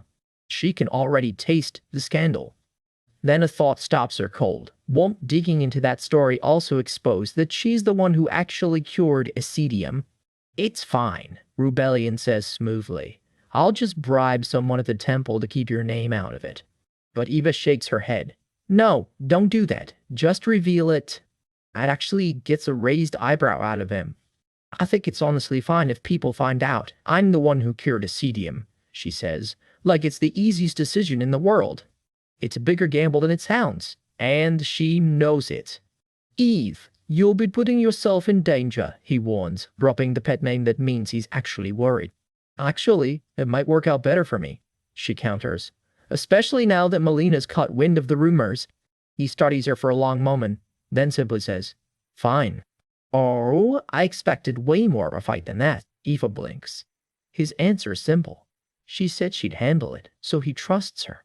At the very least, he adds, I'm not going to be the one stopping you from doing what you want. With that settled, Eva heads out. Have a safe trip, Rebellion calls after her. She waves him off with a grin, already plotting her next move. Time to go rattle a temple. Now then, she murmurs, shall I swing by the temple too? At the temple, Rachel spots her arriving. Eve, you're here. Rachel, are you doing okay? Eva asks, noting she looks like she just came out of a Holy Spirit festival ceremony. Yes, thanks to you, Rachel smiles faintly. Eva just wishes she'd get more rest with the festival keeping her so busy. It wrapped up a bit early today, so I'm fine, Rachel reassures her. Though something's clearly been weighing on her. There's a strange rumor going around, Rachel says carefully. A strange rumor, Eva echoes, playing it cool. Yes, that I was poisoned, Rachel says. Eva nearly jumps out of her skin. For one gut-punch second, Eva thinks her own scandalous little rumor got back to Rachel, and the guilt hits like a truck. Rachel, meanwhile, is just wondering how it leaked when the temple never made it official. Ah, my goodness! Eva laughs nervously, while her own conscience is somewhere screaming that yes, technically she and Rebellion started that one too. From the temple's side, a leak like that is a serious problem, Rachel muses, but there are plenty of other suspects besides me, right? Eva adds, a touch too quickly. So Eva decides, let's just pretend she has no idea, while Rachel keeps wondering out loud where it could have possibly come from. The irony is not lost on her. Somewhere deep inside, Eva's conscience is already tapping out. That worried little face is killing me. Eva panics internally. But what if I tell her the truth and she ends up hating me? Cowardice wins, for now. Sorry, Rachel, let's just pretend I don't know anything, she decides. Rachel, none the wiser, laughs it off. Whoever spread that deserves to be smacked down by heaven itself. Blabbering about the temple's top-secret business, honestly, I hope they slip on a banana peel, she adds, grinning. Haha, that would really hurt, Eva says, deadpan, sweating a little. No, that's the least they deserve for having such a rotten heart. Rachel doubles down. Maybe I should wish constipation on them instead. Wha, then I'll get hemorrhoids, Eva blurts before she can stop herself. That night, the guilt finally catches up with her. I'm so sorry, she rehearses quietly to herself. She goes straight to Rachel and drops the act completely, ready to come clean for real this time. I have no excuse, Eva admits. I had to spread a rumor to make something else work, and it accidentally came out that you've been poisoned, Rachel asks. Rachel's answer catches her off guard. It's all right. But as for who did it, do people really think it was Lady Melina? Rachel asks, then quieter. You'd already heard that one too, hadn't you? There's no shortage of people writing little love triangle dramas starring the Crown Prince, Lady Melina, and me, Rachel says dryly. Piece together enough gossip from festival guests, she adds, and you basically get a whole novel. Eva's jaw drops. So you knew everything and asked anyway? Okay. But how did you even know it was me? I told you I got good intuition, Rachel says simply. At the very least, I can always tell when the person in front of me is lying. As expected of the strongest character in this world, Eva thinks, only half joking. And after your request last time, I already had a pretty good guess anyway, Rachel admits. Just didn't expect it to spread quite this far. I really am sorry, Rachel, Eva says, and this time, she means it. Rachel just takes her hand. Honestly, if I were you, I think I'd be disappointed in me. I told you before, I'm tough against other people's ill will, Rachel says, and she clearly means it. And between that request and now, I've never once felt any ill will coming from you, Eve. Eva can't quite shake the thought. Shouldn't Rachel be at least a little mad at her? By the way, Eve, Rachel says, changing the subject, I heard the Crown Prince was packed. Do you know anything about it? Rachel asks. Eva stumbles over her words. The assassin was the same one who went after Rubale. She catches herself after her husband last time. Rachel goes quiet, watching her beat too long. What's wrong? Rachel asks. It's nothing, Eva says, a little too fast. Rachel just closes her eyes and lets it go for now. So, Eva watches her, unsettled by her own almost slip. Saints, Eva thinks quietly and promises herself, again, to protect her. A knock at the door. Rachel wakes her attendant in. Alfred, come in. A message just arrived, Alfred reports. It looks like a summons from the imperial family for the Duchess. Me? Eva blinks, pointing at herself. My thoughts exactly, Rachel says, equally baffled. Rebellion's comment about summoning the Saintess suddenly feels a lot less random, and Eva's stomach drops a little. The letter is blunt, summoning Duchess Evangeline Florence by imperial order. Ev, are you all right? Rachel asks, worried. Yes, well? Eva trays off, mind racing back to that morning. Rebellion did say he'd be pushing the Emperor to summon the Saintess today. This can't be a coincidence. A colder thought creeps in. Did the Emperor already figure out that she's the one who cracked the Ascetium cure? She grips the summons a little tighter. Then, true to form, she shrugs it off completely. I've got a good feeling about this for some reason. Confidence. Reloaded. Whatever the Emperor wants, Eva's walking in like she already owns the place. The Emperor himself summons the Duchess of Florence into his throne room, and the air turns ice cold the second he speaks.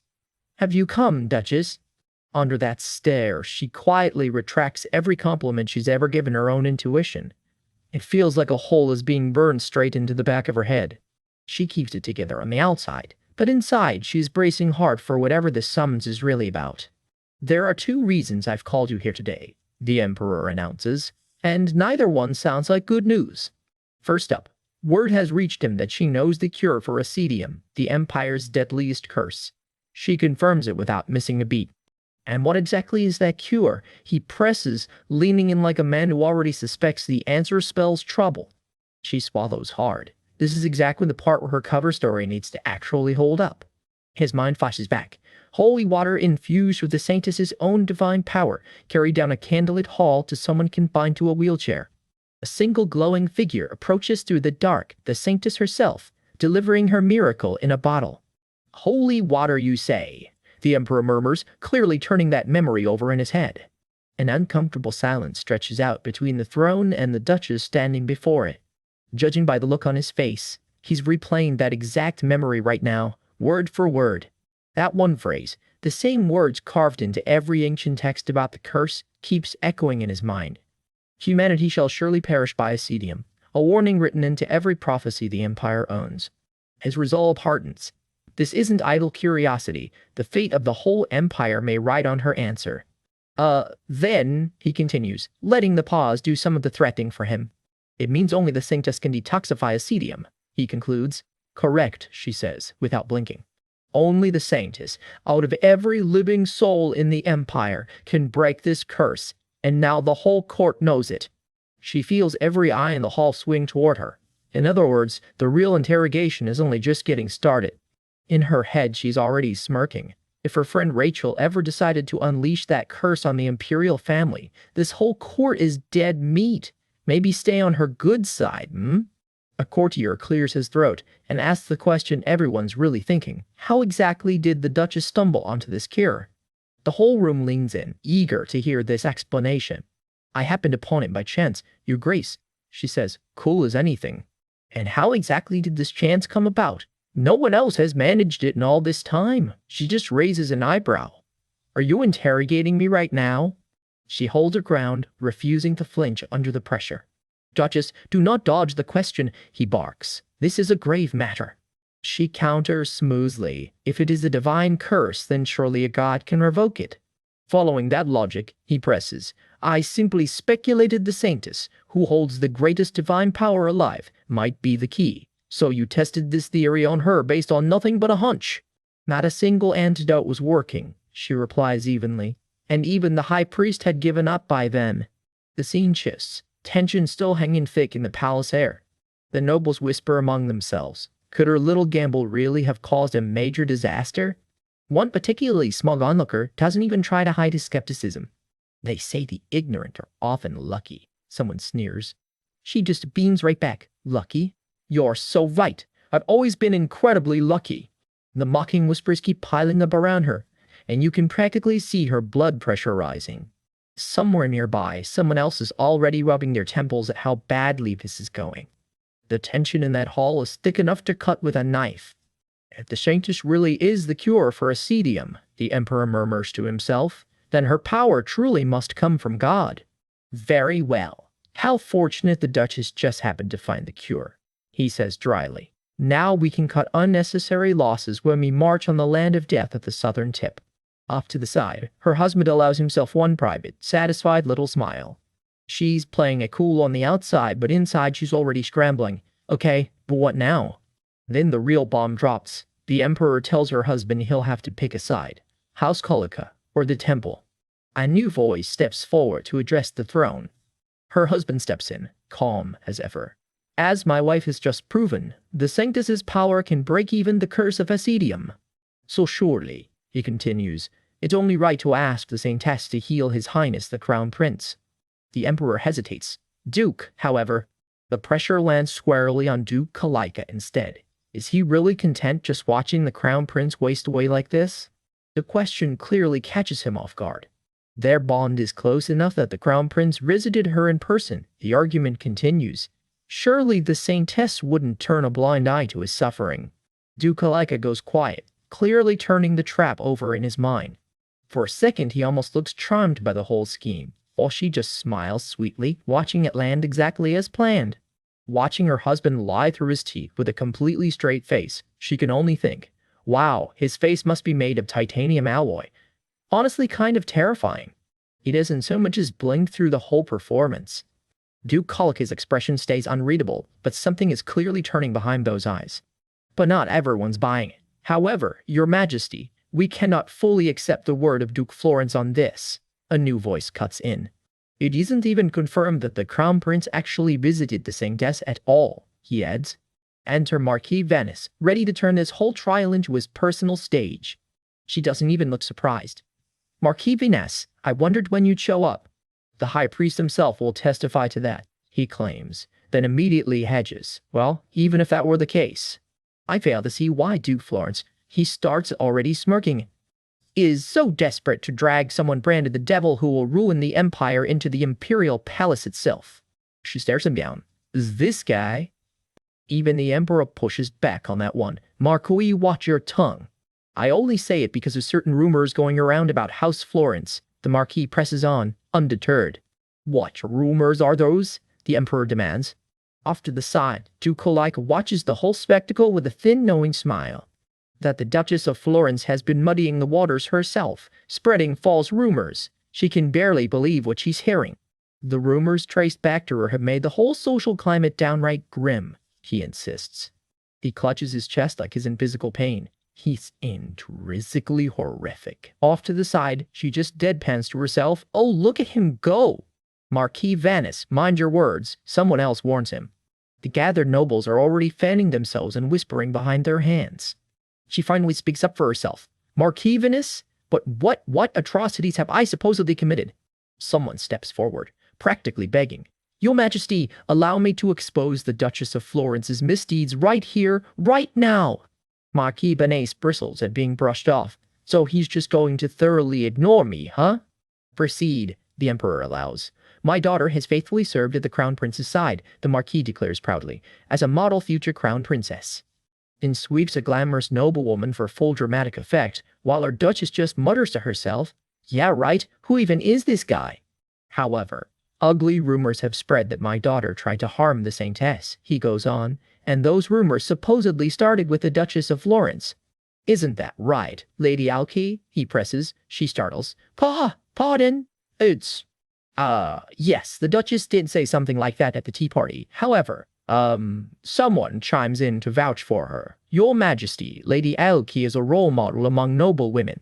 I trust your Majesty knows how credible her testimony is, the Marquis adds. And while investigating to clear her own name, my daughter uncovered something significant. She already knows exactly where this is going. He's about to accuse her of staging the whole poisoning scare herself. Should she just play along for a bit and watch him dig his own hole? And that is, he announces with a flourish, that the Duchess of Florence may have staged the entire incident herself. She gasps right on cue while he cackles and points, thoroughly enjoying himself. The crowd eats it right up. Unbelievable. She's a disgrace to the nobility. Behind that shocked face, she's actually biting back laughter. He hit every beat she predicted, word for word. Endure it, Eve, she coaches herself. Think sad thoughts, laugh now, and you'll just cement your reputation as the crazy woman of the court. Judging by that face, you must be cornered. Someone sneers. You low-born girl! One more smug noble can't resist twisting the knife a little further. But the real show is only just starting. Your Majesty, I beg you, allow me to clear my daughter's name here and now. The whole hall holds its breath, waiting on the Emperor's answer. Please, summon the witness and expose the Duchess of Florence's crimes for everyone to see. She just smiles. Thank you for starting this yourself. Because she's been waiting for exactly this. Yes, she says, let's begin. The air shatters into threads of shadow and rose petals, and a vision pulls into focus. One that spells serious trouble for someone else in this story. The words hang in the dark. The exit ceremony for Melina Vannis. Whatever that means, it sounds like her story is about to end, and our Duchess just lit the fuse. Our recap opens hazy, a party crowd blurring past like a half-remembered dream, because tonight's real drama is about to happen somewhere far less fun, the Imperial Throne Room. The Emperor lifts a hand for silence, and with one bored, very well, let me hear it, a hearing that's about to wreck someone's whole week officially kicks off. Enter the petitioner, a smug blonde marquis, practically preening as he announces that his daughter is about to marry into the imperial family, so you better believe her honor matters now. Her honor, he insists, is tied directly to the imperial household. Subtle guilt trip, nicely laid on.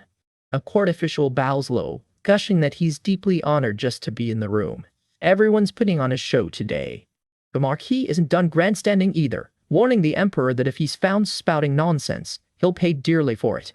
He doubles down, formally requesting a witness who can expose Duchess Florence's crimes in full, and, for extra flair, insists the saint herself be dragged in too.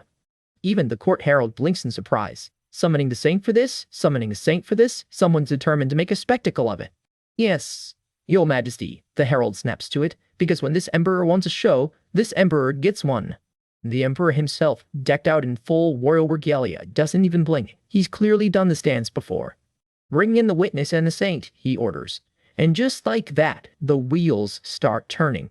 Somewhere down a long palace hallway, a door creaks open, and here comes trouble, walking in on heels.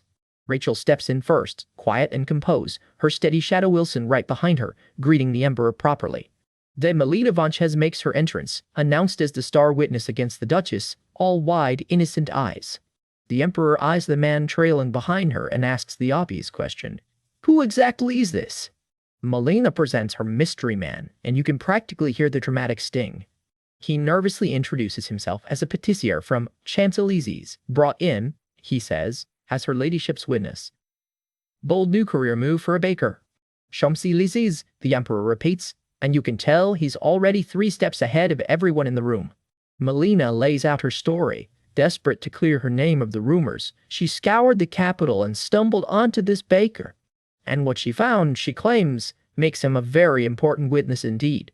She flatly denies sending the Saint jealousy-laced cookies, calling the whole thing a ridiculous rumor. Then she goes on the attack. The real culprit who ordered those cookies, she says, is the Duchess herself, the very woman spreading the rumors. And to sell it, she grabs Rachel's face, without so much as asking, using her as a prop mid-accusation. Subtle. The emperor mulls it over. So the Duchess of Florence staged this herself, did she? He strokes his chin, non-committal, clearly not about to take her word for it just yet. Rachel tries to object, but Melina toffs right over her, insisting the girl's shocked reaction is itself proof of the false rumor defaming her. Neat trick. Rachel can only stare, blindsided at having her own confusion twisted into evidence against someone else. Someone finally cuts through the noise, snapping that the actual witnesses are standing right there, so maybe let them talk. The court herald jabs a warning at the marquis too. Mind your finger, sir. This is a hearing, not a puppet show. The marquis freezes mid-gesture, hand hovering awkwardly in the air, caught red-handed being extra. And then, with all the subtlety of a slamming door, Duke Rebellion himself arrives on the scene. The herald visibly gulps. That tends to happen when the Duke walks into a room.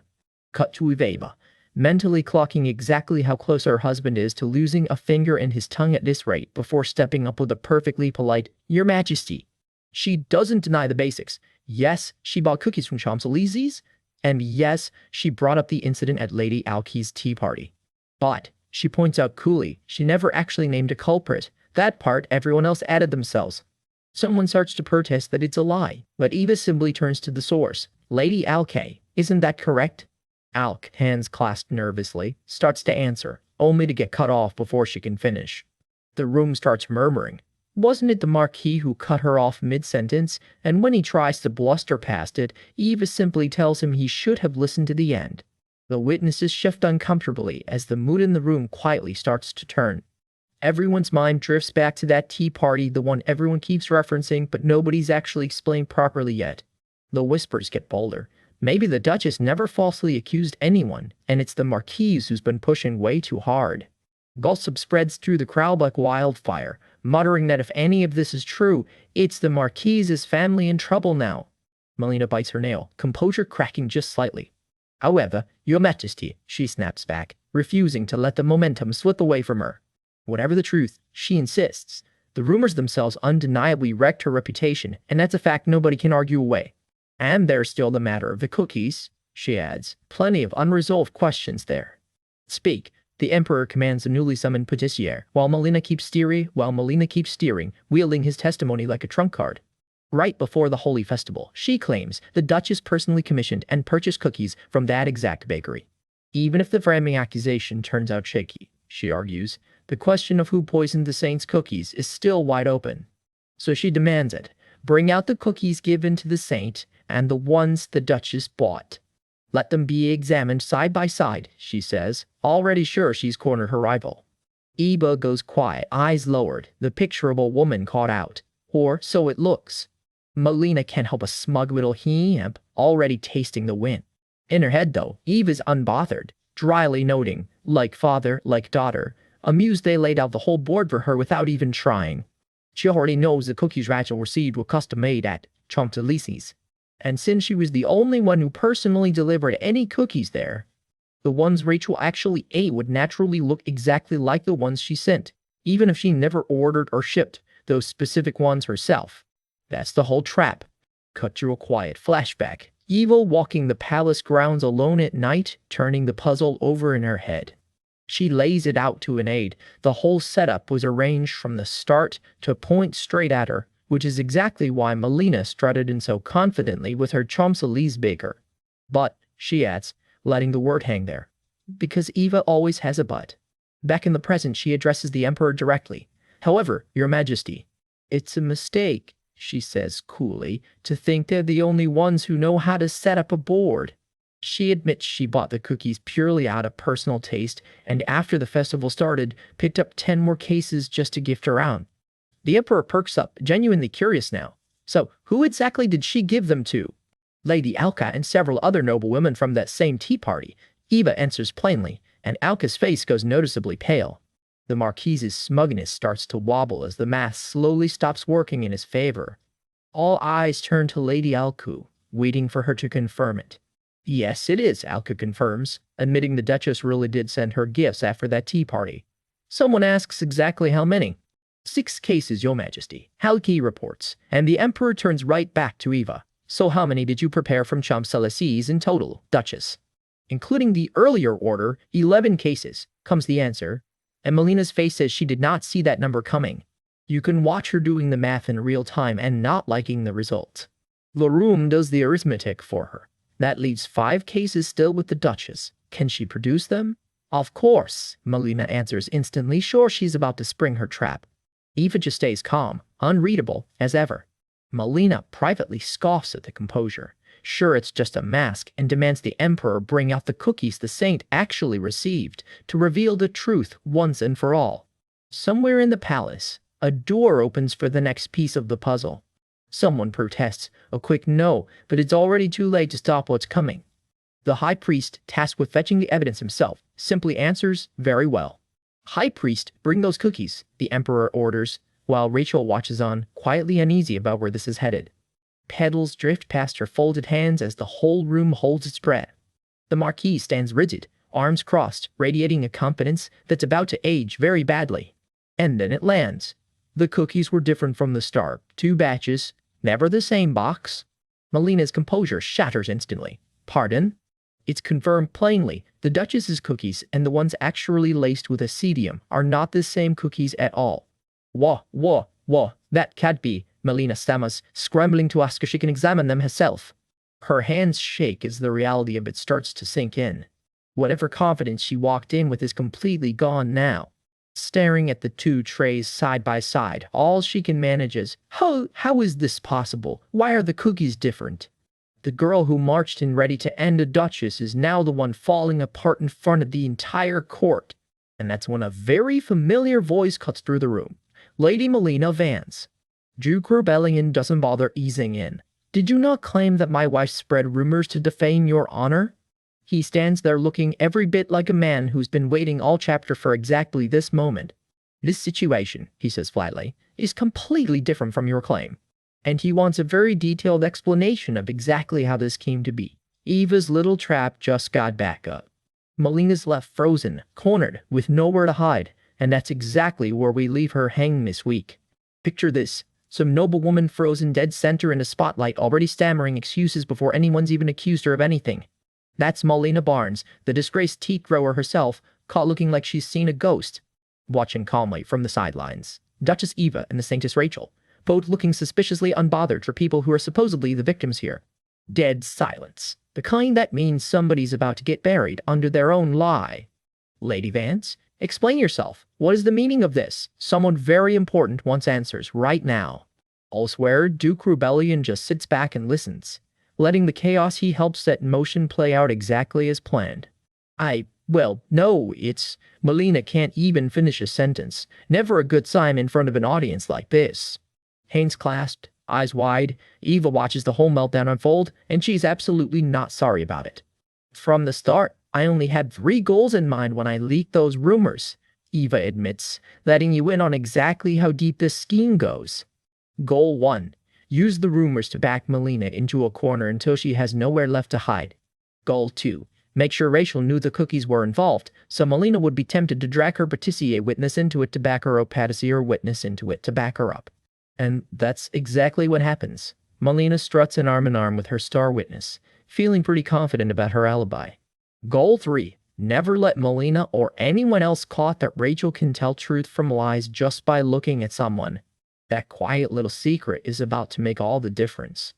Rewind a few days, back to the temple where this whole trap actually got built. Rachel, I have a favor to ask, Eva says, walking in with that look on her face that means trouble for somebody. For starters, if you don't mind, could you let me take the cookies you received? You received business. Rachel blinks. Pardon?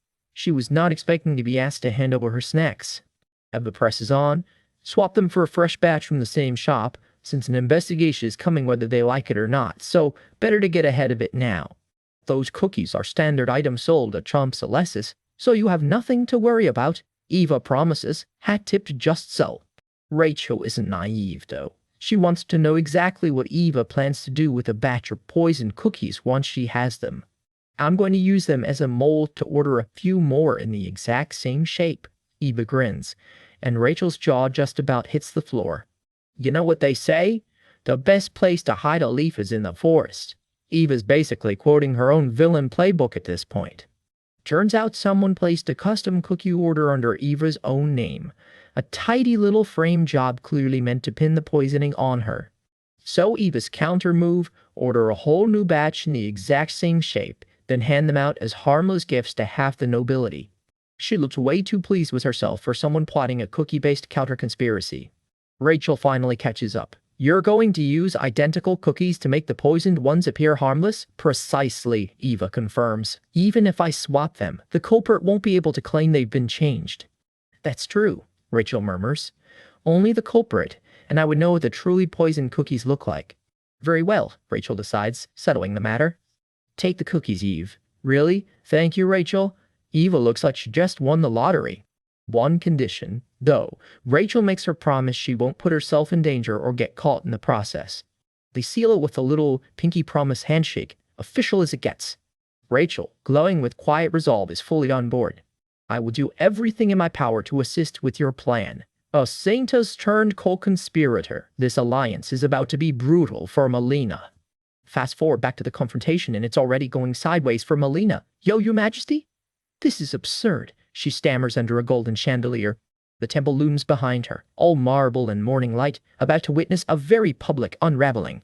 In front of half the court, Melina points fingers. I'm certain the saint and the duchess conspired. How insolent. Lady Vanez, watch your tongue. Someone snaps, and Melina's already dabbing away tears. Her star witness, the patissier hauled in to vouch for her, stands by looking distinctly unbothered by the drama. Melina flinches. Yuck, this is not going the way she rehearsed it. Yo, your majesty, there must be some mistake. Let me check if there is any acedium in the cookies myself. Meanwhile, the emperor just sighs, already exhausted by the whole affair. And how do you intend to do that? Do you plan to eat one yourself, my lady? Ouch. Straight to the point.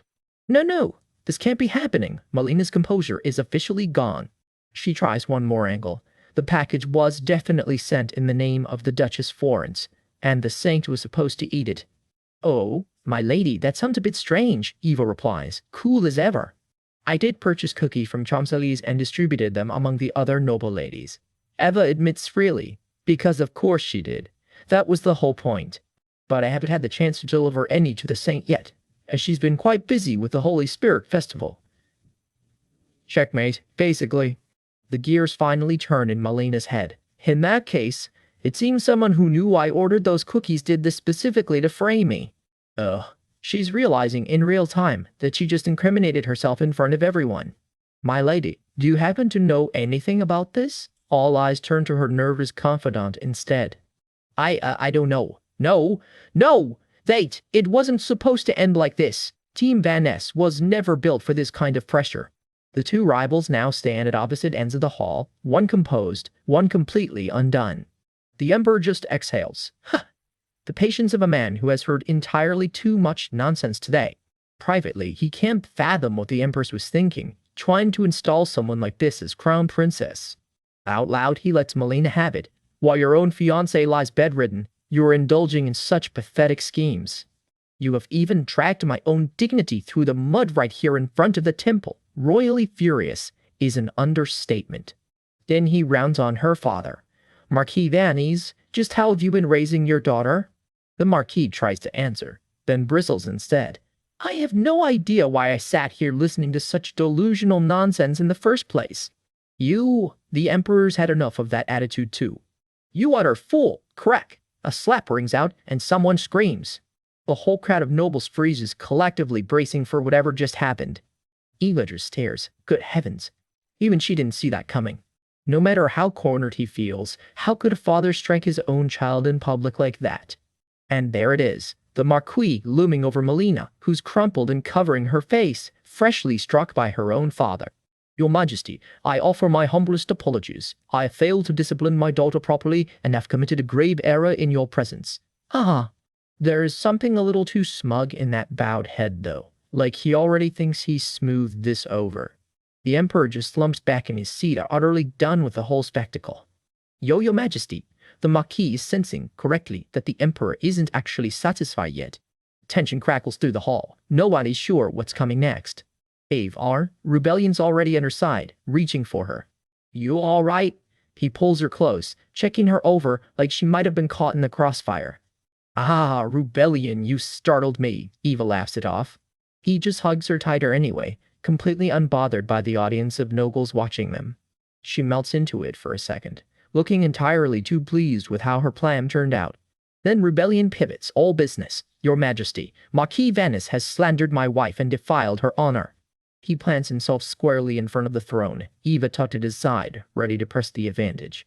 He insulted even my loyalty, born from concern for the bedridden crown prince, Rebellion continues, laying it on thick, and dared to drag the honor of House Florence through the dirt. The weary Emperor concedes the point. Then, Duke, what do you believe would be a fitting resolution? He actually asked Rebellion to name the punishment. Big mistake, or exactly what Rebellion was hoping for. In my opinion, Rebellion begins and you can practically hear Melina's stomach drop. Until Lady Melina Vannes, who sought to frame my wife, reaches a more stable mental state. I believe at best she'd be barred from high society and sent away from the capital to recuperate. Exile, dressed up as concern. Furthermore, he adds, because apparently he's not done yet. The Marquis visibly braces himself, sensing where this is headed.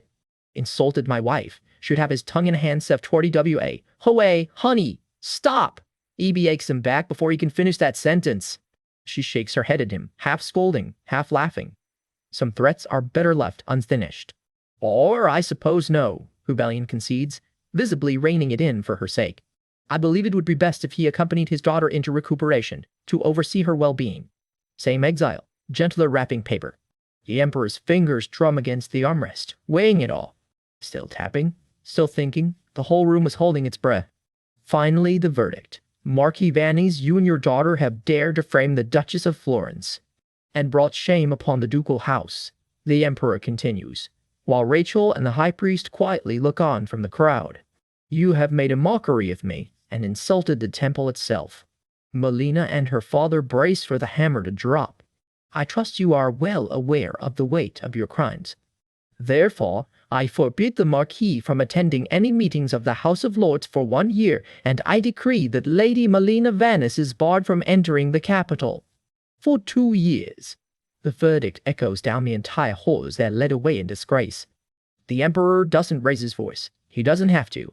Lady Melina Vannes is forbidden from entering the capital for 2 years, he says, and just like that, her world collapses. And that's on top of a year barred from the House of Lords. Melina's voice cracks. It can't end like this, Your Imperial Highness, the Crown Prince, but nobody's listening anymore. Guards haul her toward the doors while she begs the Emperor not to cast her out. The girl who once threw tea in Eva's face is reduced to pleading with anyone who'll look at her. The whole court watches as she's dragged past the throne, still screaming that he can't do this. He absolutely can, and he just did. Off to the side, the Crown Prince Icarus just exhales and looks away, like this whole mess is beneath him now. With that ugliness cleared out, the Emperor turns his attention to Rachel. I deeply regret it came to this, Saintess. Thank you for coming all this way in person. Rachel waves it off. Not at all, Your Majesty. But when you summoned me here, you mentioned another favor. Yes, he says. I've heard your power is truly extraordinary, and I'm told you're somewhat acquainted with my son. Rachel goes red on the spot. Smooth, Your Majesty. Real smooth. She recovers just enough to ask, would it be acceptable if I helped heal His Imperial Highness, the Crown Prince? The Emperor lights up. If you can, it would be a tremendous honor. Escort the same desk to the Crown Prince's bedchamber, comes the order, and off she goes. Watching her go, Eva clops the look on Rachel's face and gets a sinking feeling. Yeah, she's pretty sure Rachel actually likes the Crown Prince. Word reaches Icarus that his healer is on the way, and something in his expression softens. Then the Emperor turns to Rebellion and Eva. Duke, Duchess, please forgive my carelessness in today's affair. He holds their gaze a beat longer, clearly not finished. Your wife's honor was severely tarnished because of me, he adds. Therefore, I will make sure to compensate you both. Back out in the crowd, Rebellion and Eva walk arm in arm while every noble in the room pretends not to stare. A pink-haired noblewoman steps up nervously. Duchess Florence. Eva blinks. Oh, Lady Ark. Lady Ark bows low. I'm sorry. Eva has absolutely no idea what she did wrong. Why? About today's incident, Ark says, wringing her hands. I felt responsible too, thinking I might have damaged her honor. Eva's brain catches up fast. Oh! It's fine, Arky insists. I don't mind at all. Eva's inner monologue is a lot less generous. Lady Arke has no idea, but thanks to her spreading the word around, today's whole presentation was a smash hit. She keeps her face perfectly innocent the entire time. By the end of the night, Eva's practically glowing. I had so much fun today. The carriage rattles off into the sunset, Rebellion and Eva tucked in close together. Turns out tonight wasn't luck. Lady Arke is now in your debt, Rebellion says smoothly. I'll keep using her from time to time. Honestly, I chose Lady Ark for that very reason. Eva just melts into him because of course her husband was 3 steps ahead the entire evening. Sometimes you're even worse than I thought, she teases. Compared to you, I'm practically an angel. Do you have any idea how terrified I was a moment ago? Rebellion shifts gears. Anyway, since the scientist went to heal the Crown Prince, he'll wake up soon. Yeah, Eva snickers, and when he does, his blood pressure might spike and kill him on the spot. Dark, accurate. Hilarious. Her smile fades a little. Even Melina, who'd been used so effectively, still ended up cast out. Watching everything go the exact opposite of their plan must really be enraging them, right? Right, Rebellion says. Once the Crown Prince wakes up, they'll be sharpening their knives again. He doesn't look worried about it. If anything, he looks like he's looking forward to it. There's a calculating glint behind that smile that Eva's learned never to underestimate. Eve, he says, I'm going to need your father's help. Eva blinks. What? For my father? Why? He just grins and doesn't answer, which, with this man, means the plan is already bigger than she thinks. Cut to the towering white spires of the Imperial Palace grounds, a carriage already waiting out front.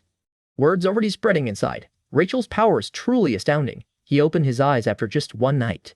Dressed for the occasion, Eva admits she hadn't planned on seeing his face again this soon. He's not going to yell at us the second he sees us, is he? She asks. You're underestimating the Crown Prince far too much, Rebellion replies, which is not actually reassuring. Their footsteps echo down the long red carpet toward his chambers. Rebellion's easy smile is gone, replaced with something far more guarded. He would never do such a thing, he says quietly, to himself as much as to her. At the door, the guard bows them in. Your Grace, Duke Florence, please, do come in. The door creaks open, and they step inside. Inside, someone's still trying to get him to eat. Your Highness, please try to have at least a bite. I'm fine, truly, comes the reply, the voice of a man who has clearly said this several times already. It's his mother, the Empress, fussing over him with a plate in hand, a rare, soft moment between the two of them. Eva and Rebellion hover awkwardly by the door, clearly interrupting a family moment. Icarus looks up and spots them. You've arrived, Duke Florence, comes the greeting, cool and formal. Someone raises a hand, a silent signal to hold. For a second, the room goes tense, and Icarus's face slides into shadow. Look at those eyes, the moment practically warns. He looks ready to devour someone whole. Someone alive, apparently, judging by how fast Eva and Rebellion both flinch. It genuinely looks like he's about to kill someone. Cool, cool, cool. Then, in an instant, Icarus's whole face lights up. Rebellion! I'm so glad you came! Iba can't get over the whiplash. Wow, look how his eyes softened in an instant, while Rebellion plays along smoothly. Seeing you safe and sound brings me true joy, Your Highness. Eva watches her husband work the room and thinks smugly, even so, my husband's smile is still a step above his. I'm equally pleased to see the Duke unharmed, Icarus says. I heard you went to great lengths to bring the Sanctus here. I was merely doing my duty as an old friend, Rebellion answers, handing off all the credit. Icarus turns his attention to Eva next, and the small talk gets a lot more pointed. I heard you went through quite an ordeal while I was bedridden, my lady, he says. They say Lady Vanus framed you. You must have had a difficult time. No, Your Highness, Eva says smoothly. It seems Lady Melina Vanus only became upset because of my careless words. Someone off to the side gets a pointed warning. My lady, you really must learn to watch what you say.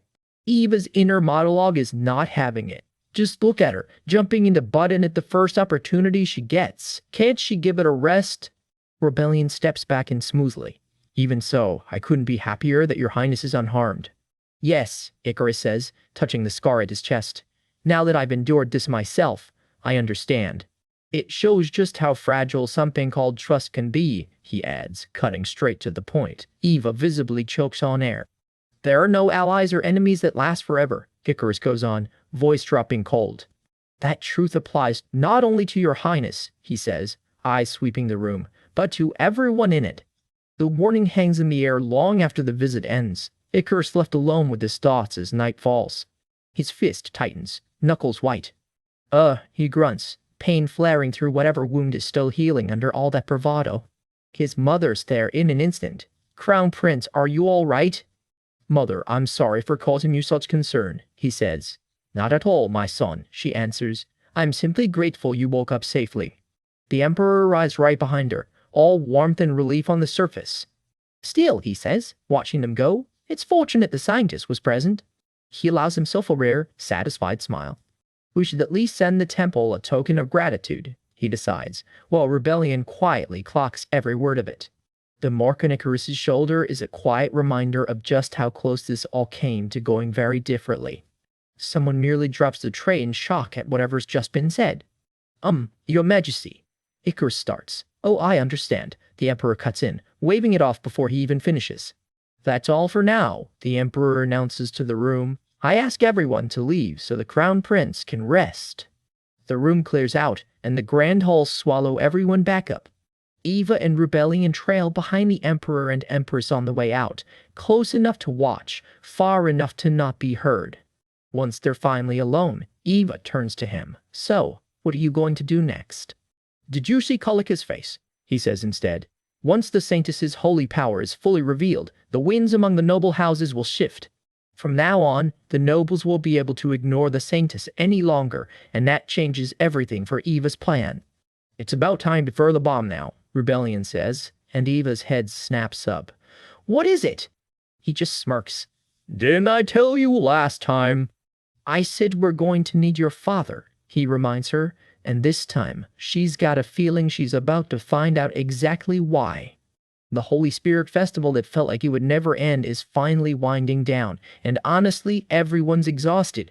Back at the estate, Eva's pacing a groove into the floor, clearly steaming about something. Word comes in. His Grace can't make the fireworks ceremony after all and suggests she go enjoy it with Lyris instead. Her only reply is a flat, unimpressed totskul. My husband is always so busy. She shrugs it off. She's headed to see Rachel today anyway, so she'll let the no-show slide just this once. No need to look so disappointed, my lady. One of the staff teases. Then Bill drops the real news. Once the festival wraps, she's straight back to her brutal schedule as Duchess. Eva's face says it all. Huh? She actually gasped out loud, bracing like she's about to get flattened by a truck of paperwork. Since she was out of commission for a while, Bill explains. He shelved everything that wasn't urgent. So starting tomorrow, she better bring her best. If there's really this much, she stammers. And that desk overflowing with files? Apparently just a small portion of it. She digs into the correspondence pile and can't believe it. This is only a portion. That's an absurd number of invitations. Turns out everyone's suddenly desperate for an audience with her. Now that the major drama has settled, Bill figures it's finally time to start sending replies. Eva admits she's still completely overwhelmed by it all, but there's no ducking it. Socializing with the nobility is inevitable, and dodging it forever isn't an option. The lecture on how Florence's standing keeps right on going. Even if it's just for appearances, she's told she needs to lock down as many allies as she possibly can. With Ivan's situation still hanging over her and no other house willing to stick its neck out for her, leaning on House Florence alone will only get her so far. Bottom line, she needs to build her own faction, a safety net for when things go sideways. I was already planning on that, thank you very much. No lecture required. Eva huffs. Seriously, this household won't even let her complain for 1 second. Then wait, what's this invitation? It arrived that morning. Even the newly returned young lady Arundellen is requesting a personal audience with her. Eva's mind flashes straight to the pale-haired newcomer strolling beside the crown prince himself. She murmurs, already suspicious. Come to think of it, didn't the crown prince personally go out of his way to bring Arundellen back from overseas? There's no way that's an innocent errand. She turns the puzzle piece over in her head, eyes narrowing. I've made up my mind, she says, resolve settling in. The plan. The moment the fire ceremony wraps, she's throwing a tea party and personally inviting Lady Arundellen. Time to get a good look at this mystery woman herself. I'll settle this whole thing in one fell swoop, she grins. Subtlety was never really her strong suit anyway. Cut to the temple itself, glowing gold in the festival light as the fire ceremony draws near. Rachel, I'm coming in. Eva calls, pushing through the door. Rachel's face lights up instantly. Eve, you're here. She's decked out head to toe in her white and lavender ceremonial robes for the occasion, looking every bit the saintess. But, did you come all by yourself? Rachel asks, a little concerned.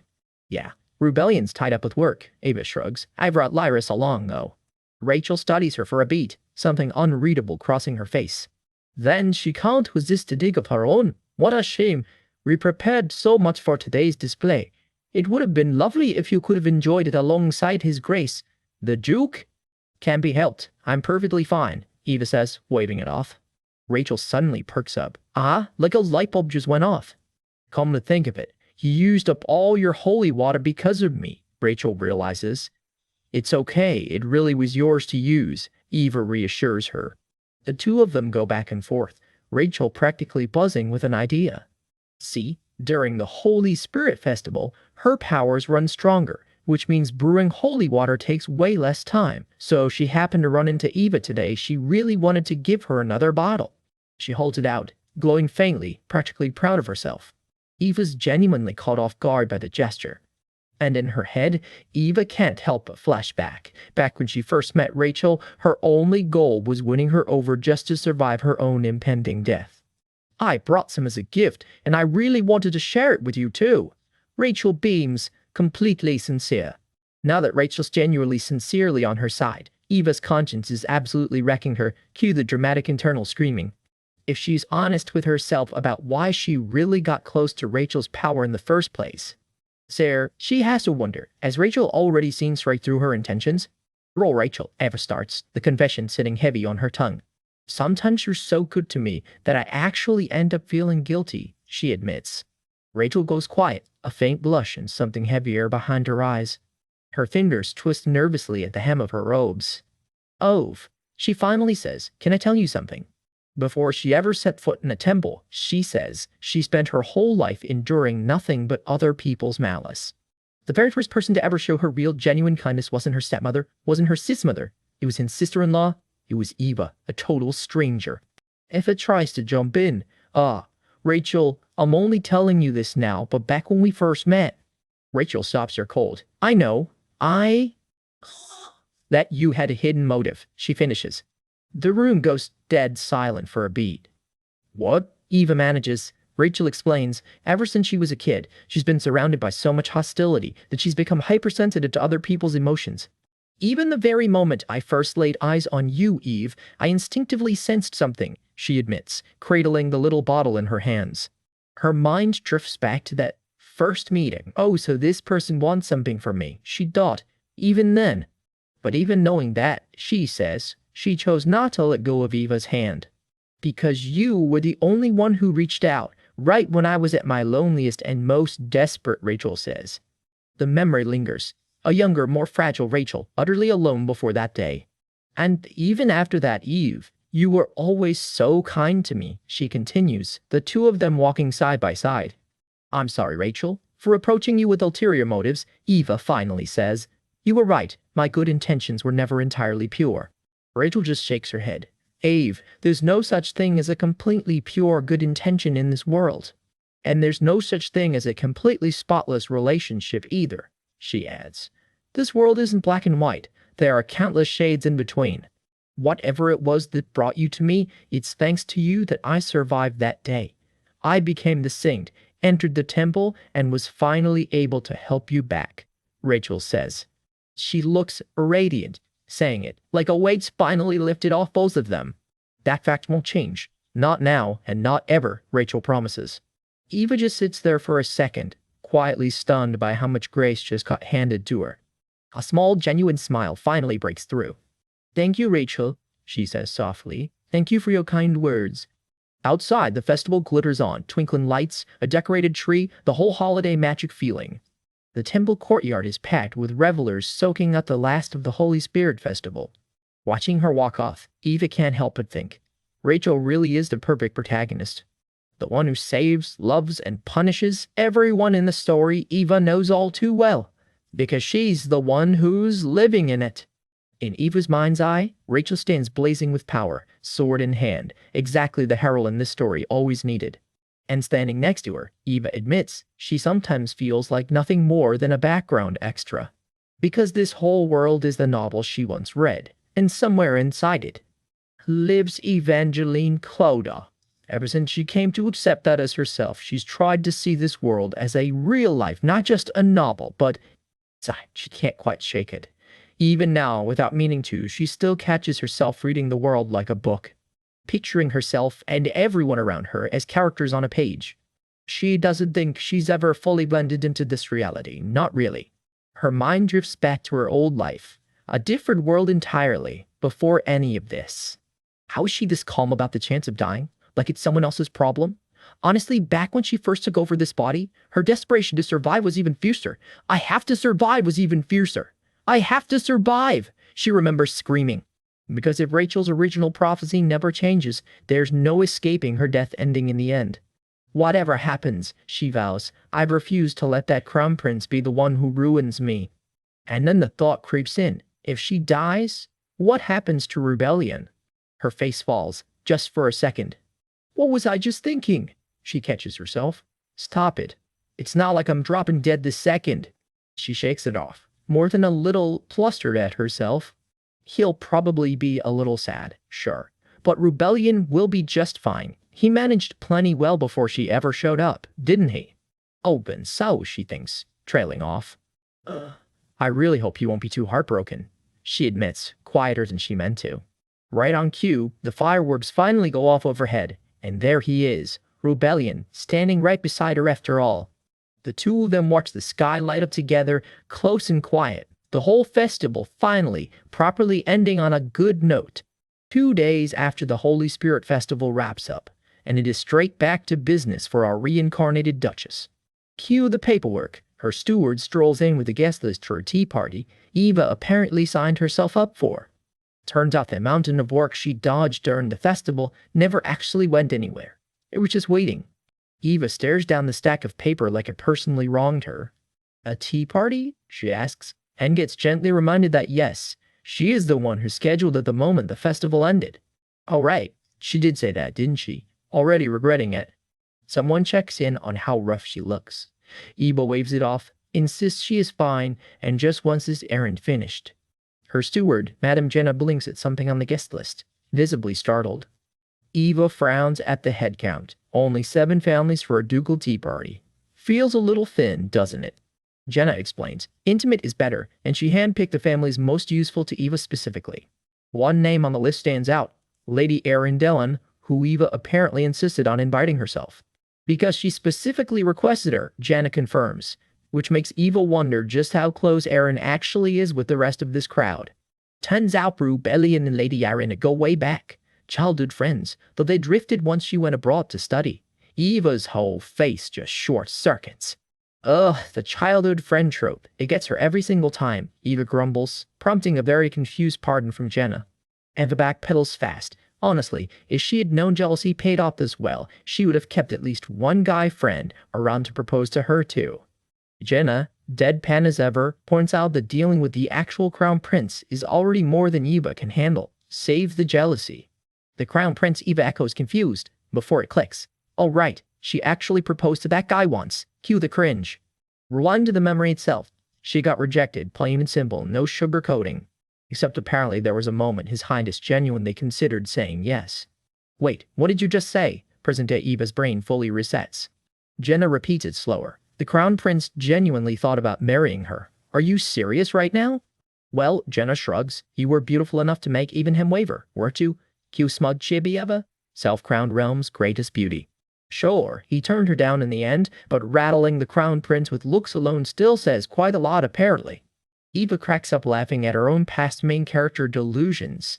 Between giggles, she admits she used to be mortified by that memory.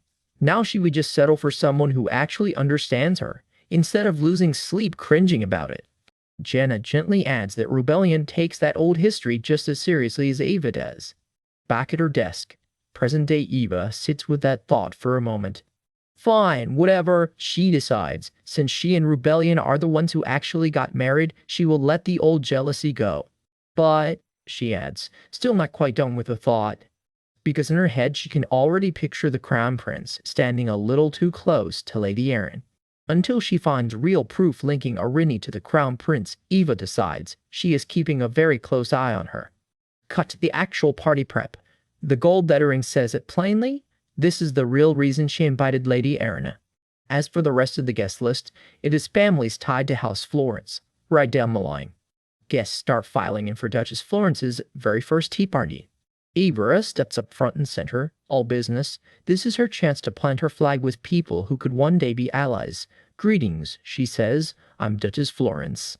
She flashes her best gracious hostess smile, dressed to the nines for the occasion. Thank you for accepting my invitation, she tells the room. Backstage, though, her real read on the room is a lot less warm. Win these people over, or the whole plan is dead in the water. This pressure never quite gets easier, she admits to herself, but she's keeping her temper in check today no matter what. After all, this is her first tea party as Duchess of Florence. No pressure at all. Just a light gathering, everyone, please relax, she tells the guests, playing it perfectly cool. The full table settles in, tea and guests both ready to go. One look at the actual guests, though, and Eva is already side-eyeing. Are these really the nobles of House Florence? The vibe in the room is, to put it kindly, off. Lady Arundellen finally makes her entrance, mint green hair and all, dropping a sweet curtsy and thanking the Duchess for having her. She's all compliments too. An honor to see Eva again, she says, looking stunning as always. Eva plays along, teasing that she would have dressed up even more for praise like that. The two share an easy, friendly moment. At least someone in this room is being genuinely nice. Eva checks in on the room. Has everyone had their tea yet? It is a special blend made just for today. She adds a real apology too. Sorry for not receiving everyone in person sooner. The Duchy's business has kept her completely swamped. One guest's face sours immediately, so there wasn't even time to properly receive them. Huh. Enter today's real problem, a sharp, unimpressed older noblewoman, wondering aloud what could possibly matter more than a lady's social duties. Eva explains herself plainly. The Saintess had a grave incident, and once the crown prince was attacked, she had to help Rebellion run the duchy herself. The guests whisper amongst themselves. That is Countess Vallon, apparently head of one of the Duke's most influential vassal families. Strict does not even begin to cover it. Countess Vallon herself isn't done. Is there anything Duchess Florence can actually do to help with the duchy's affairs, or is that just talk? The dig lands as not so subtle. Did you even get a proper education? And Eva's smile goes brittle. Eva, still composed, offers an apology if that came off rude, though she has some serious doubts of her own about whether Eva has simply been avoiding all of them this whole time. Vallon finishes, cutting deep while Lady Erin winces on the sidelines. If you already know something is rude and hurtful, someone points out coolly. Common sense says maybe don't bring it up at all. Erin looked startled, caught right in the crossfire. Bon, someone tries to smooth things over. Countess Valen, perhaps that's enough. Only for another guest to pile right on. Calling Ava simply ignorant of high society etiquette, her words too sharp for a proper duchess, expectations, apparently, were just too high. Eva keeps her composure and recaps for the room. She prepared a lovely spread, apologized for the delay, and did everything within her reach to make this right. So, what, exactly, was so impolite about that, she asks, pointed as anything. Valon is not backing down. Tradition says the most prestigious vassal house gets the first respects, and Eva never paid hers after the wedding. Even the last duke honored that tradition, she adds. And Lady Erin, at least, never misses a year greeting the countess personally. Arin, caught right in the middle, laughs it off with an awkward little smile. Behind their fans, the whispers escalate. Honestly, Erin is the one who should have stayed at Rebellion's side. Who else could really fill that seat? Such a shame, they say. It went the other way. It lands like a shadow closing in around Eva, every word pulling the thread a little tighter. Her face says it all. That one actually stung. Inwardly, though, she is done pretending it doesn't. These people never had any real intention of accepting her family banner or not. Elsewhere in the room, the gossip keeps right on going without her, Lalon and company picking the topic back up. Eva turns it into an opportunity instead of shutting it down. Oh, don't mind me, she says sweetly. By all means, keep talking. She steps back with a knowing little smile, letting them dig their own hole. The gossiping pair falter mid-sentence, suddenly aware they might have just been caught trading notes like a couple of noble-born mean girls. Way more fun than chatting with a commoner like me. Eva repeats back at them, completely deadpan. So I graciously stepped back and let you speak freely, she adds, not hiding the sarcasm one bit. Then she goes for real leverage. If this is really just about her common birth, she is happy to pass their honest opinions along to the Duke personally. Cue the panic. Reporting a social spat to the Duke would just make everyone look bad, someone warns, House Florence included. I am already branded as common-born, Eva says flatly. Nothing I do is going to fix that in your eyes. Which, she notes, just makes going straight to her husband the obviously smart move here. The room backpedals hard. What they actually want, they insist, is a real way to earn her trust and loyalty. Eva's internal reaction? Seriously? How exactly am I supposed to prove that, she snaps, and why do I owe you proof of anything in the first place? Especially to people who had already decided I was nothing but a commoner before I even opened my mouth, she adds. Silence. Then, almost gently, Eva admits she figured that after so many requests to meet her, they actually wanted to get to know her. Guess not. I was a fool to hope for that, she says. If you had shown even basic courtesy, I would have let it go, but you wasted my time instead. This conversation is over. I will be informing the Duke about today's rudeness personally. Quay panic. Wait, she is really going to tell him everything? Eva is not finished either. She was just insulted in front of Lady Erin, who is not even part of House Florence, so who exactly looks worse right now? She lets it all out. No more holding back. The rest of the guests visibly recoil. Honestly, Eva finishes. You nobles have no shame at all. One last cold look, and she has said her piece. Countess Vaillon, for maybe the first time all chapter, has absolutely nothing left to say back. We open on her alone, drifting down a long palace hallway, footsteps echoing, shoulders low. Whatever just happened, it clearly did not go her way. This is so annoying. What the hell just happened? She grumbles to herself. I feel like an idiot for preparing so much. Turns out the real headache is a certain countess. Now she just has to figure out how to break the news to her husband, Rebellion. This isn't the first time she's been sneered at for being common-born. It won't be the last, either. A pair of noblewomen size her up and whisper behind their hands, cruel little smiles included at no extra charge. Even the people who were supposed to have her back treated her badly, and by the end, she couldn't keep her feelings off her face. She turns away, the moment still ringing in her ears. Commoner, I am so sick of hearing it, she seethes. Do I really have to fix this whole rotten classist mindset before I get my revenge? By nightfall, her scowl has curdled into something far more dangerous, a slow, plodding smile. Cut to a grand estate. After a chibi fist-pump moment, my knuckles should be dealing with these people. She's greeted properly at the door. Duchess. A striking teal-haired noblewoman bows low, all smiles. Thank you so much for inviting me to today's gathering. That same polished smile turns to ice the second someone overstays their welcome. Didn't I tell you the tea party was over? I have nothing more to say. What? It's not like I came here to insult her, the Duchess protests, while her hostess eyes her like she's already decided otherwise. Then why invite me here at all? She wonders, if she just wanted to lecture me. She studies her hostess warily, waiting to see where this is actually going. The teal-haired lady just smiles to herself, exactly the reaction she was hoping for. The scene shifts to a sprawling estate garden, all manicured hedges and quiet symmetry, the calm before the real conversation starts. I did, Duchess, the teal-haired woman confirms, then admits she was struck the first time she saw her at the Crown Prince's own birthday banquet. As a girl, she once saw a portrait of the former Duchess and swore no one could ever be that beautiful, until now, apparently. A hand reaches out, catching at fabric, a small gesture that says more than the flattery does. The real point surfaces fast. Maybe the Duke picked his new wife for the exact same shallow reason he once admired that old portrait. So, what? I doubt you called me here just to flatter my looks, the Duchess cuts in, unimpressed. Her mind jumps straight to the obvious. Is this about that whole poison someone, then hand them the cure rumor going around? But people do love to exaggerate.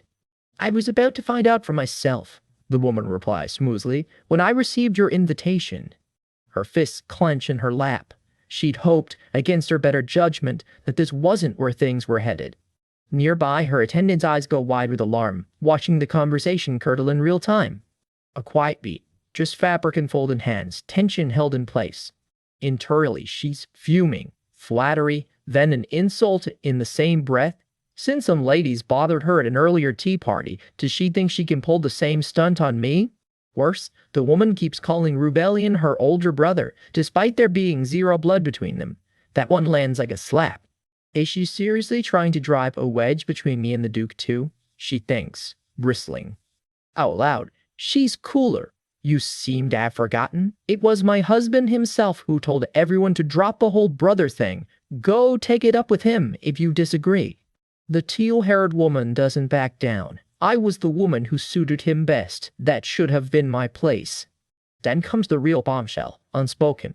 She knows the Duke of Florence carries a deep secret grudge against the imperial family. Her hands fold together, resolve settling into her posture. I can be of help to His Grace the Duke, she offers, and the Duchess has heard enough. Enough!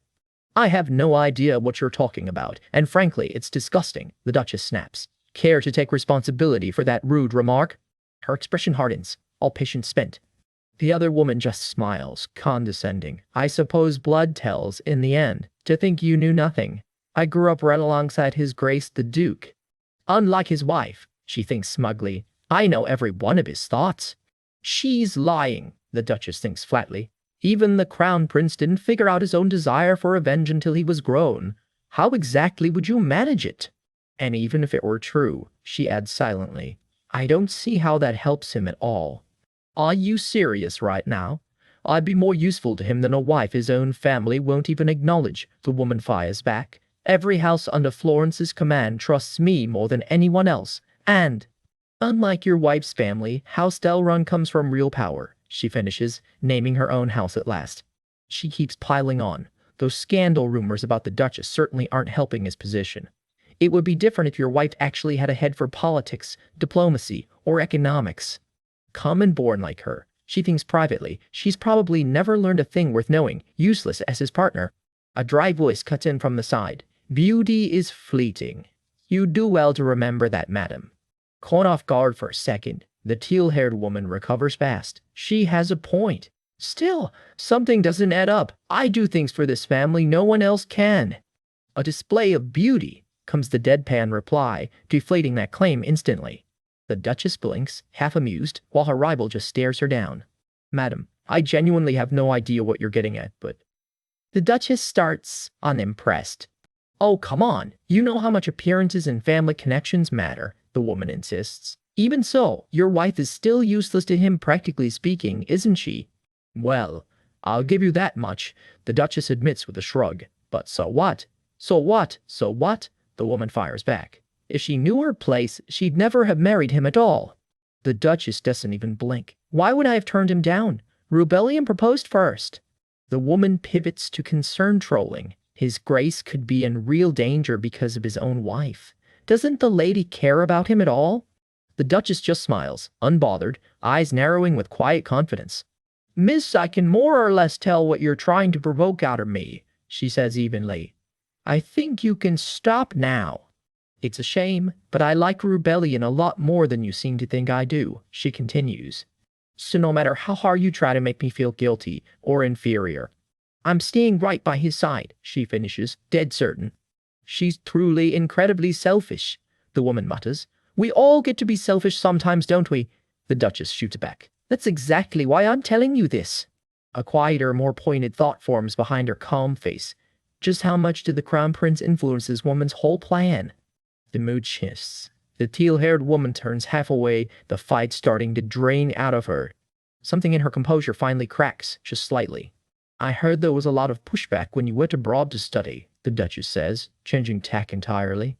Despite your own family pressuring you to find a fiancé and marry quickly. Sound familiar? Also a pretty rude thing to say, the Duchess presses home. You ran off to study anyway, and now you want to be the Duchess of Florence? And you insisted on studying so hard for it. Even you have to admit that's a little strange, right? Her rival jolts upright, rattled. What? We're clearly not getting through to each other, the woman snaps. I'm leaving. She storms off, footsteps sharp against the floor. She pauses mid-step, one thought looping in her head. His Royal Highness, the Crown Prince, just what are you thinking? Behind her, one last dry piece of advice. Try asking Rebellion for help yourself sometime. Then the real warning lands. Don't let yourself get used quietly like a tool, and tossed aside the way Melina Barnes was. The teal-haired woman freezes mid-step, the comment clearly landing harder than expected. A door slams shut behind her, hard and final. Alone again, the Duchess turns one word over in her mind. Prince. The pieces click into place, and it is not a good feeling. I can't believe it. Were you using her too? She sinks back into her seat with a startled ah, because apparently this day still isn't done with her. Evening light spills through the manor's tall windows. The tea party is finally, mercifully over. Inside, her governess Madame Jenna pours the tea and thanks her for grinding through the hosting duties, laying out a spread of cakes fit for royalty. Our still rattled Duchess eyes the treat suspiciously and asks if Jenna's just sugar-loading her before the lecture starts. Jenna insists she's not that harsh, then, deadpan, admits it really is just a thank you. No catch? She slumps in the library, bracing for the verdict on what she's sure was a total disaster of a tea party. Jenna, surprisingly gentle, tells her, even so, you did well. She blinks, completely blindsided by the compliment. Jenna admits she'd worried her lady would play it too safe just to impress the nobles, then privately notes that was never, ever going to happen with this personality. That's a compliment, right? Jenna asks. Of course, she says, not even blinking. She allows herself a little relief. At least Madame Jenna isn't the one scolding her. Still, something about today's tea party won't stop nagging at her. In her head, she replays it. Getting grilled by that room of noblewomen felt less like a tea party and more like a straight-up beatdown. Not one noblewoman had her back, commoner, friendly, or otherwise. Jenna explains the ringleader's attitude problem goes way back. Countess Vayon. The Countess is naturally prickly, Jenna says. Hardly any noblewoman ever meets her approval, so she tests newcomers on purpose. And since the influential Countess sets the tone, every other young noblewoman just falls in line behind her. She groans. There is not one single thing she likes about this entire noble circus. Jenna, thinking it over, mentions those same women once tested the late Duchess too. How was it? She asks. Jenna, they treated her exactly the same way they treated you, my lady. Her jaw drops. Wow. But the late Duchess laughed it off so kindly that even Countess Vayon couldn't lay a glove on her. She wonders what it takes to smile that brightly under that kind of pressure. Meanwhile, she admits she just threw a fit and stormed out. Is that even okay? Jenna reassures her. Grudge or not, those women still answer to House Florence. And as long as she's Duchess, they can't just cast her aside even if an outside enemy comes calling. Then why even bother talking about earning their approval? She pushes back. Wasn't she supposed to be adored? Approval like that was never something you win by groveling, Jenna says flatly. If it were, she'd have just taught her to pander to their every whim instead. With House Florence sitting on a pile of enemies, its lady needs backbone a lot more than charm. She takes that in quietly. Sure, she came in a little aggressive, Jenna admits, but showing them she wouldn't bend probably knocked some sense into a few of them. She may like a duchess's polish, Jenna says, but she's got dignity, and that alone might make them rethink how they treat her from now on. That's a compliment, right? Of course. A sudden noise at the door yanks Jenna's attention away. Duke Rebellion strides in, dark hair a little windswept from the trip over. Ave, he says simply, and she already knows the whole room just got softer. He crosses straight to her, asking if today's tea party wrapped up smoothly. She teases him. Did he really come all this way just because he was curious about that? Partly, he admits, pulling her in, but mostly he just wanted to see her face. Jenna clocks the sudden mood shift and asks, dryly, if something happened. His hand stays on her shoulder. He's clearly not letting go just yet. Ave, he says again, quieter this time. Wrapped in his arms, she finally admits it. Jenna said it was fine, but honestly, today was a total wipeout. Old insecurities flare up. Is being calm or important really that unforgivable to these people? If it is, he says, then he's half a sinner too. Besides, what's even left to criticize when she clearly won the staring contest? His wife, he says proudly, never loses a battle of nerves to anyone. But there's a bigger reason she was so worked up. Of all people, Aaron Delron was on the guest list. He asks why that matters so much. She admits she wanted Aaron to see her welcomed by the Florence faction's nobles, right to her face, to prove, loud and clear, that she's Rebellion's one and only legal wife. He doesn't miss a beat. He has zero intention of ever taking a second wife. Still, it stung, watching them fawn over Erin while looking down on her. He promises to have a word with them next time, but says inviting Erin actually turned up something useful. It felt, he says, like Erin was acting under some kind of instruction, or threat, from the Crown Prince. He holds her a little closer as the weight of that sinks in. A threat, she repeats. He explains. Erin cornered him alone after the party, and humoring her, he learned she's telling people Eva holds a grudge against the imperial family. Jenna's own intel says Aaron once turned down every marriage proposal just to study abroad, yet now she's suddenly claiming she always wanted to be Lady of House Florence. Even the Crown Prince himself didn't seem to notice that grudge until right before their wedding, so it's more than a little strange that Erin suddenly claims she's known since childhood. So he tested her, point-blank asking if someone was threatening her, and she flinched hard. For now, they'll just keep an eye on her, and if she comes sniffing around again, he's to keep his distance. That's her line, she cuts in. If he dares fall for the whole tragic misty-eyed nostalgia act, he is in so much trouble. Caught off guard by her sudden fire, he grabs her hand as she half threatens to pack up and run home to her family forever. He just leans in and wipes her lip with his sleeve instead of letting her finish the sentence. For a beat, his gaze goes sharp and unmistakably possessive. Neither one of them looks away first. Fine, she huffs. Then she'll just move back in with her merchant father and camp out there. He tips her chin up instead, and that pretty much ends the argument. Cheeks burning, she gives up trying to win this one.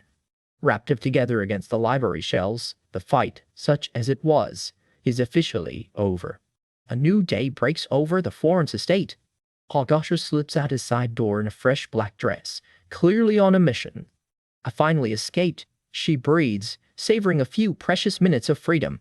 Back at her desk, Jenna and her secretary Bill are lounging over the paperwork like it's someone else's problem. Told you it'd get busy, so get busy, and she can't help comparing it, bitterly, to her past life. Not even a prosecutor's schedule was this brutal, she grumbles, breaking into a run ninjas are more, then nearly plows straight into someone. For a second, an old memory flickers up, a small girl's voice asking, "Mother?" It's her own mother, elegant in rose pink, come to visit. Walking together, her mother admits she was stunned when His Grace suddenly summoned Eva's father out of nowhere. Since she'd already tagged along with him, her mother figured she'd stop in and check on her daughter's face while she was at it. Her mind races. Rebellion mentioned needing her father before. Is that happening today? This has to be about the deal that used her own marriage as collateral. She makes a mental note to ask him later.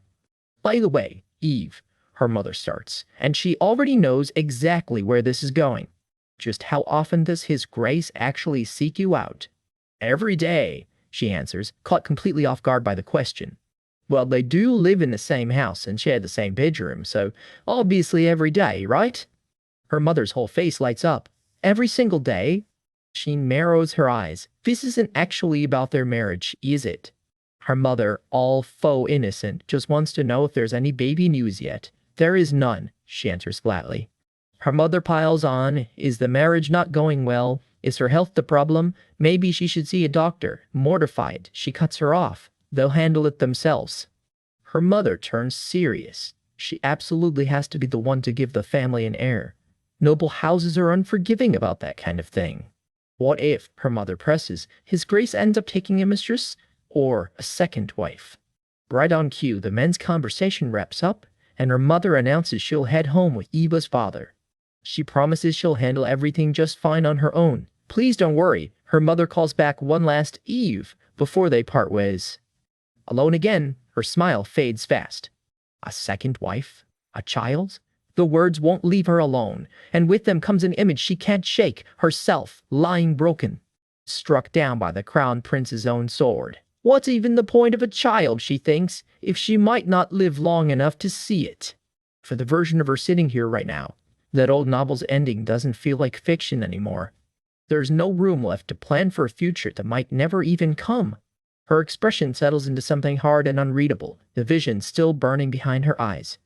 Just another quiet evening at the Florence estate, except the Duke's footsteps are heavier than usual as he walks his wife back inside. Something is clearly eaten at Rebellion, and for once his usually unreadable face is not hiding it well. He finally breaks the silence. "Hello, are you all right?" he asks, careful, like he already knows the answer. Ava just gives him a tired little smile and keeps walking, like everything's perfectly fine. "Yes, I'm fine," she says. It comes out a little too fast to actually be believable. Rewind a bit. Her parents had just wrapped up their visit. "Honey, let's head out now," her father says, and Mom blinks like she can't believe it's already time. Now that business is taken care of, we really must go, he insists, while Rebellion, ever the polite host, offers them a bit longer to stay. "It's fine," her father says warmly. "Now that I've seen your face," classic proud dad energy toward his new son-in-law.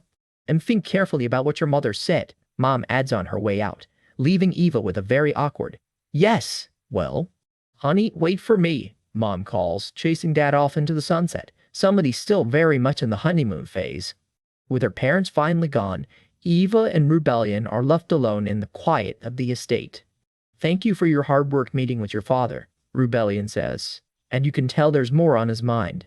Apple presses him. "The reason you called my father over was for what you mentioned last time, right?"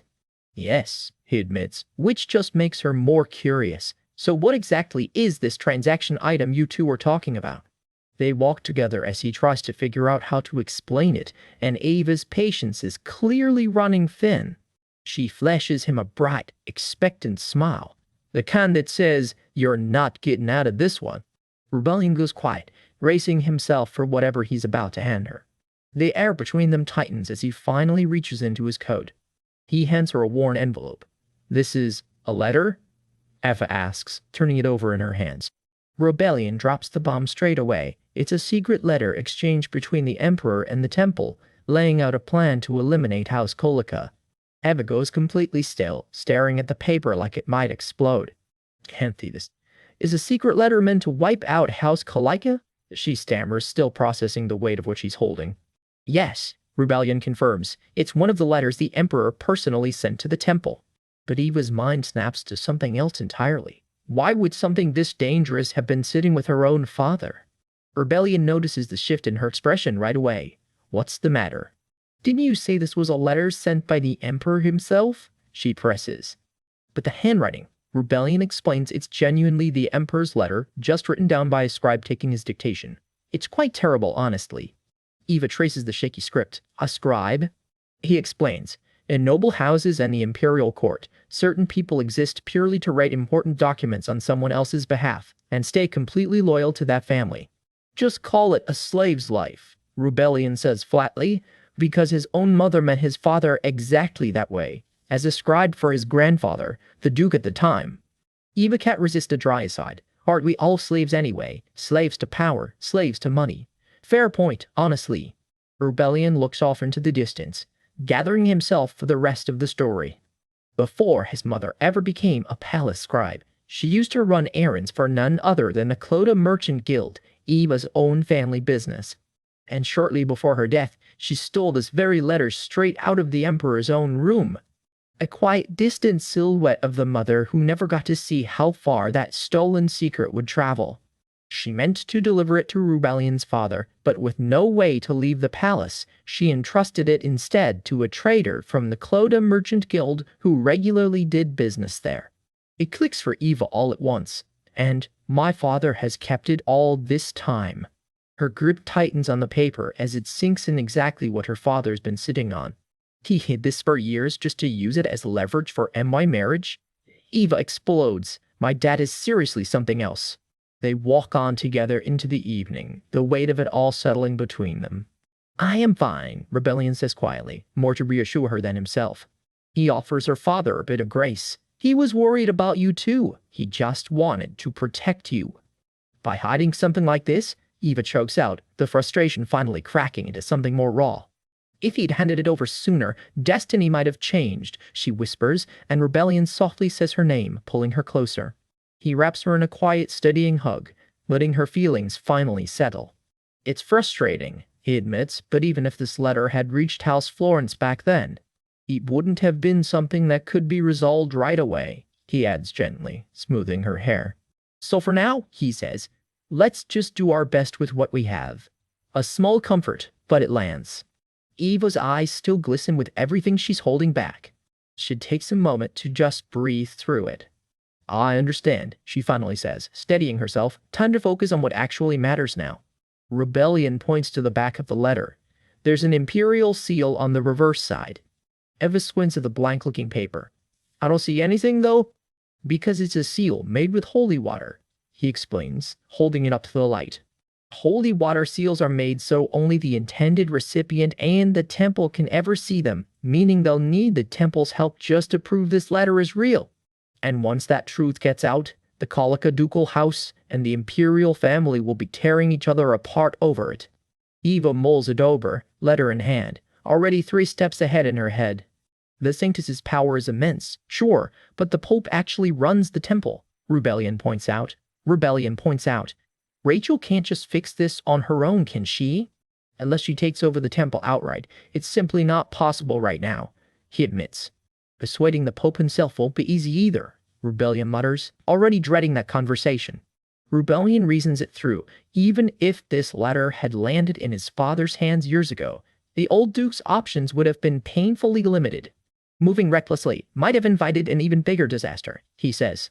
And back then, House Florence had no one close to the temple at all. They wouldn't have even dared try to meet, let alone persuade, the Pope himself. Eva's still stuck on the pettiness of it all. But for my dad and his guild to sit on this for years just to cash it in as a bargaining chip? Seriously? On the bright side, she says, cooling off, isn't it a relief this letter's finally in our hands now? Since I'm close with the Sanctus, and I'm in House Florence now, Eva starts, an idea already forming. She turns to him directly. Rebellion, even if it's hard, you're going to try to persuade the Pope, right? I'll make the attempt, he says. We still need the temple's help either way, and I'll visit Rachel and Alfred too. To see if there's any way around the seal problem, he finishes. All right, Eva agrees. Then Eva pauses. And what if? Just in case the Pope can't be won over and Rachel's out of options. What if we get this letter into Duke Colica's hands another way entirely? She holds the letter close, already turning the backup plan over in her head. Another method? Rebellion asks, intrigued despite himself. Eva leans in close and whispers it right in his ear. Come closer. Okay, the scheming just got a lot more charming. How does that sound? She asks, pulling back with a knowing little smile. For a beat that just close, foreheads nearly touching, letting the plan and the moment sink in. It's worth a try, Rebellion says, clearly impressed with his wife's scheming.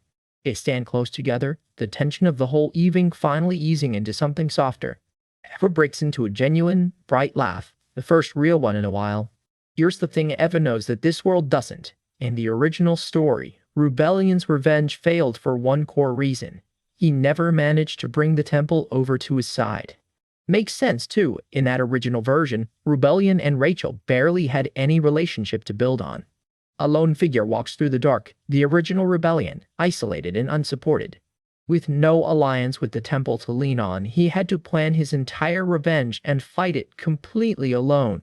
But things are different this time. Now I'm here, Eva thinks, gripping the letter with new resolve.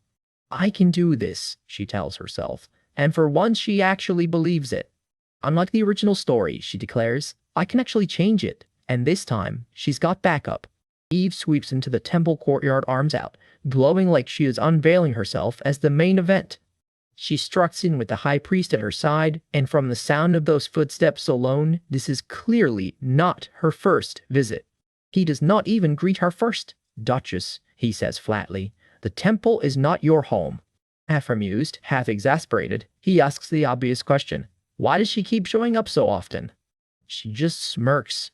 Oh my, do you think I came here because I wanted to see you, priest? Both of them go red on the spot. Flustered, he deflects and asks what she is actually here for this time. She just smiles, coy, letting him stew a second longer before she gets to the point. Turns out she is not here to flirt. She has an actual favor to ask. And right on cue, Rachel lights up at the sight of her. The priest offers up his own office, figuring this conversation is going to run long. Rachel is already sold and waves him in too, since he clearly knows what this is about. He just blinks, silently wondering how he got roped into his own meeting. The three of them settle into his private quarters to actually hash this out. Once everyone is seated, Eve finally gets down to business. She has gotten tangled up in something messy lately, she says, and needs the temple's help, specifically Rachel's. The priest cuts in, deadpan, wondering if her windup really has to be this long, and gets a jolt for his trouble. Rachel, ever the sweetheart, reassures her if it is something she can help with, of course she will. Eve's inner monologue is basically fireworks. Rachel really is an angel. Feeling optimistic, she finally reveals what she actually brought with her, an important letter. The priest does not even let her finish the pitch. I must refuse, flat out, and the whole room reacts like he just dropped a bomb. Rachel scolds him gently. She is not even finished talking yet. He is already 3 steps ahead, guessing exactly what she is about to ask. Whose seal is stamped on that letter? Half impressed, half annoyed, she asks if he is secretly psychic. He just repeats himself. He must refuse.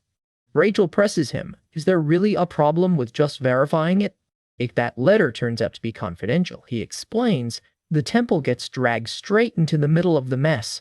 Worse, only the Pope himself can actually verify a seal like that, so this whole conversation is pointless anyway. Surely just checking a seal cannot cause that much trouble, Eve pushes back. But a seal stamped in holy water marks a letter ascribed, meaning family business. An ascribed letter like this always signals a secret between families, one nobody wants leaked to the outside world. Rachel just goes quiet. Ah! As the weight of it sinks in. The priest is already shaking his head, picturing the chaos if word got out the temple exposed a sealed letter like this. It would set the entire nobility off, he warns. The temple flatly does not wade into house politics. Could have fooled me, Eve fires back, pointing out exactly how deep they are already wading in. The jab lands. He goes stiff, and she looks entirely too pleased with herself. She turns to Rachel instead, wondering out loud if her power could verify the seal where the rulebook cannot. Rachel's not even sure herself, and hates that she cannot just say yes without overstepping her role. For a beat, Eve's mind wanders somewhere very her. If only they were further along in the story where Rachel's powers were fully awakened, none of this eggshell walking would be necessary. Cutting her losses, she mentally shelved the letter for now. Time for plan B. She admits she actually came for a second reason today, and the priest, already exhausted, preemptively refuses whatever it is. Voice dropping, she lays out the real problem. The imperial family has eyes and ears planted inside the temple itself. That lands a gut punch. Both Rachel and the priest go rigid. She reminds them how suspicious the crown prince acted last time Rachel was poisoned by a cedium, showing up with holy water before anyone outside had even announced what happened. Rachel calls it exactly what it is. Far too strange. The priest quietly admits they had already noticed the same thing. He is almost impressed, wondering how the Duchess picked up on something even they had only clocked internally. Turns out he and Rachel have been quietly working the problem from the inside all along, trying to flush out whoever the mole is. Still no luck finding them, he admits. They are working through everyone who has entered the temple recently, one by one. The trouble is, most of the priests around him are seasoned veterans. Nobody stands out as an obvious suspect. He tries to shut the conversation down gently. This is not something the Duchess needs to worry about. Eve is not having it. She saw what she saw, and playing blind is not really her style. She only keeps coming back, for Rachel's sake anyway. Caught between the two of them, Rachel fumbles for something, anything, to say. The tension gets thick enough to cut, and poor Rachel is stuck right in the crossfire. Finally, she just asks the priest to step outside for a minute. Startled, he goes, but not before firing off one last warning. If the Duchess makes an unreasonable request, refuse her. And with a creak at the door, he is gone, leaving the two women alone. For just a second, Eve's mind flickers somewhere else entirely, to her husband waiting back home. The door clicks shut behind him, sealing the room in privacy. Rachel tells her she can finally speak freely now that they are alone. Grateful, Eve asks her to take a look at something. She pulls out the letter, the very one stamped with that mysterious seal. The problem, she says, is that the seal on this letter belongs to the imperial family. Rachel's face drops. The imperial seal. It is a letter once exchanged directly between the imperial family and the temple, Eve explains, and she needs to confirm it is genuinely theirs. But given it involved the temple too, she admits, the Pope is even less likely to touch it. She reads the priest's earlier panic for exactly what it was, confirmation enough. So, she says, here's the real reason she wants the seal verified. To expose, once and for all, that the temple and the imperial family have been quietly exchanging letters. Rachel's jaw drops. In exposure? It matters enormously to House Florence, Eve tells her, and if the seal cannot be confirmed, she is a backabask. Rachel's grip tightens on her own dress, bracing for whatever comes next. Eve reminds her she already mentioned there is a spy hiding inside the temple. Her actual plan: leak this very letter to that spy and let House Kolka find out exactly what it says. The room goes quiet, heavy with what she is really asking. Rachel says nothing at first. Then, carefully, she asks why not just hand the letter straight to House Kolka instead. Because doing it that way tanks the letter's credibility completely, Eve explains. Rachel understands the principle. The temple is not supposed to meddle in noble power struggles, just like the priest said. But and there's clearly a but coming. Her hand hovers over the letter anyway. Eve is dead serious now. She has to get to the bottom of this letter, whatever it takes. She invokes her own title for weight. As the Duchess of Florence, this matters. Her eyes go hard with resolve. Rachel just says her name, worried, as the words "the imperial family" hang heavy in the air between them. Because whatever is actually written in that letter, it points to a sin against House Florence, the kind no one, not even a ruling monarch, should ever get away with. A sin, it seems, that can never be washed clean.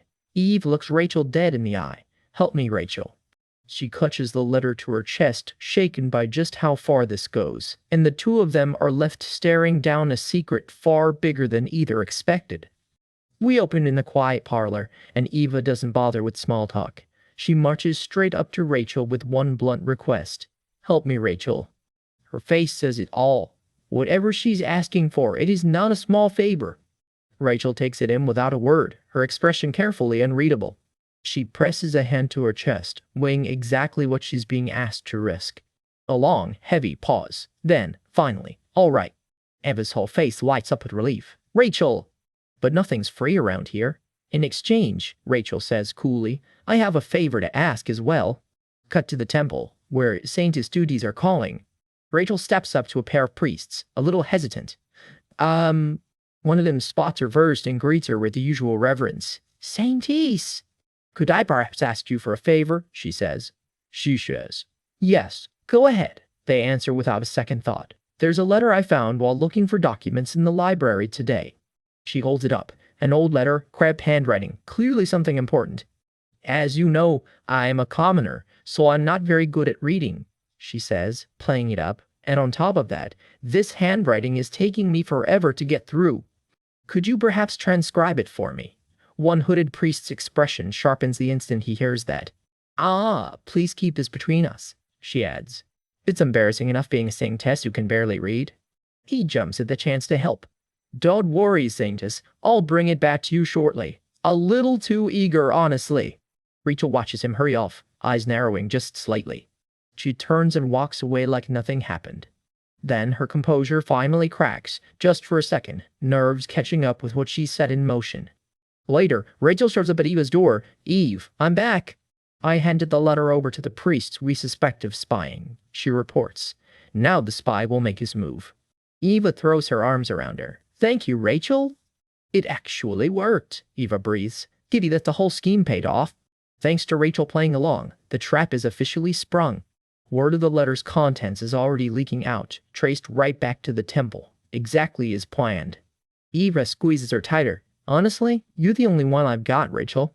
Rachel laughs it off, quietly touched. Oh my. But she's not letting Eva off that easy. In exchange, you have to keep your promise to me. Even once the spy's identity comes out, none of it leaves this room, right? Of course I will, Eva promises. I've got zero interest in temple politics, unless it's about protecting you.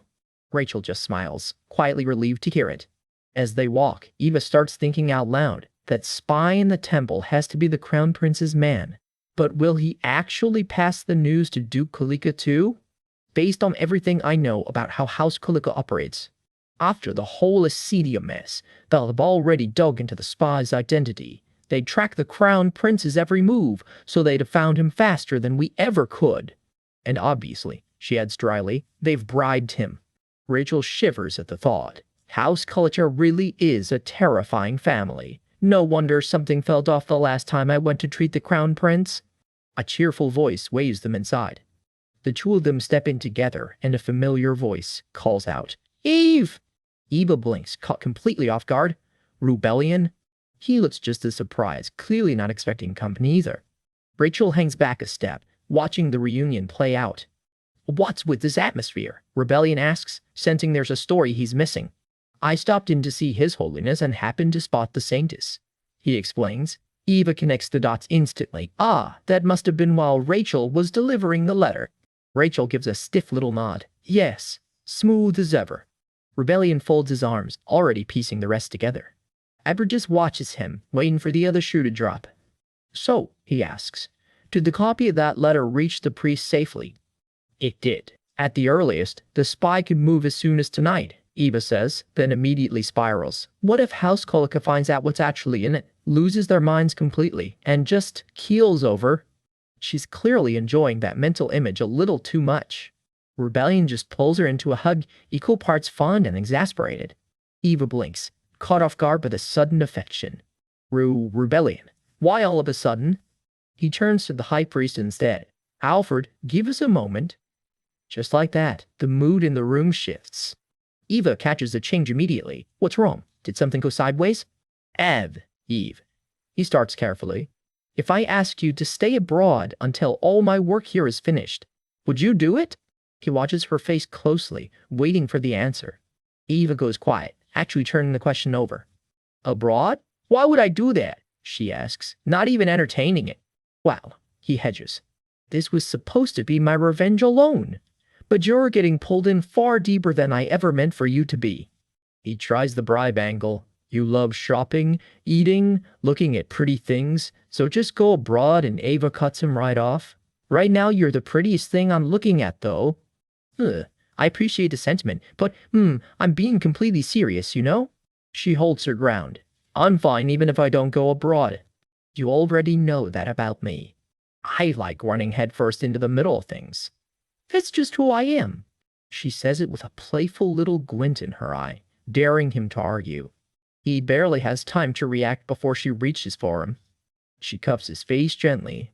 I'll stay right by your side, all the way to the end. For once, the unshakable Duke looks completely undone. He finally admits it. I've already placed my own people around the temple. Eva blinks. Wait, is that even allowed? This whole thing was supposed to be about rooting out the spy, and you went and planted your own people instead? Relax, he says. They're stationed around the temple, not inside it, so it won't touch anything internal. They're just watching for late news, or priests sneaking off somewhere they shouldn't. Well, if it's just that much, Eva allows. In his head, though, he's already bracing for the fallout. Rachel might take it in stride, but Alfred is going to lose it when he finds out. Then let's head home for now, Rebellion says, steering her out. Agreed. Best not to linger and tip the spy off, Eva says, just as Rachel catches them on the way out. Ah, you two, heading back already? Ah, Rachel, Eva calls out, happy to catch her before they go. We're leaving now. Thank you so much for everything today. Rachel watches the two of them go, her smile settling into something quieter. She reaches out and catches Eva's hand before she can get too far. Yeah. Eva turns back. Yes? Rachel hesitates, the words not quite coming. No, it's nothing, she says instead. Get home safely. Whatever she almost said stays unsaid, and the temple settles quietly into the evening light behind her. Word just landed at the estate. Duke Kalika apparently storms straight into the Imperial Palace first thing this morning. Eva just sips her tea like she has absolutely no idea why that might be. Sure, Duchess. Sure. Then the real prize arrives. A letter from the Saintess herself, the one she's been waiting on. She tears it open with a grin that says this is going to be good. It opens with two words that mean business. To Eve, the identity of the spy has been revealed. The spy turns out to be an apprentice priest who'd been running errands right at Rachel's side. A Florence knight caught him sneaking out last night and tailed him. Rachel, reading the same report, gasps out loud, "Did they get caught too?" The letter closes on a lighter note. Alfred apparently threw a massive fit over the Florence knights posted around the temple, but Rachel says she calmed him down, so no need to worry. Lilith can't help herself. So, my lady, did the news you wanted finally show up? She's already fighting back a grin before Eva even answers. Eva just loses it, cackling like she's been saving this laugh up for days. Startled, Lilith yelps, my lady, while Eva howls that the letter must have really rubbed Duke Kalika the wrong way. Between giggles, Eva wonders if she should swing by the Imperial Palace this afternoon just to catch the show in person.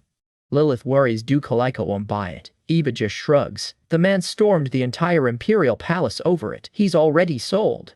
Lilith admits she overheard the report going in, and by all accounts Duke Kalika's whole face went red on the spot. The two of them dissolve into another fit of laughter over it. Then the mood shifts. Madame Jenna and the household butler show up at her door, all business. Eva greets them, curious. Madame Jenna and the butler too, what's going on here? Her eyes land on the box he's carrying. What exactly is that? It just arrived at the estate, he explains. No sender listed anywhere, just a recipient's name. Eva asks the obvious question. Is it addressed to her? Yes, my lady. Lilith isn't thrilled about it. A parcel from an anonymous sender? That's suspicious all on its own, my lady.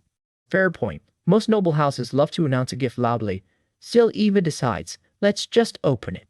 Madame Jenna balks. Wouldn't that be dangerous? Though, fine, she's curious too. If it's something bad, better to catch whoever's behind it fast. If it's urgent, better not to sit on it. Eva asks the butler to do the honors and open it for her. He obliges without complaint and starts working the ribbon loose. The second he looks inside, he recoils with a scream. What on earth is this? Eva's yanked back before she can even see it properly, Lilith gasping her name in alarm. Lilith all but throws herself between Eva and the box, refusing to let her get any closer. And there it is, a maid's dress, soaked through with blood. The whole household freezes around it, stammering the same three words. What is this? Madame Jenna's fury kicks in fast. Who would dare send something like this to the ducal house, find them, and punish them severely? She's already reaching to have it put away. For now, my lady, that's best. But the butler stops her cold. Wait, don't put it away. Lilith, get me some gloves from that drawer. Eva agrees without a second's hesitation. Yes. Madame Jenna, alarmed all over again. My lady, what exactly are you planning to do? Eva, perfectly calm, she just wants to check something. She examines it properly now. This dress is torn and the bloodstains are unmistakable. A closer look at the ruined fabric says exactly how bad this really was. The tear itself looks like it was slashed clean through with a blade, though Madame Jenna begs her to just leave it be. Eva ignores that, running her fingers over it instead. The texture, she notes, is actually quite exquisite. She turns to Lilith. This is silk, right? Rare silk, Lilith confirms, the kind her own mother used to wear. Upper class only, and a slash from behind. Eva's mind jumps straight to it. An assassin? Madame Jenna pushes back. An assassin wouldn't swing a blade that big. More likely a knight. Then, exasperated, she blurts the real question. My lady, what kind of novel are you writing right now? Eva just points at the evidence. A novel? Look closer. This is clearly a noblewoman ambushed from behind with a sword. Madame Jenna, half pleading, asks the question. They're all thinking, why do they even have to deal with this at all? Eva's answer is simple. It was addressed to her. That has to mean someone wants her to solve it. So, what exactly did the messenger say when they dropped it off? A robed stranger showed up that very morning, asked for it to be delivered straight to the ducal house, and paid an outrageous pile of gold coins to make it happen. Eva goes quiet, turning the whole puzzle over in her head. Whoever sent this clearly has money to burn. And here's the fun part. She's no detective. She jokes. Funny story though, she was a prosecutor in her past life. The evidence practically narrates itself. A victim's dress, clearly attacked, laid out for anyone to read. But the real question nags at her. Do they actually want her to solve this? And just who could possibly be behind it? There's only one way to find out. Go ask someone who'd actually know. Decision made. She squares her shoulders. Lilith, prepare the carriage. They ride out into the evening light, straight for one destination, her father's estate. She barges in without warning, and her father nearly jumps out of his skin. Eve! He grumbles about a duchess barging in so ungracefully, but admits she's the first person he thought to call anyway. He waves Lilith over for the bag. Lilith hands it over without missing a beat. Her father unwraps it, already grumbling about the commotion. Good grief, what is all this? Then he sees it and freezes. Eve, what happened to you? She's quick to clarify. It's not hers. It just arrived at the ducal house this morning. He asks the obvious question. Does His Grace know about this? Nope, not yet. This might be something better left unsaid, for now. She gets down to business. She's heard this material is reserved for high-ranking nobles only. Can he trace where it actually came from? He inspects it and confirms it. Silk imported from Fleeman. Problem is, hardly anyone imports it anymore. Eva wants to know why. Turns out it was all the rage about 20 years back. But a nightmare to embroider, so the trend died fast. Which makes her father's brain click into gear. If that's the timeline, this dress has to connect back to something that happened 20 years ago. He remembers something else too. The silk was especially prized by women who were pregnant or had just given birth. Gentle on the skin apparently, even if it was murder to sew. And then it gets personal. He tells her gently that her own mother wore this exact silk all through her pregnancy with Eva. Which means Eva realizes whoever this belonged to was likely pregnant herself or had just given birth. Her father confirms it. Exactly, they wore it specifically to recover after childbirth. Then his tone turns dead serious. Eve, if His Grace's attitude ever suddenly changes or you notice anything strange, you have to tell him. Caught off guard, she asks what on earth brought that on. Unseen by her, his fist clenches. Now that the secret letter is in the Duke's hands, he's got nothing left to protect her with. Eva admits her own nerves out loud. This dress has her uneasy. What if His Grace ever has a change of heart? But she reassures herself fast. Rebellion still treasures her. There's nothing to worry about. Her father breathes easier, figuring you worried for nothing. Eva just goes quiet. Then it hits her. Wait, 20 years ago. Doesn't that line up with when Charlena was pregnant with Rebellion? She turns back to her father. Did the imperial family buy this silk too, by any chance? He thinks it over. And yes, actually, the imperial family probably bought more of it than anyone. Even the Empress and the late princess loved wearing it. Eva goes silent again. She really hopes that's not what this is. Please don't tell her this dress belongs to Charlena. A flash of memory surfaces. A woman in a familiar rose-pink gown, back turned. And a single word cuts through it. No. Eva's left staring into space, the pieces refusing to add up cleanly. Because now she can't stop asking herself the one question that changes everything. Did Charlena actually take her own life at all? We rewind a few days to the Grand Florence Ducal Mansion, where an old arrangement is about to get an overdue explanation. Inside, Duke Rebellion waits alone by the window, the picture of composed patience, for a visitor he clearly already knows is coming. Enter, he calls, and the door creaks open on a pair of boots stepping through. In walks the guildmaster, Eva's own father, sweeping a deep, deferential bow. Your Grace, he greets, all polish and nerves. He straightens, arms folding, bracing himself for whatever this summons is really about. I honestly didn't think your Grace would agree to my rather insolent request, back when we first struck this deal, the guildmaster admits. A rebellion doesn't let him off easy. You mean the demand that you'd withhold the goods until an heir was born? That took some nerve. The old man winces. Back then, my daughter was, frankly, a handful. Rebellion actually agrees. I understand completely. Watching her run circles trying to dodge this marriage was something to behold. A hand closes around a sealed envelope, the real reason for this visit finally coming into view. Still, the guildmaster says quietly, I'm simply grateful your Grace embraced Eve the way you did. His mind tricks to memory Eva herself, laughing about her own reputation. What could be more scandalous, she joked, than a commoner girl this dazzling? But under the joke, everyone praised her looks while treating her like a pretty accessory, and as her father, that never sat right with him. The memory fades, snapping him back to the present. Rebellion puts it together out loud. So that's why you picked House Florence. We had both the power and the reason to make a trade. The guildmaster's own memory stirs too, an echo of his own long-ago marriage. Of course, I agreed to my own marriage as a deal, at first. Then I fell hopelessly in love with her. The memory lingers. A hazy garden from long ago, proof this family has a habit of turning arrangements into something real. Back in the present, Rebellion allows himself the faintest smirk. For what it's worth, he says, holding out the envelope. Then or now, I reject that particular request. Since the day I decided to marry her, he explains, I never once intended to use Eve, or anything of hers, as a bargaining chip. He holds the letter out, unopened and unused.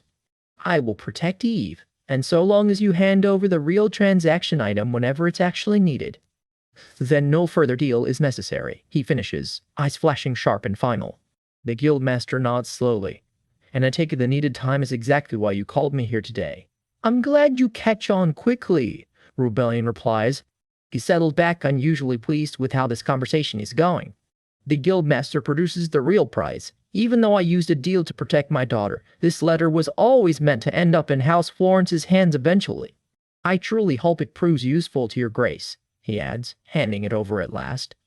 The scene shifts, days sliding forward to a grand temple spire catching the afternoon light. Rebellion arrives here in person, flanked by attendants, the letter business apparently behind him now. He strides the polished halls alone, mind clearly elsewhere. As expected, he mutters to himself. No one's going to rush to verify where that seal really came from. His pace doesn't slow, already moving on to the next problem. Petals drift past as he crosses into the temple grounds, somewhere he doesn't visit often. Someone else is already there among the blossoms, waiting. She startles, catching sight of him, a soft ah escaping her. The Saintess, Rebellion says, closing the distance. It's been a while. Rachel dips into a careful greeting. It's an honor to meet you, your Grace. He notices it immediately, and not for the first time. She's clearly on edge around him. Something about him puts her on guard, and he can't help but wonder why. I hear he's been helping Eve from time to time, he says. Rachel blinks, caught off guard. I'm sorry? Recovering, she offers a small, genuine thank you. He studies her a moment longer than is comfortable. She shifts on her feet, visibly bracing for wherever this is headed. Come to think of it, he muses, Eve was always the one who came to see you. It's simply because I enjoy her company, Rachel answers.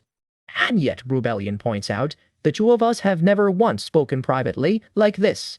So, he continues, tone shifting, let's fix that. I saw you meeting with my wife at the Imperial Palace, he says, watching her closely. She looked rather troubled leaving your room that day. Care to tell me why? Rachel's composure cracks just slightly. About that. She hesitates, the question clearly landing somewhere painful. Whatever she's about to say doesn't come. Urgent footsteps cut him instead. Carriage driver, get us to the mansion now, someone barks, the calm afternoon shattering. Yes, your Grace, comes the reply, and someone nearby does a startled double take at spotting him here. Rebellion catches himself, recognizing the carriage. You were at the temple, no wonder it looked familiar. It's Lilith, Eva's sharp-tongued attendant. Why are you here? He asks. Because my lady is here, obviously. Lilith answers, like it's the most natural thing in the world. Which means Eva is somewhere nearby too, right now. Rebellion doesn't stick around to explain, already sprinting back the way he came. Why is he in such a hurry? Lilith wonders, watching him go. He barrels back toward the temple, back toward Rachel, and whatever she was about to tell him. Because the truth is, Rachel saw something through the crown prince himself, and telling Eve about it clearly caused more trouble than she meant to. Ever since my powers awakened, she admits as he returns, I sometimes see things, strange things, and they have an unfortunate habit of coming true, she finishes, unable to meet his eyes. Rebellion doesn't hesitate. What did you see? Rachel's hands tighten, the memory of the vision clearly still raw. Eve, she finally says, and described it plainly, Eve lying still, run through by the crown prince's own blade. The color drains from Rebellion's face. For a long moment, neither of them says anything at all. Perhaps, he finally manages, mind already racing. And in that instant of dread, an ugly, honest thought surfaces. Some small part of him felt relieved, glad even, that she'd chosen to walk this path of revenge beside him. Even hating the thought of her in danger, even swearing he only wants her happiness, that selfish relief was still there. The fact he never firmly refused her offer to help says everything about how selfish he's really been. Knowing full well this path is nothing but thorns, he let her walk it with him anyway. How foolish, he thinks bitterly. How selfish of me. Did he really let himself take comfort in her small companionship? If only he'd refused her more firmly, back when she first asked to help. Would the saintess never have glimpsed this future at all? Then this, he decides grimly, is a punishment for my own greed. A memory flashes, her hand gripping his sleeve, refusing to let go. I have to correct this, he resolves, even if it's late. Whatever it takes, that future does not get to happen. Cut to memory, young Eva, arms crossed, unimpressed by some old suggestion. Abroad? Why on earth would I go abroad? I'm staying right by your side, she declares, until the very end. Back in the present, that same stubborn devotion is standing right in front of him. Rebellion just watches her, quiet, overwhelmed by everything he's suddenly carrying. His composure finally slips, just a little, just enough to show. Rebellion? Eva asks, immediately reading that something's wrong. He pulls her into a tight embrace instead of answering. What's wrong? Did something happen? She presses. No, he lies softly. It's nothing. Privately, he admits defeat. He's apparently not as strong a man as he thought, since he's failed, again, to push her away for her own good. Eva studies his face, unconvinced but letting it go for now. Eve, he thinks, holding her close, I want you safe, more than anything. But on this bed of thorns, if I can't bring myself to let you go. He holds her tighter, the decision already made in his heart. And then I will twist fate itself and protect your future by any means necessary, he vows silently. We open on a quiet evening at the estate, an aide fretting over dinner plans while Rebellion heads out, because today he's got the noble council to deal with. I will return before dinner, he says, though there is an edge to it.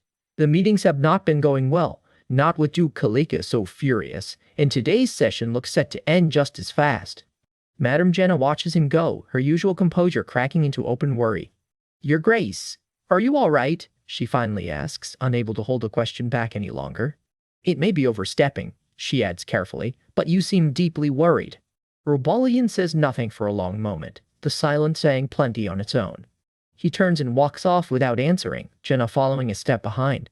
His footsteps carry him deeper into the estate, something clearly still weighing on him. Madame Jenna, he says suddenly, stopping in his tracks. Let me ask you one thing. Please do, she answers, bracing for whatever is coming. Did my father ever feel anxious, he asks, when he was marrying my mother? Or fear that he might fail to protect her?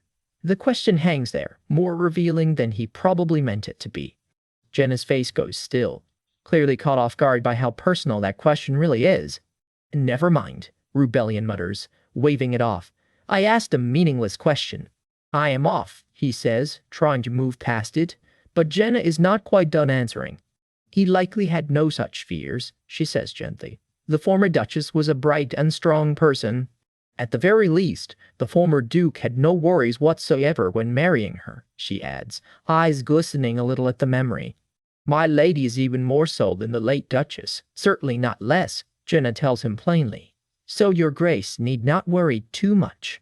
It is exactly what he needed to hear, even if he would never admit it out loud. He lingers a moment in the quiet of the library, turning the words over in his head. Right. I see, thank you, he says at last, some of the tension easing from his shoulders. Word starts trickling through the estate in hushed murmurs. Something is happening at the council, and nobody is quite sure what yet. Staff cluster in twos and threes, trading whispers as the gossip spreads. As expected, today's meeting ended quickly as well. Jenna reports, it's the natural result, Rebellion replies. Given natural results, Rebellion replies, given the absence of the noble council president Duke Kalika. Bill reads off the latest report. Even the people at the council seem to have a general idea that Duke Kalika went to seek an audience with the Emperor first thing this morning. Rebellion goes rigid. Your Grace, Bill asks, startled by the sudden reaction. Where are you going? Someone called after him, but he is already moving. A slow, wicked little smile spreads across his face. Since Kalika is throwing a fit, he says, it's only polite to go watch. Nothing says class like showing up for the show. He strides off through the grand halls, headed straight for the fireworks. He arrives to find someone unexpected waiting nearby. Eridelin, he says, catching sight of her. She startles, flustered. Ah, that Duke Florence. Is Duke Old Coco inside? He asks flatly. It would be best not to enter right now, she starts, clearly anxious. She reaches for him, pleading, please don't go. If you enter now, Your Grace, you won't escape his wrath. He does not slow down. Move aside, he says, cold and final. She flinches as he brushes right past her. She grabs his sleeve anyway. Your Grace. I'm saying this because I'm worried about you, she says quietly. Her hand trembles at her chest, the worry plainly genuine, whatever her motives really are. Rebellion turns back with a look that could freeze the hallway over. Lady Eridelin, he says, formal and cutting. Out of consideration for our past acquaintance, I'll turn a blind eye to your line-crossing interference. However, I do not know how the Crown Prince threatened you. But whatever it is, mind your language in front of my wife. Message delivered, ice cold. Arin freezes, the warning landing exactly as hard as intended. She is left standing alone, the whole exchange, bathed in a warning red glow. Rebellion marches straight up to the palace doors. I have come to seek an audience with His Imperial Majesty. Yes, Your Grace. The guards snap to attention. The doors slam open, and he is face to face with the man he came to watch implode. Duke Kalika, he says smoothly, have you only just finished your audience with His Imperial Majesty? Alika's face twists with fury. You! Should someone who holds the position of Noble Council President, Rebellion Needles, be unable to control his rage like this? Petty, and he knows it. He strolls right past him, unbothered. Inside, he greets the man on the throne. I greet Your Majesty. The Emperor lounges there, golden and unbothered, watching him with a faint, unreadable smile. His eyes narrow just slightly. Is this your doing, Duke? The Emperor asks. I do not know what you mean, Rebellion answers, perfectly flat. Shouldn't Your Majesty speak directly? He adds, smirking, so I may give an honest answer. In that letter, the Emperor presses. Was it you, Duke? I do not know what letter you speak of, Rebellion says, without missing a beat. A considerable volume of official correspondence moves in and out of the Florence ducal house, he adds coolly. So which letter's contents are you referring to precisely? Duke, the Emperor warns, his patience visibly thinning. I know not what grievance you bear against the imperial family, but settle it with me personally, he says. You would do best not to plot schemes using the Kalika ducal house. Rebellion just smiles, the kind of smile that means nothing good. I know not what misunderstanding you hold, he says, but I have never once acted in a way that warrants Your Majesty's suspicion. And yet Your Majesty seems to treat all of this as some trial a sovereign must endure, dismissing it as a mere tragedy between father and son, and suspecting me instead. He turns to leave, dropping the mask completely. But to call it a tragedy between father and son? How could I ever consider someone who failed to receive even my own mother's love as my father? There it is, the truth, finally out loud. His hand moves to his side, and steel starts to slide free. Your Majesty, he says again, mockingly this time, and for once the Emperor actually looks shaken. Something cracks against his chest, sharp and sudden. The blade sings free of its sheath. Rebellion levels it straight at the Emperor. The Emperor snatches the blade out of the air with his bare hand, blood welling up instantly. How insolent! He snarls. I am overlooking this only once out of affection between parent and child. Parent and child? Rebellion echoes, blades still dripping, utterly unmoved. They struggle over the weapon for one tense beat. The sword clatters away. It seems the time has come, Rebellion says calmly, for your majesty to reach the end of your natural lifespan as well. Seeing as I can catch a sword with my bare hands, he adds, twisting the emperor's own words right back at him. As a son of the Florence ducal house, I am deeply concerned, your majesty. The sarcasm could cut glass. The emperor turns away, saying nothing, which, from him, says everything. Rebellion walks out, blood dripping from his own hand with every step.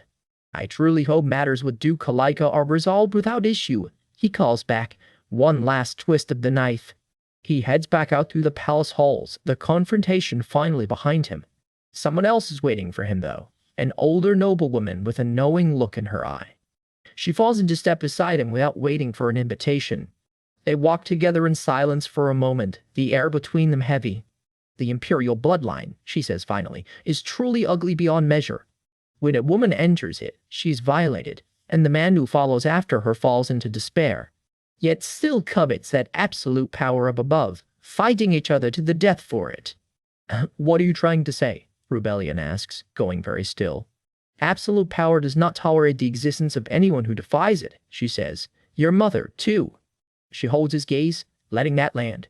That is why she died, she says. And just like that, the ground shifts under everything he thought he knew. We open deep in a snowy forest, a lone carriage rattling south through the dark, somebody making a trip nobody's supposed to notice. Inside sits Duke Rebellion, alone with his thoughts and a letter he can't stop turning over in his hands. A bloodied hand flashes into view, an old wound dredged up from a memory he'd rather not revisit. In the memory, someone's whole world just shattered, the verdict ringing out cold and final. Absolute power does not tolerate the existence of anyone who defies it. Then the line that's haunted him for 20 years. That, the shadow says flatly, is why your mother died.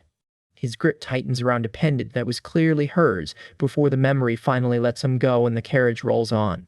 Back home, he wastes no time. Bill, investigate further into my mother's death from 20 years ago, he orders, and his ever-unflappable secretary answers simply, yes, your grace. Bill's report lands hard. The trust between House Kolika and the imperial family is officially broken, so it's time to grind both sides down before they can regroup. How shall we proceed? Bill asks. All business as ever?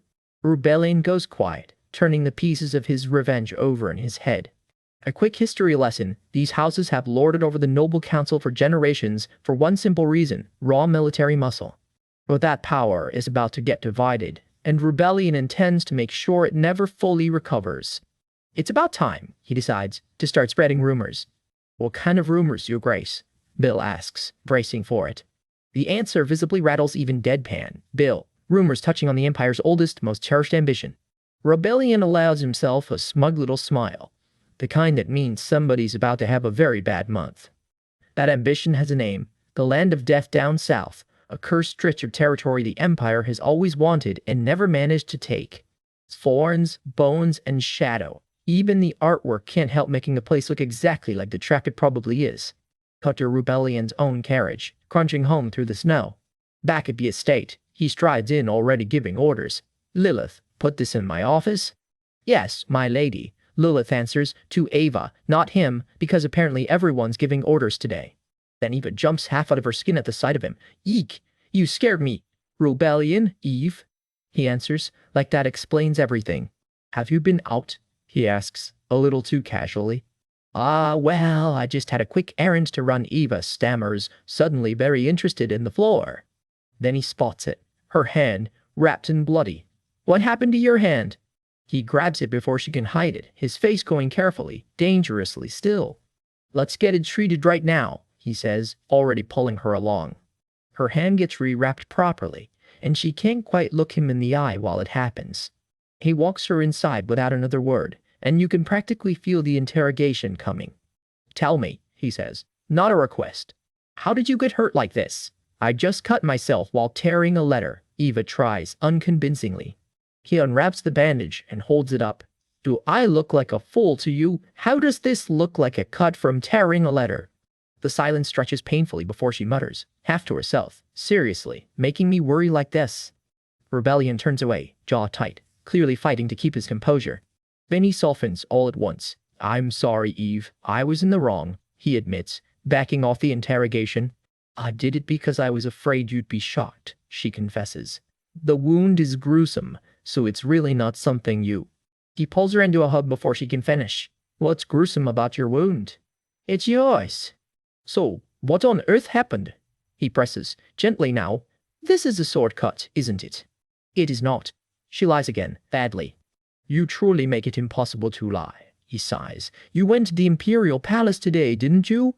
Who did this to Kalika, or the Emperor himself? Curled up against him, she finally owns it. Strictly speaking, I was the one who provoked him.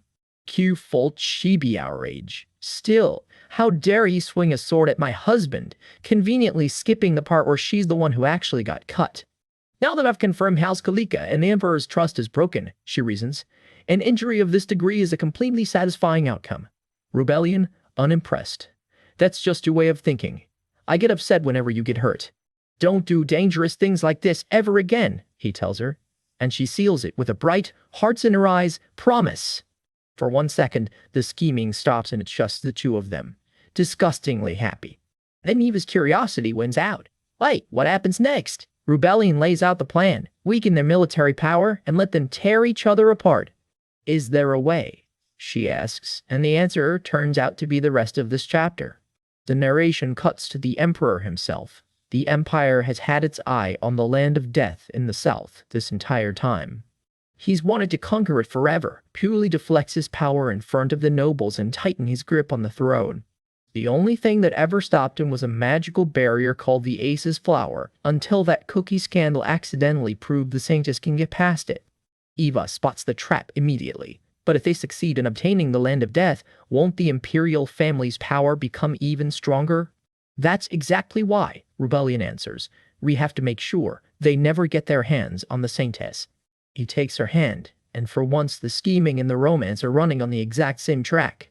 Eva goes a little pink, clearly still not used to how good he is at multitasking. But without Rachel, Eva points out, I don't think the Imperial family would even bother going to the Land of Death. They will, Rebellion says flatly, even if it's only to keep House Kalika in line and appease the nobility. And since it's the Land of Death, the temple will pitch in too. Then, once the Imperial family and the temple strike an open deal over it, Eva realizes, won't Duke Kalika throw an even bigger fit? He'll be seething inside, Rebellion predicts, but there won't be a thing he can do about it. Eva's eyes widen as the full shape of the scheme finally clicks into place. They know about the letter, she guesses, but since the seal hasn't been verified yet, Duke Kalika can't openly make a move either, right? Exactly, he confirms, pulling her close again. The moment that seal is verified, House Kalika and every family under their banner erupts, and their only way out is a desperate march to the Land of Death. Great, he says, satisfied. Now that our direction's set, all we have to do is fan the flames from the sidelines. But something's clearly still bothering him. Eva notices instantly. What's wrong? Is there another problem? It's nothing, he says, unconvincingly. I just remembered running into the Empress on my way out. She said something strange. Something strange? Eva echoes, already bracing for it. Whatever it is, it hits her like a swap. The Empress said that? Why? Rebellion asks. Eva can barely get the words out. Don't tell me. Because the Empress used the exact same line from that old memory? Word for word, and Eva's mind jumps straight to the worst place. What if the dress the Empress sent them once belonged to Shalanal? And what if she never actually took her own life? The image that follows is grim. A woman in a blood-spattered gown, exactly the kind of evidence nobody was supposed to find 20 years later. Was it really the Empress who sent that dress? Eva presses, why? What could she possibly gain from sending us this? A question with no comfortable answer. Rebellion pulls back, guilty. I'm sorry, I already shocked you, and here I am bringing up useless talk. Why are you apologizing? Eva says gently, we're in the same boat now. And she starts. And you can already tell where this is going. As expected, he murmurs, forehead against hers, I cannot let you go.